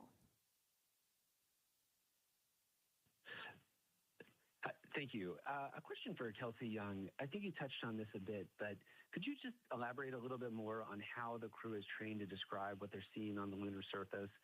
How do you get everyone to provide the best possible descriptions of what's in front of them, you know, given the science objections? I mean, are they learning specific vocab or trained to really dial into specific features on the lunar surface? Thanks so much. You guys are asking me all my favorite questions today. We train the crew in a few different ways. First and foremost, in the classroom. So I want to make it known that, you know, astronauts have to sit in the classroom and do homework as well, even ones that are going to the moon. So we sit in the classroom with them. We teach them about our science objectives. We try to really keep it hands-on and have them, you know, integrate a lot of description practice, a lot of, we get their hands on rocks, even though this crew isn't going to the surface. It's important to understand what the material looks like that they're going to be describing. We also take them out in the field. We took all 4 prime and 2 backup crew to the Icelandic Highlands, and we, you know, had them practice descriptions there as well.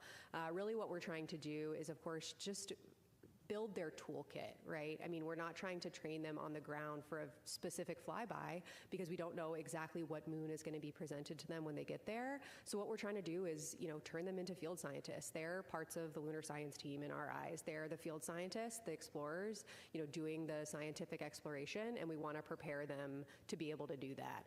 And so, you know, really critical for you know, our team and the crew has been getting them also in the mission simulations with, you know, the rest of the flight control team, where we actually show them, you know, renderings, visualizations of different flyby conditions and have them actually practice giving them descriptions. Then our lunar science team will go back, listen to those descriptions, and provide feedback. I can tell you that, I mean, just having this crew describe visuals of the moon, visuals of the lunar surface, will give you goosebumps. And so they are absolutely prepared not just to give really scientifically compelling descriptions, but also to bring that experience verbally to us watching here on Earth. And so, you know, yes, we started small with the vocab, but by the time they launched, this crew, they are absolutely invested in our lunar science objectives. They really understand them, and they understand the features that they're going to be asked to observe and why they're being asked to observe those features. I also want to point out that, as members of the science team, they're the in situ explorers. They're the ones that are empowered to understand our objectives and execute accordingly.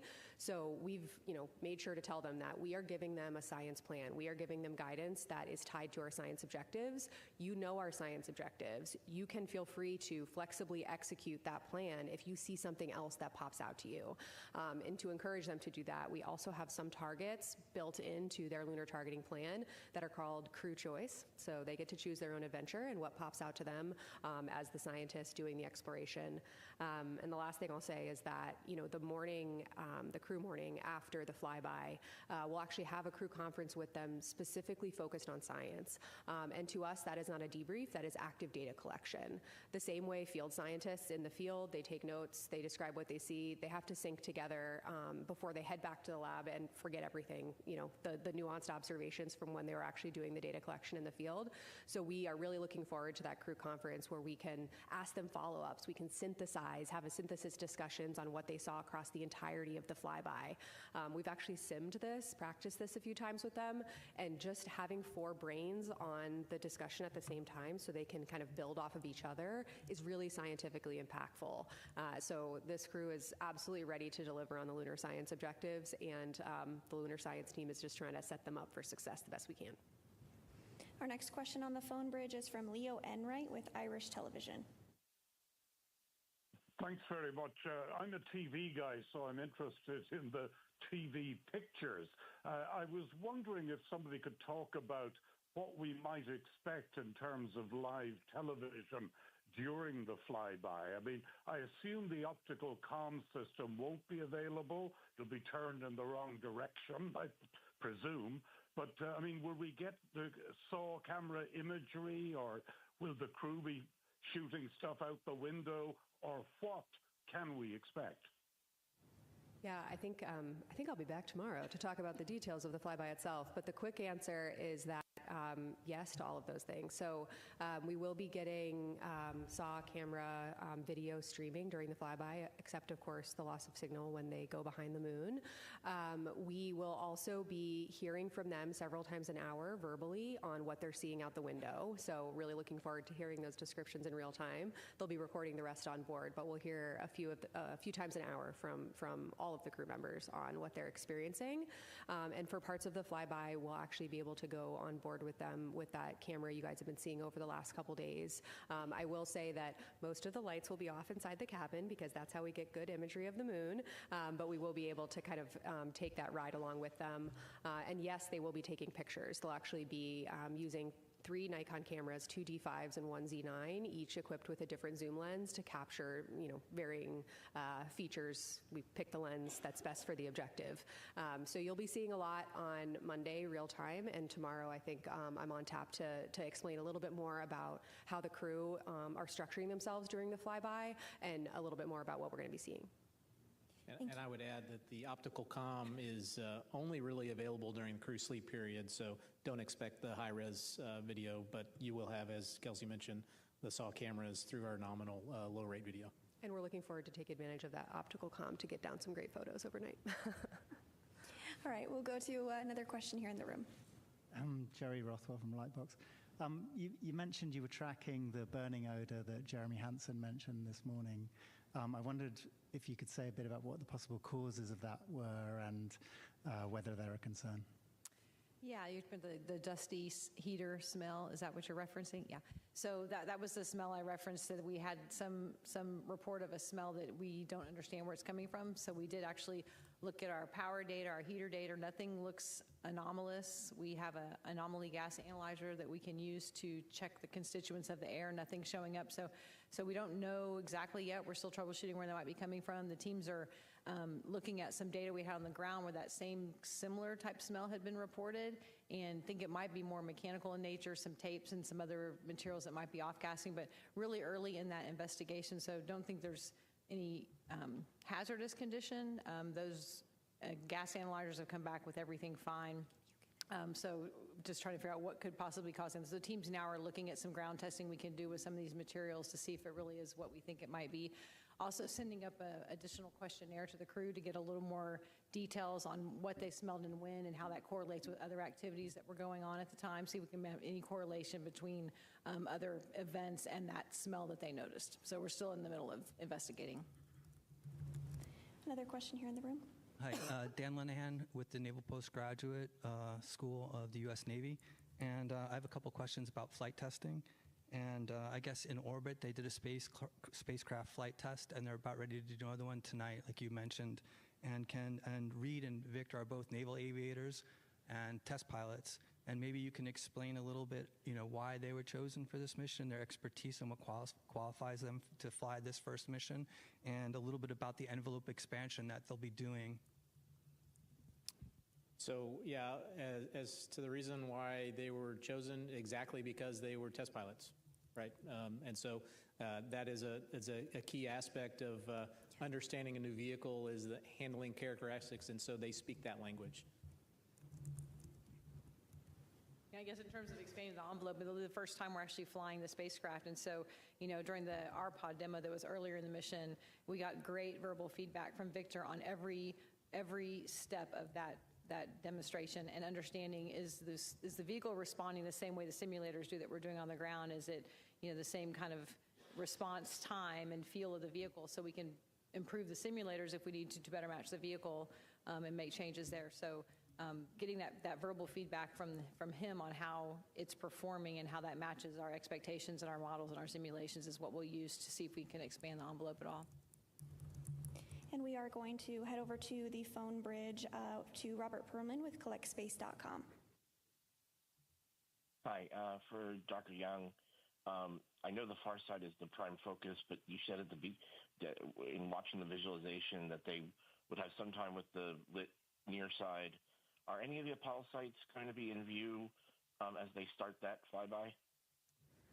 I can come back with that tomorrow. I think they might be right at the beginning, a couple of them, but I will confirm that and come back to this group tomorrow. And yes, they will see a significant chunk of the near side, including some features that are visible to all of us if we go out and look at the moon at night, especially with binoculars, but even some of the features they'll be looking at, binoculars not necessary, you'll be able to go out and connect with them in that way.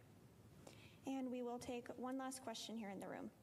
Hi, JJ Love with Tech Talk Media. Thanks so much for taking my question. This is for everyone, and just a quick one. 50 years from now, what do you hope people will say this mission made possible? I would hope that people would say that this made possible a continued presence on the moon, that we are now living and working on a regular basis on the moon in 50 years. Yeah, I guess Judd stole my answer. So, absolutely. I mean, this is the first step, and that's all of our hope and dream. I think everyone that's sitting at this table is that this is really going to lead to having that permanent presence and get people living and working on the moon. And it won't be such an anomaly that we'll have people, flying around there doing the great science. Yeah, I have to dive into the science for a second. I think I'm glad you picked the time horizon that you did of 50 years, right? Because think about, where Apollo was 50 years ago, and scientifically how far we've come in that period of time, understanding not just the moon and the solar system, but our own planet. We didn't really understand plate tectonics at the time when these missions flew 50 years ago, right? And so Apollo played such a big role in helping us understand not just the moon, but our own planet as well. One thing that Christina says a lot that I just get, happy feelings every time she says it, because it's one of my favorite fun facts about the moon, is that the moon is a witness plate for the whole solar system and for our own planet. What the moon has experienced, we have experienced. They're basically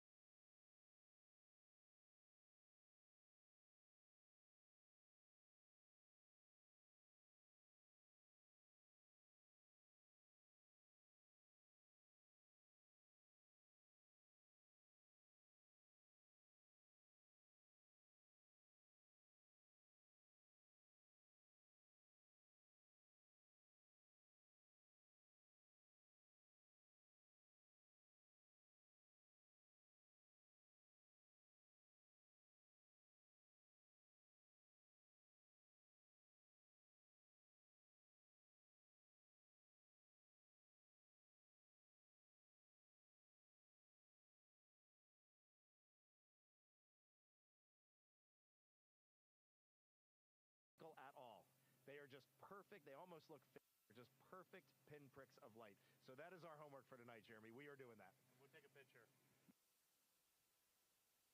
Great. We now have a question from students in Sani Kilowak, Nunavut.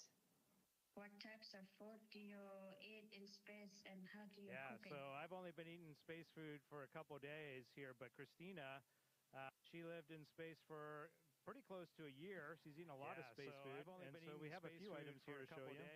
But Christina, she lived in space for what we're going to pull out. Close to a year. She's eaten a lot of space food, and so we have a few items dinner, here to show you. And in space, Christina, you really just eat all of your food out of bags of some kind, plastic bags or little metallic This is bags. Jeremy's dinner, because and in space, we you really have to just eat all of rehydrate your a lot food of our out food. bags of some This kind, plastic is bags actually or shrimp little metallic cocktail bags, because we have to rehydrate a lot of our food. This is actually shrimp cocktail. And this has been rehydrated already, so we added water to it, and the shrimp soaked back up the water, and it's actually pretty tasty.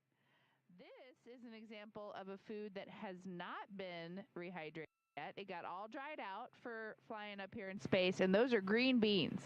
So we do have to eat our vegetables even in space, but don't worry, they do give us mac and cheese.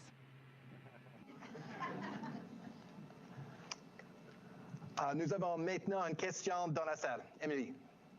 Bonjour Jérémy, je m'appelle Émilie et je viens de Saint-Bruno au Québec. Sur la Terre, on voit parfois un croissant de lune. Est-ce que lorsqu'on est autour de la lune, on voit un croissant de Terre?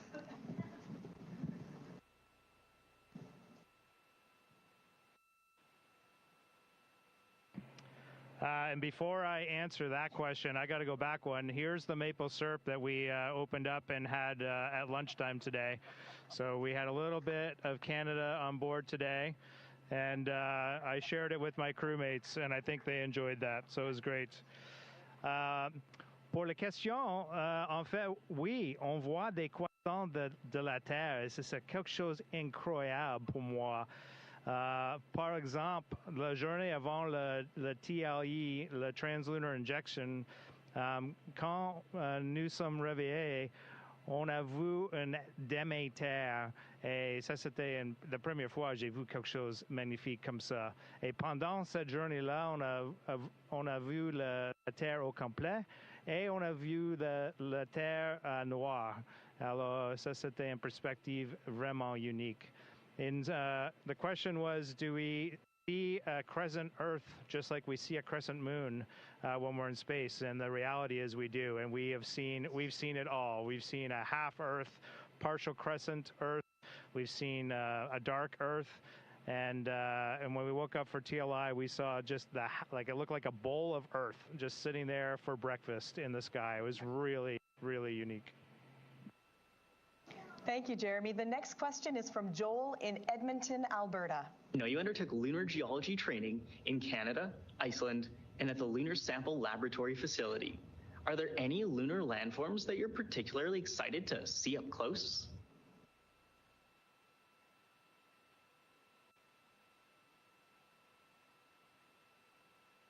Oh, that's cool.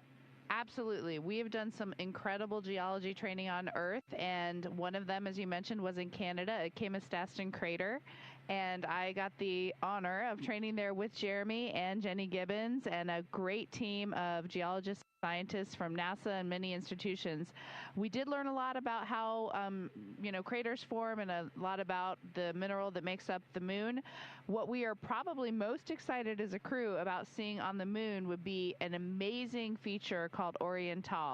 And it is sometimes known as the Grand Canyon of the moon because it has all kinds of multi-layered crater rims and a lot of different land formations, and it has mare, like kind of lava fields all throughout it in different shapes, and it's very distinctive, and no human eyes previously had seen this crater until today, really, when we were privileged enough to see it. So we can't wait to share more when we get closer to the moon.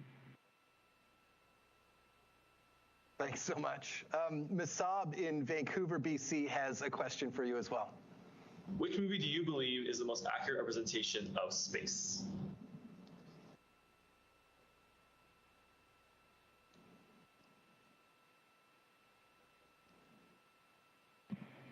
Well, there are many great space movies. For our specific example here, one that really captures it, I think, is Apollo 13. Now, we haven't had any major malfunctions like Apollo 13 did, but they ended up on a very similar trajectory to us. And that movie really shows you a lot what it's like with just 3 humans, trapped in a tiny capsule and surviving in space together. So that's just one of many, but it's one of my favorite space movies. You have a space movie? That's one of my favorites. Yeah. All right, we have another question, Jeremy, from here in the room. I'm Adelaide from Ottawa, Ontario. How has your family helped you prepare to go to space? And do your kids get time off school?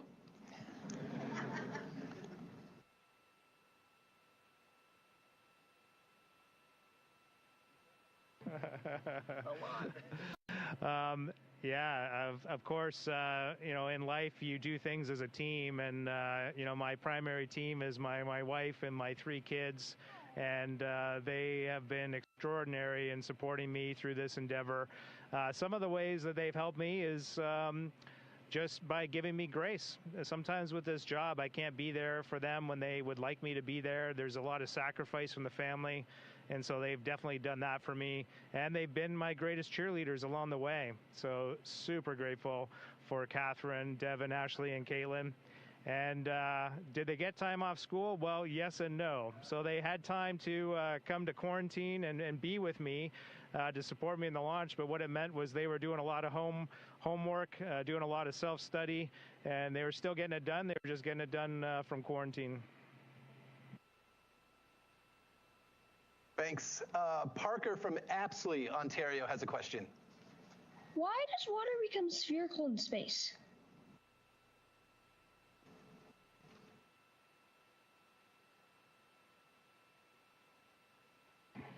Well, my 3 crewmates lived on board the International Space Station for a significant amount of time, and so they've done a lot of playing with water, and so they were giving me a tutorial today at lunch. Maybe I'll just get Reed to give you the tutorial that he gave me right now.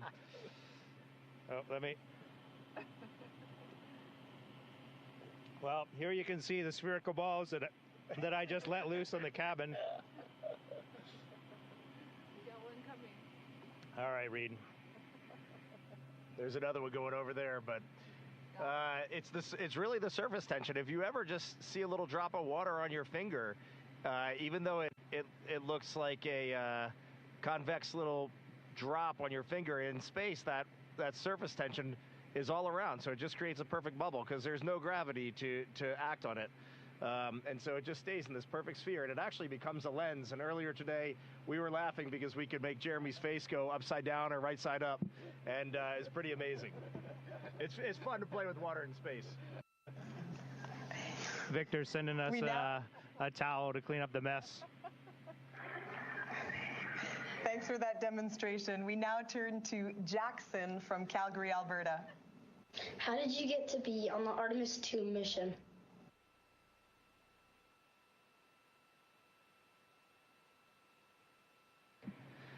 I'll answer while Jeremy's making a nice water bubble for you. How did Jeremy get to be on the Artemis II mission? Jeremy and I were selected as astronauts together back in 2009, and he was a member, obviously, of the Canadian Space Agency, and I was a member of NASA. And when Jeremy interviewed to be an astronaut, our chief astronaut, Peggy Whitson, was on their board. And Peggy came back from that interview and said, if Canada doesn't hire Jeremy, NASA will hire Jeremy.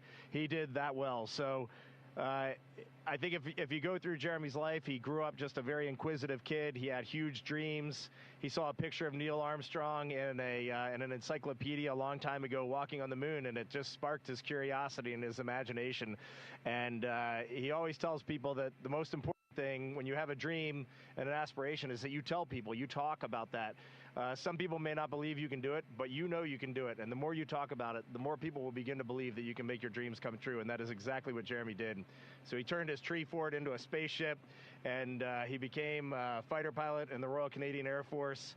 And then he got to the Canadian Space Agency in 2009, and the rest is history.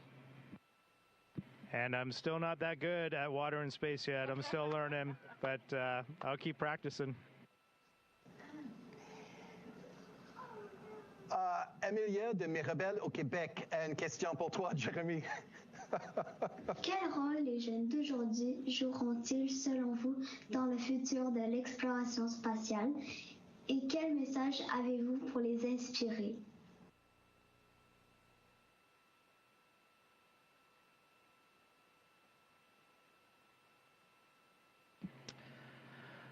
Alors, les jeunes peuvent jouer un rôle vraiment important. En fait, c'est nécessaire que la prochaine génération contribue à notre avenir, à notre avenir. Par exemple, c'est important de juste suivre vos passions. Quand il y a quelque chose qui vous intéresse, apprendre tout ce que c'est possible. Et aussi, partager cet rêve, cet objectif pour vous avec des autres et former une équipe. Et vous pouvez faire des choses importantes pour les humains.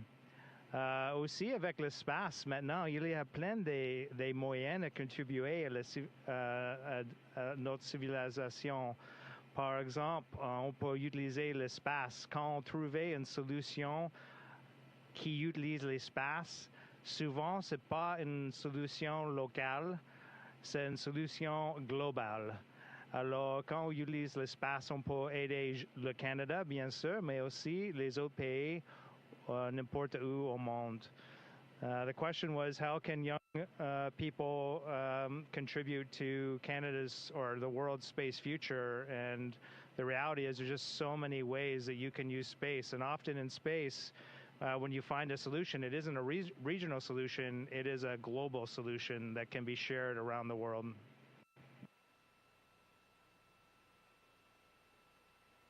La prochaine question vient de William, qui est avec nous dans la salle. Je m'appelle William, provencher de Carignan, au Québec. Est-ce que les astronautes sont formés pour pouvoir réparer tout et n'importe quoi à bord de la capsule Orion?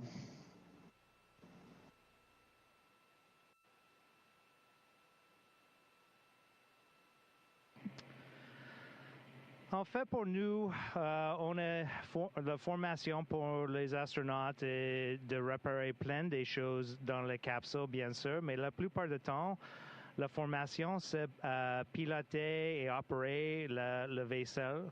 Mais si on a des problèmes ici dans la capsule, on a une grande équipe sur la Terre qui peut nous aider pour réparer des choses. Alors, si quelque chose ne fonctionne pas, souvent, on demande à Mission Control à Houston pour nous aider à comment le réparer. Alors, on a des experts sur la Terre. The question was, are astronauts trained to fix everything on the capsule? And the answer is, we're trained to fix a lot of things, but a lot of our training is about piloting and managing the systems on the capsule. There's a lot of things that if they break, we call Houston, Mission Control in Houston, and they walk us through how to repair it. That's great. Thanks, Jeremy. The next question is from Onyx in Elsipogtog, New Brunswick. What happens to organs like your stomach in space?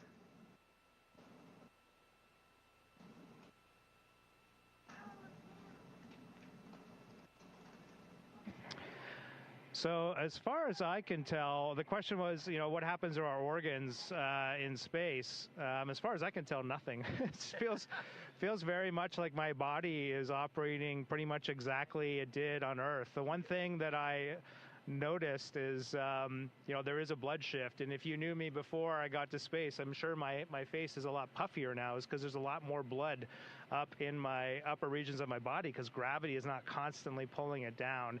And I can just sort of feel it in my head. It's like, I don't know, just something different. I can tell it's just slightly different. It's not bad, but it's just slightly different. But other than that, for me, not a lot of changes. But let's talk to the expert over here. She knows a lot about this.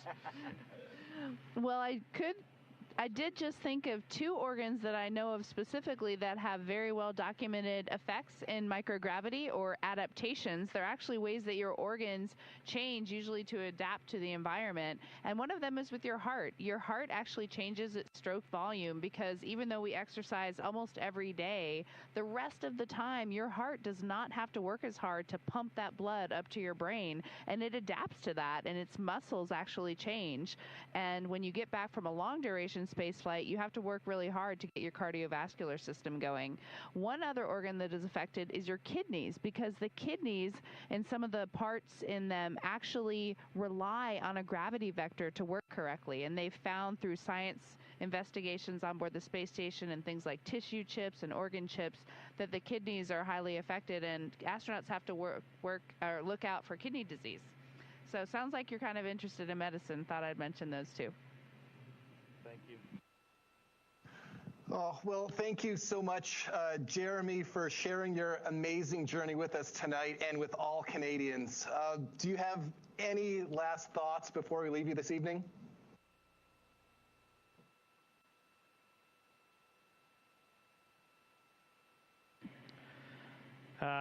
Just really great to spend some time with my fellow Canadians from way out here. We're if I do some quick math in my head, we're around 300,000 kilometers from home right now. It's an extraordinary journey, and sharing this journey with Canadians is incredibly meaningful for me, and it's so important that this generation and the next generation see themselves represented in this mission as these four humans and our incredible team from around the world head out on this journey around the moon. And just remember, Canada's future in space is bright because of all of you. Wishing you all the best. Thanks for joining us here on Integrity. Have a great one. Merci beaucoup, Jérémy. Thank you.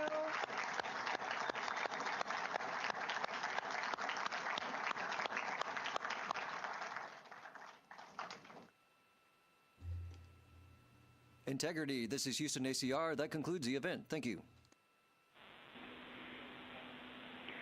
Thank you to all participants. Integrity, we are now resuming operational audio comm.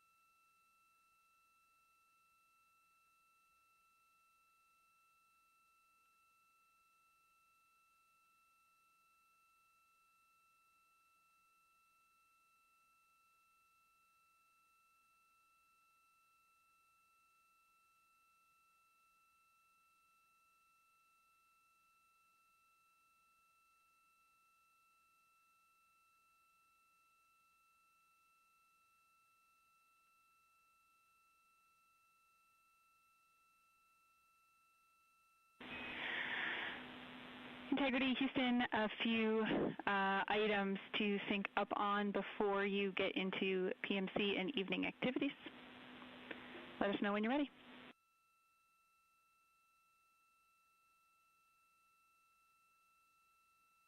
You're ready, Jackie.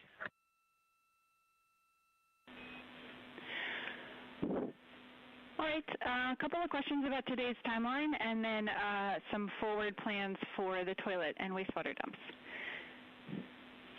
I guess we'll bookend with toilets. So first of all, we thought perhaps you had not prioritized toilet maintenance due to your earlier constraints, and so if you had not gotten to the toilet maintenance block, we do need it before you go to sleep tonight due to oxone constraints.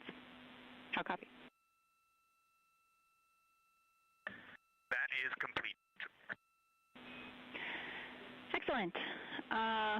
Also, we wanted to, we knew that maybe we stepped on some of the flexible HRP activities today, and wanted to let you know that at least the HRP standard measures we're looking for today, since it's asking about your first 3 days in flight.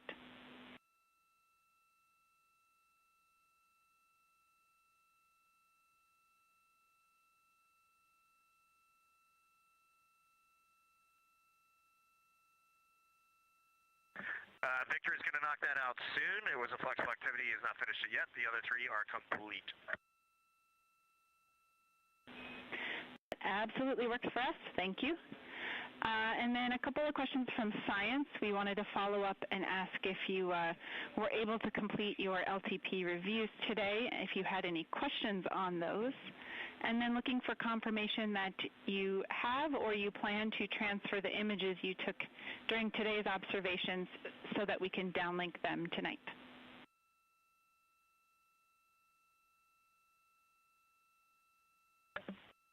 And Victor has that in work right now. I believe we all were able to complete our studying. One question I had was just understanding the different uploads and whatnot. Do I understand correctly that overnight tonight, the actual final plan that we will be executing will be uploaded into our LTP? Is that right?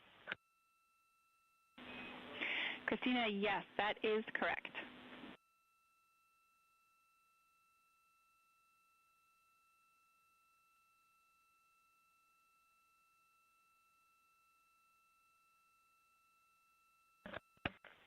Okay, thank you. With that, no other questions about our LTP review. The materials were great, and it went well.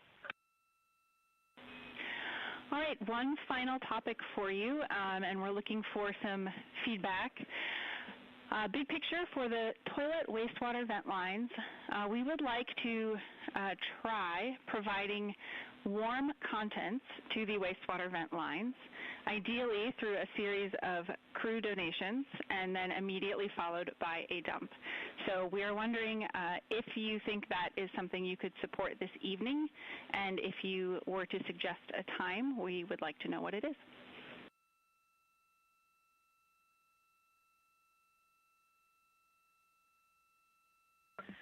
Jackie, are you looking for how the max number of donations or a minimum number? What would the minimum number be?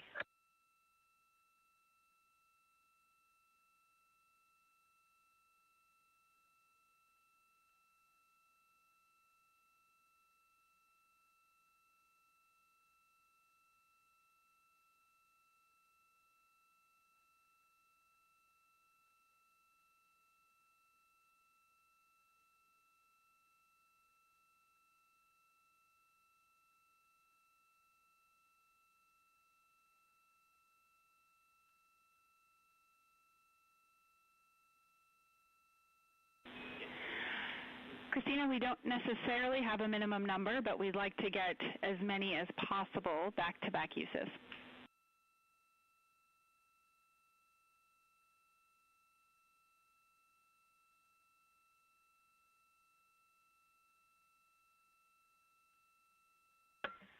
We're looking for a good time, but yeah, I think we should all be able to cycle through there for you.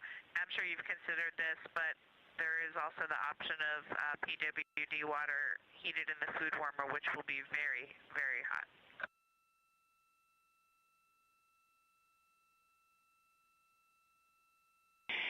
Yeah, Christina, teams down here had similar thoughts, but that system is designed for a particular type of fluid, and we want to stick with that chemistry.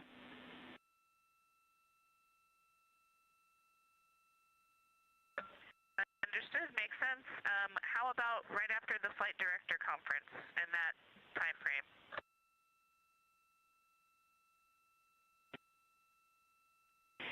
That is perfect, and we will just take a call when you are all complete and ready for the event.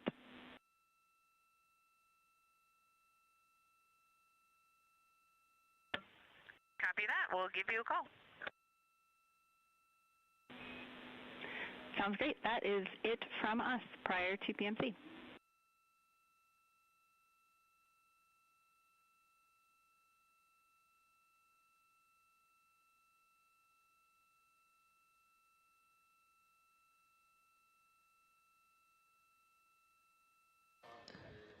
This is Artemis Mission Control in Houston, Texas. Canadian Space Agency astronaut Jeremy Hansen recently wrapped up a public affairs event. Status item, docking camera activity on Reed's timeline is complete.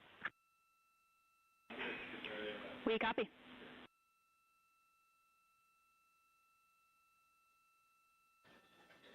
And then following that public affairs event, the crew has been chatting with the Capcom or capsule communicator here in Mission Control Houston, who you can see in the bottom right-hand corner of your screen. The Orbit 2 Capcom is Jackie Mahaffey for this shift. They are talking through the remainder of the timeline for the day, as well as some wastewater dump activities that have been taking place.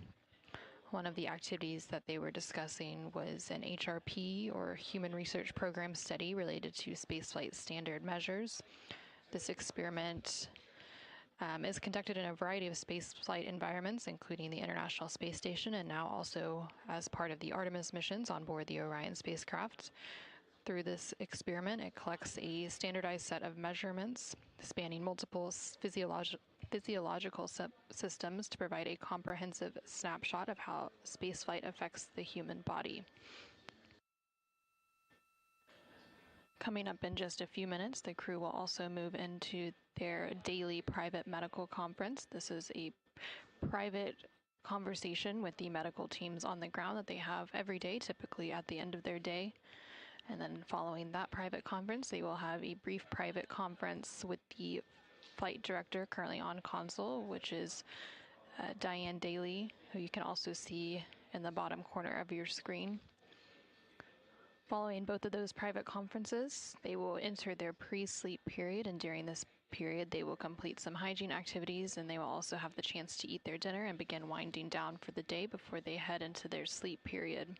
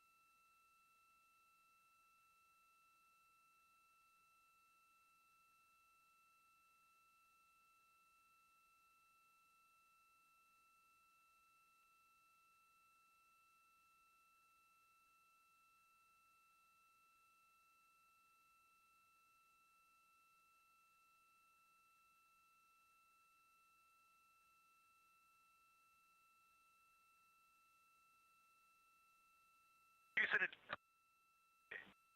integrity, we are going to Orion Earth 2 for the conference, if that works for you. It does work for us.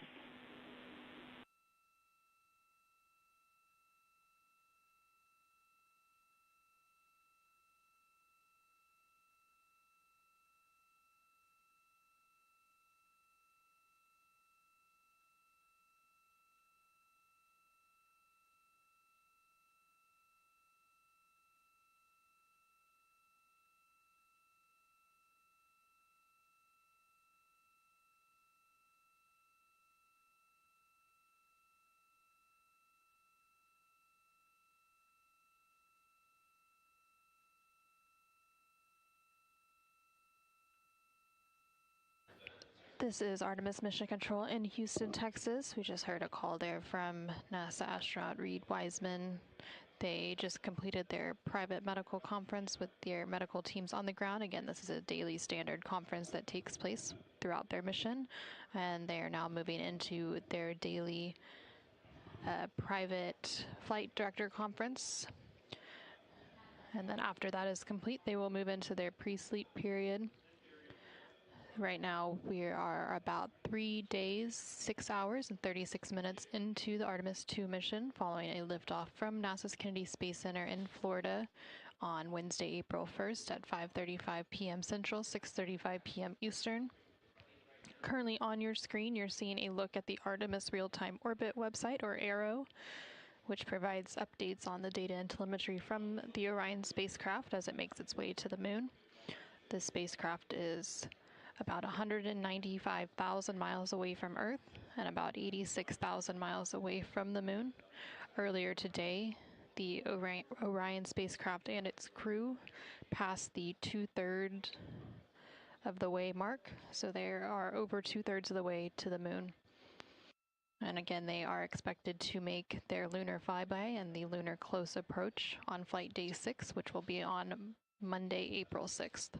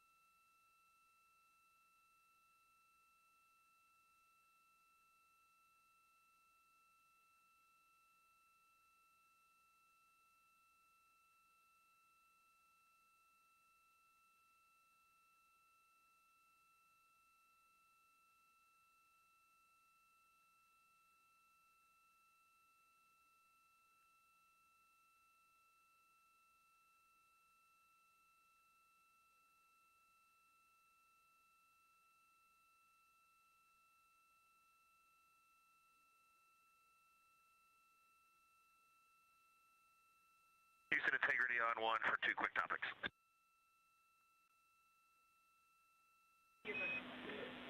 Go ahead.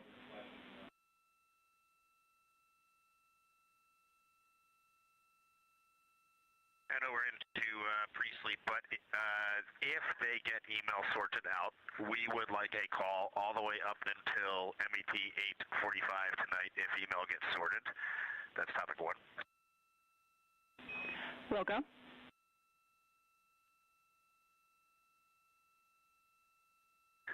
And then we are going to initiate the urine ops now, so we're going to start trying to fill that tank.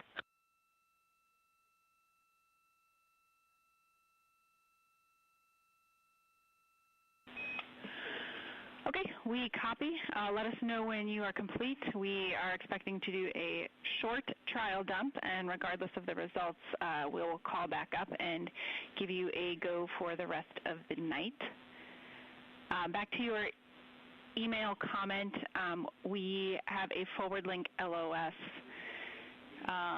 around 8:10, 8:15, so that will be the latest time that we would call.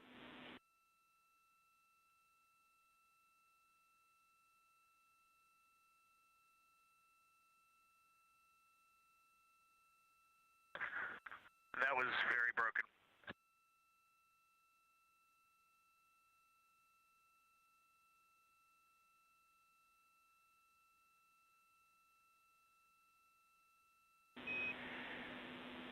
Okay, Reed, is this coming through any clearer?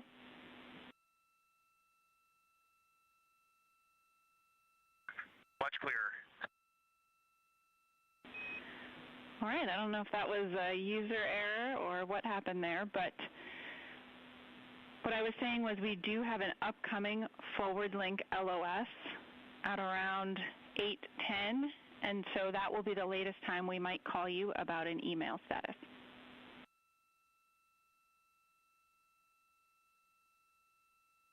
Okay, if you all cannot uplink email tonight, can you please unlock it so we can at least get into it, even if it's old email, and compose new responses? We are woefully behind on communicating with our families.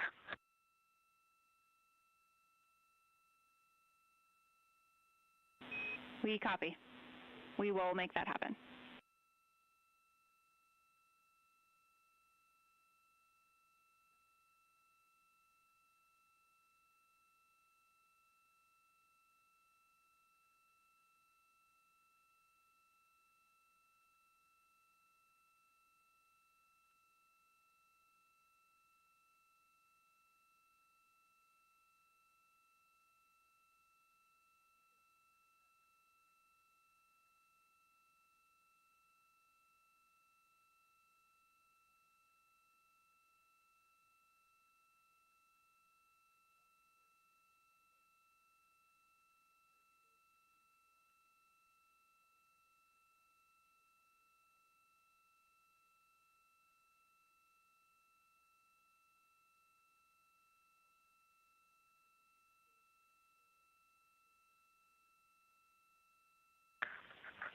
Hey, Jackie, one last comment for you while we're just closing out our day here.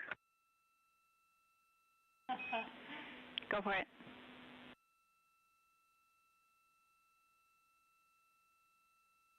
Yeah, I just want to, we should have told this to Jeff when we were just on that conference, but we are stroking hard up here. We are very, very busy up here. We skipped OTC 1 and 2, and we are barely getting through our day, and that is with all of us just scraping together and getting the job done. So we do not have time throughout the day to be journaling, taking notes, or composing emails and stuff. I just want you all to have that perspective that there has not been a single moment of downtime up here, so we're stroking hard. If you could just let Jeff know, I'd appreciate it.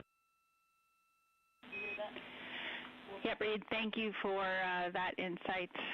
That matches our observations, but it's good to hear from you as well.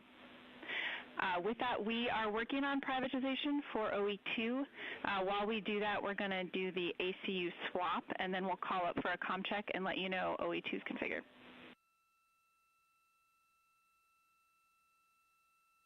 Okay, Jackie, that's perfect. Thank you.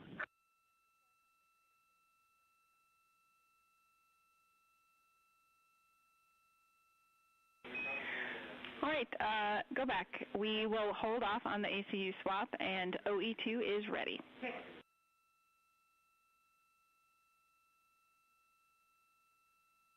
Okay, Jackie, that was very broken, but thank you.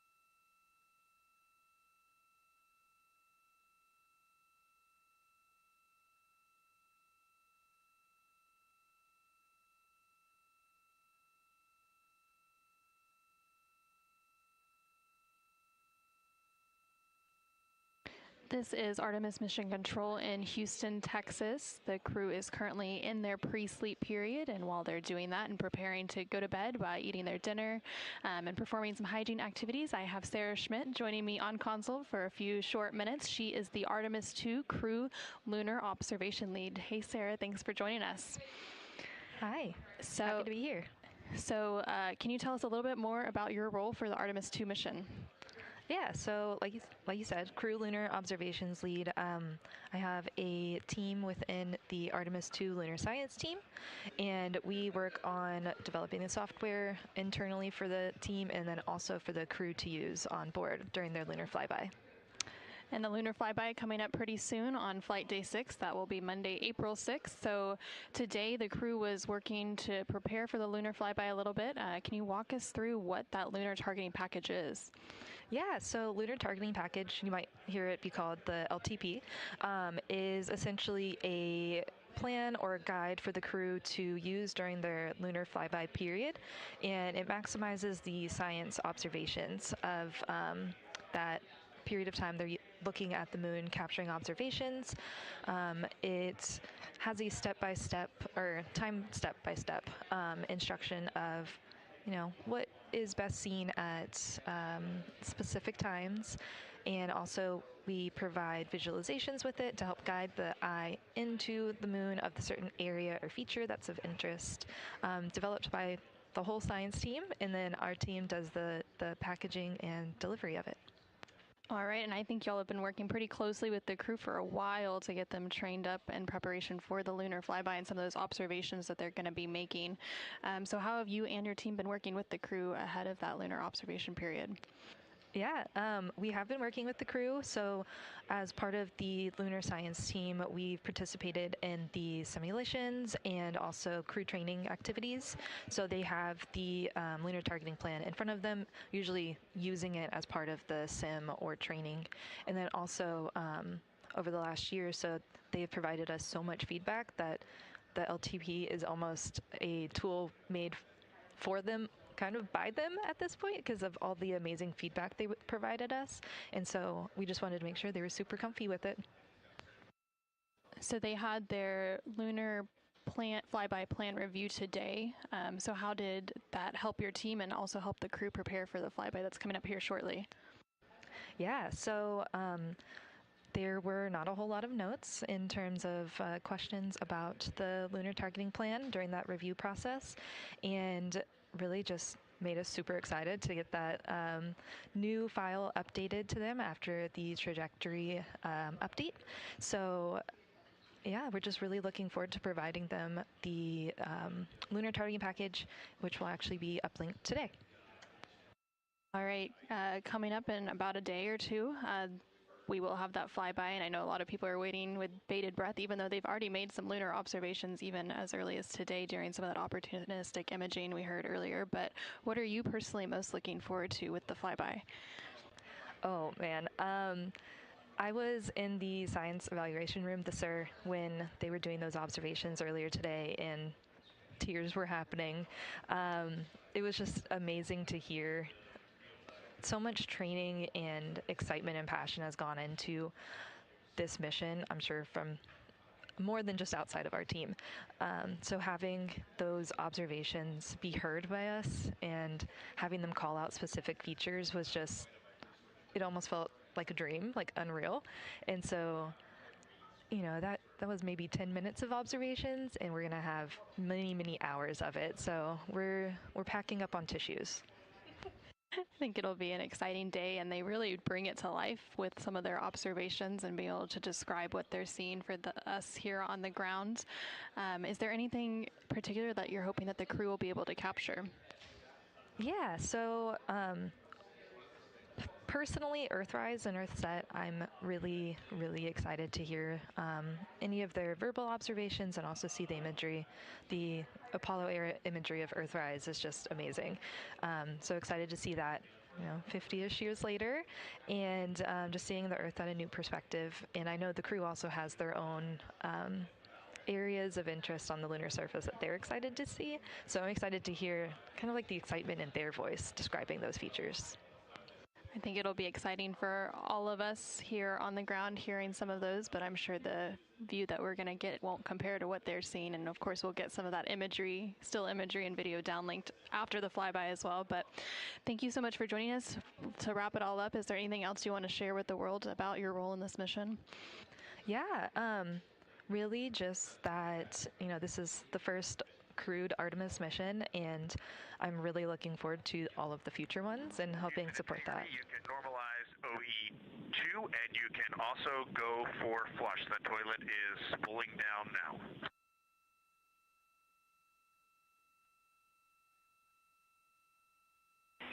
Houston copies both. We will put the vent in work and let you know when you're go for toilet.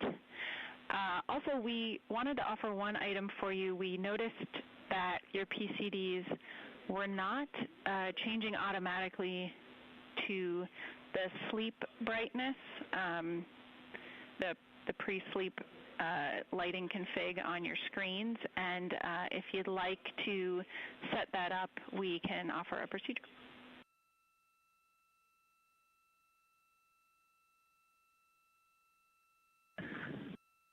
If you want to just put it in the mission summary, that'd be great, but I think we know how to use Flux. If you're talking about Flux, we know how to use it, and we'll just monitor that on our own. That's it, and all right, well, you got it. And there's some communications from NASA astronaut Reed Wiseman on board the Orion spacecraft. They were referring to the PCDs, which are their portable computing devices, basically the tablets that they reference procedures on. And again, the crew is in their pre-sleep period as they wind down their day.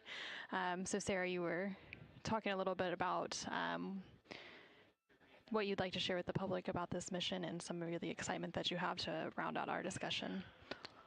Integrity, if able, we would take some crew observations of the vent in work.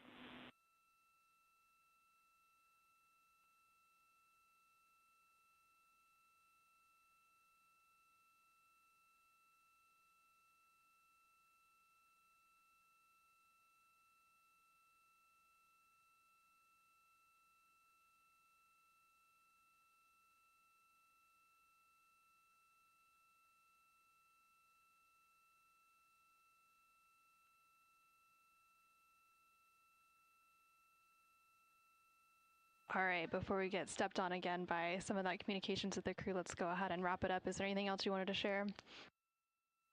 just looking forward to future missions and the observations that we'll see in Flight Day 6. Well, thank you so much, Sarah. It was a pleasure to have you joining us, and we look forward to that lunar flyby and some of the amazing work you've put into that lunar targeting package. Thank you so much. Thank you.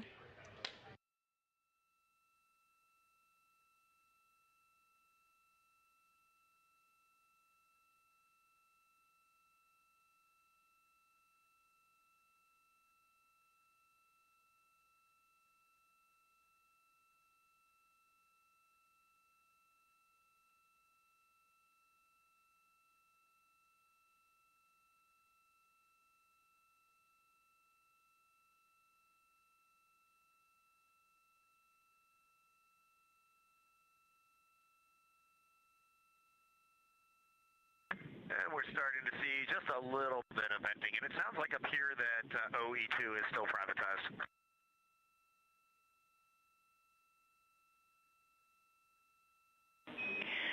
Okay, we copy both, and sorry about that. We'll work on OE2.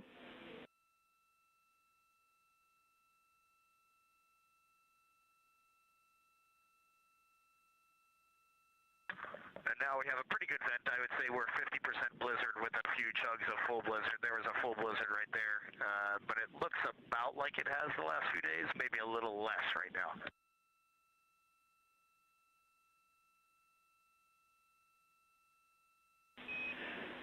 We copy all. We're going to watch it for a few more minutes, and then we expect to terminate.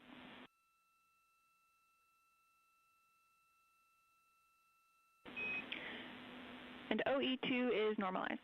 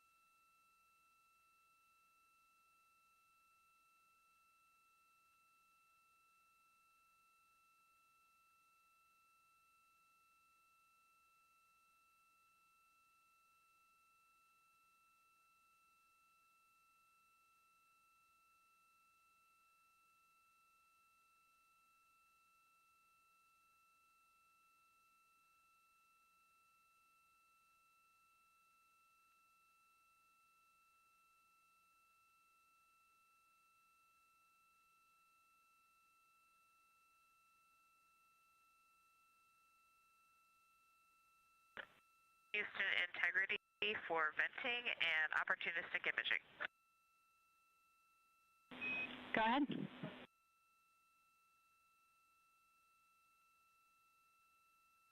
Hey, Jackie, some observations about the venting. We're still having the chugging. Basically, every couple of seconds, the volume coming out dramatically changes. There's sometimes just a very quick burst. Sometimes there's sustained sprays. And sometimes there's longer flowing activity. One really big distinction between the primary and the secondary line venting is that the primary line venting that we're seeing now seems to have bigger particles and many more ice particles. We can actually see large chunks coming out, whereas when we do the secondary vent, it's like a spray, a very, very fine, almost a mist, and it's 100% continuous. Just wanted to offer those observations. Also, for the opportunistic imaging, there is a voice recording on PCD3.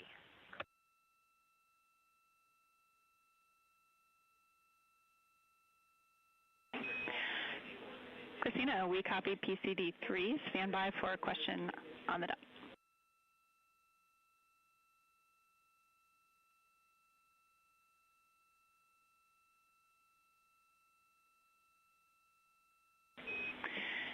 Christina, our question about your venting observations is, was there any point where the primary line venting looked different, i.e. closer to the secondary vent, perhaps on flight day 1?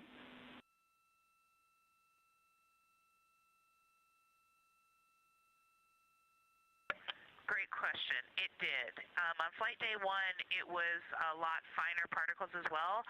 I think the secondary still looks finer and more continuous spray than the primary was even in the beginning, but they were definitely a lot closer or the same.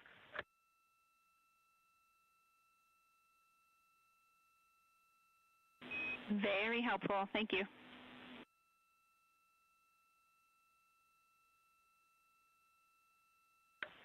Absolutely, and it is still going in its strong, chugging way.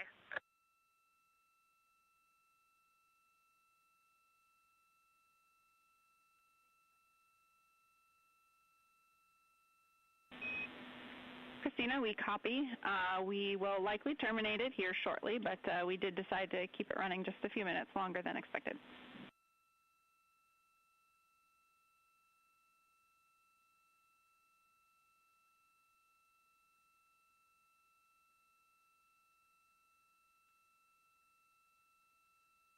This is Artemis Mission Control.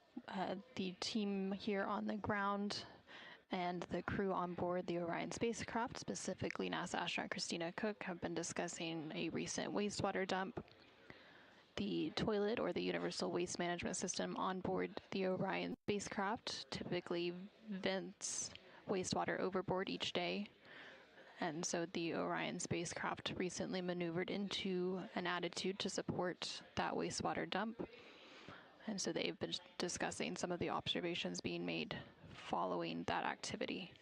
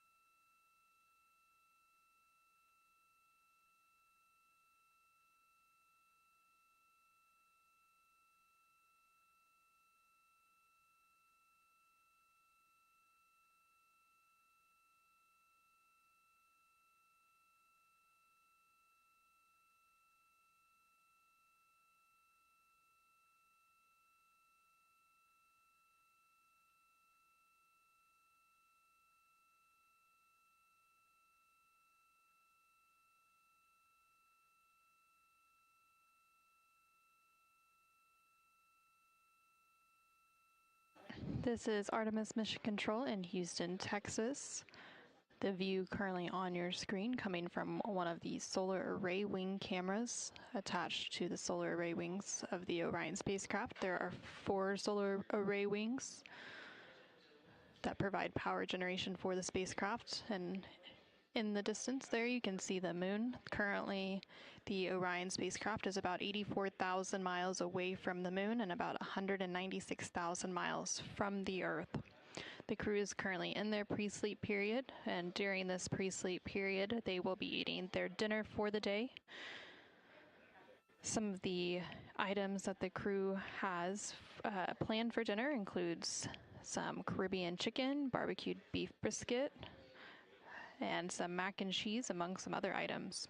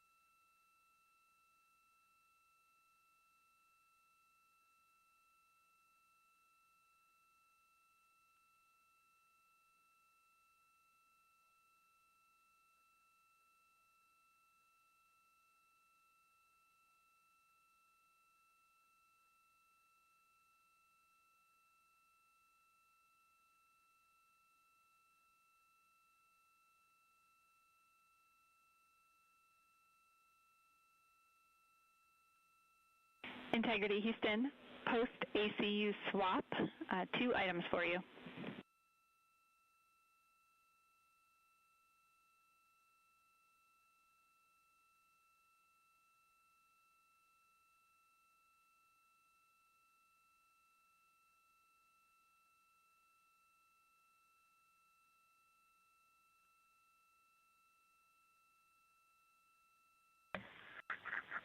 Go ahead, Jackie. First of all, the wastewater vent is terminated. Unfortunately, it was still very slow. What we'd like to do is give you a go for toilet use per the plan that crew proposed during the flight director conference.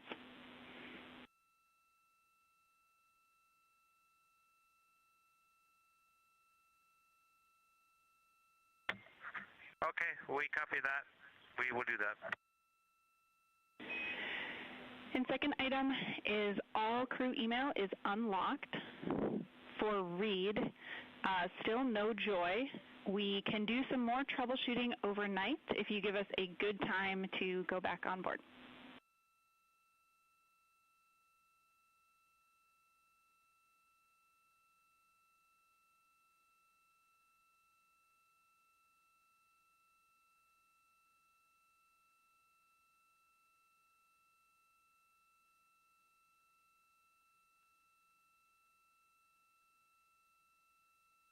Okay, how about from the start of crew sleep, Jackie? Is that good for you?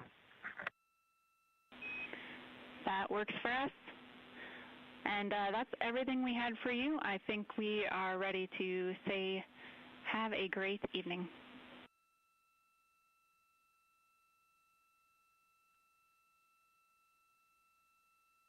Okay, thanks, Jackie. And are there any periods in the night where the toilet for that plan is no-go, or it's go all night?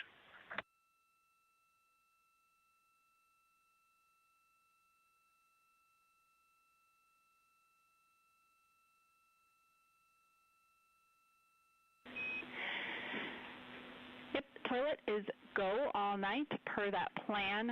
The next potential time we would dump is per the timeline in the morning after post-sleep.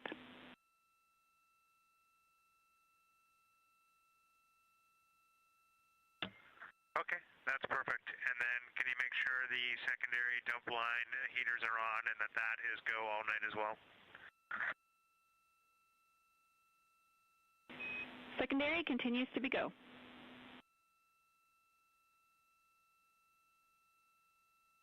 Okay, we got a great plan. Appreciate you all today. Have a good night. You as well.